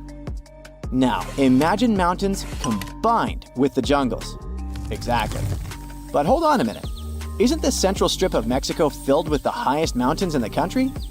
This area is packed with plateaus and valleys and sits at elevations of 7,000 feet or more.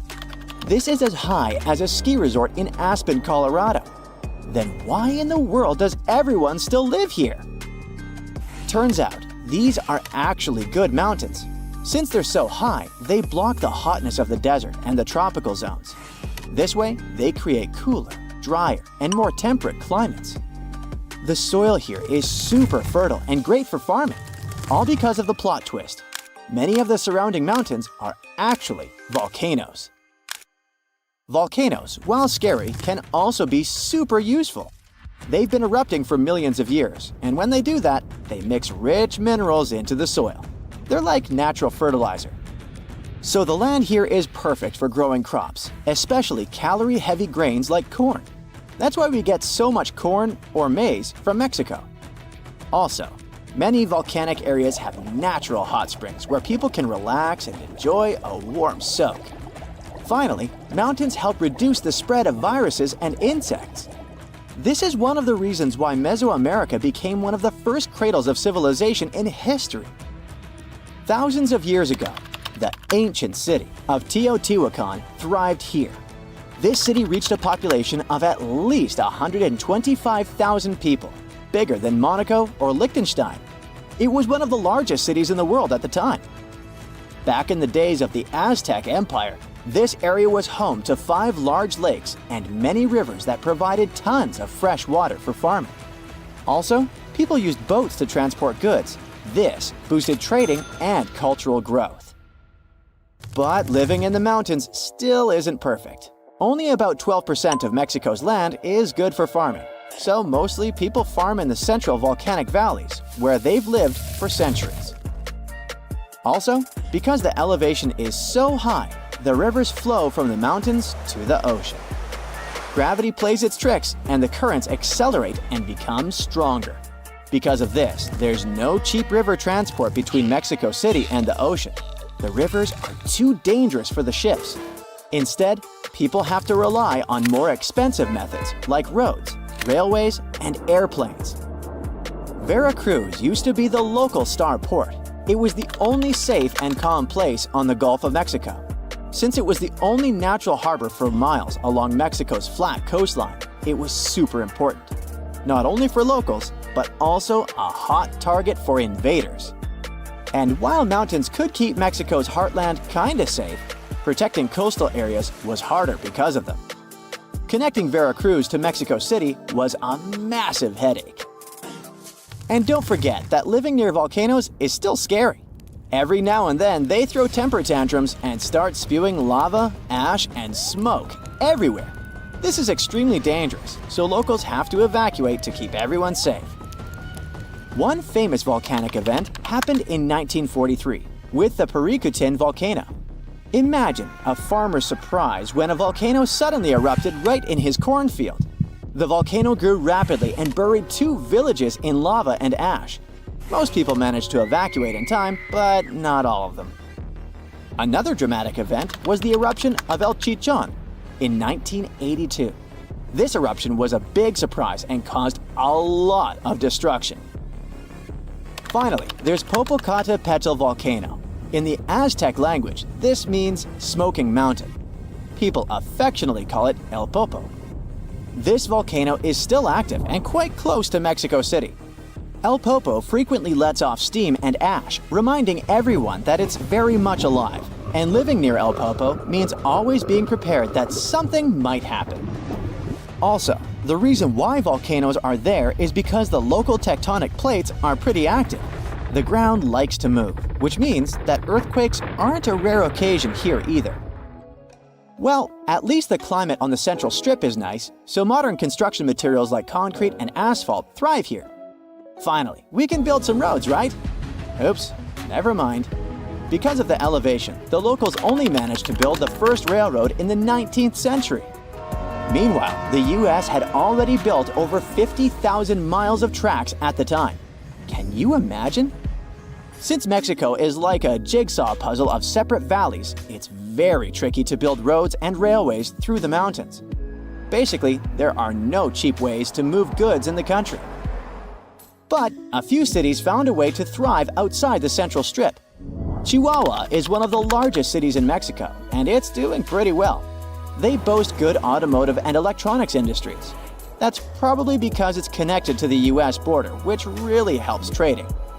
Hermosillo is also located in the desert, but luckily it's right near the Gulf of California, so the temperatures aren't that awful. Plus, it helps marine trading. In this city, they even made up some advanced irrigation techniques that make the desert bloom. Also, Hermosillo is a major center for the aerospace industry. However, Mexico City still remains the life center in the country, and it's one of the world's largest megacities, with over 22 million people.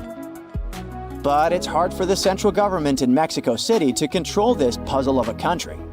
Trading between the central valleys and the northern deserts or southern jungles is very tough, and supporting the economy may be sort of frustrating.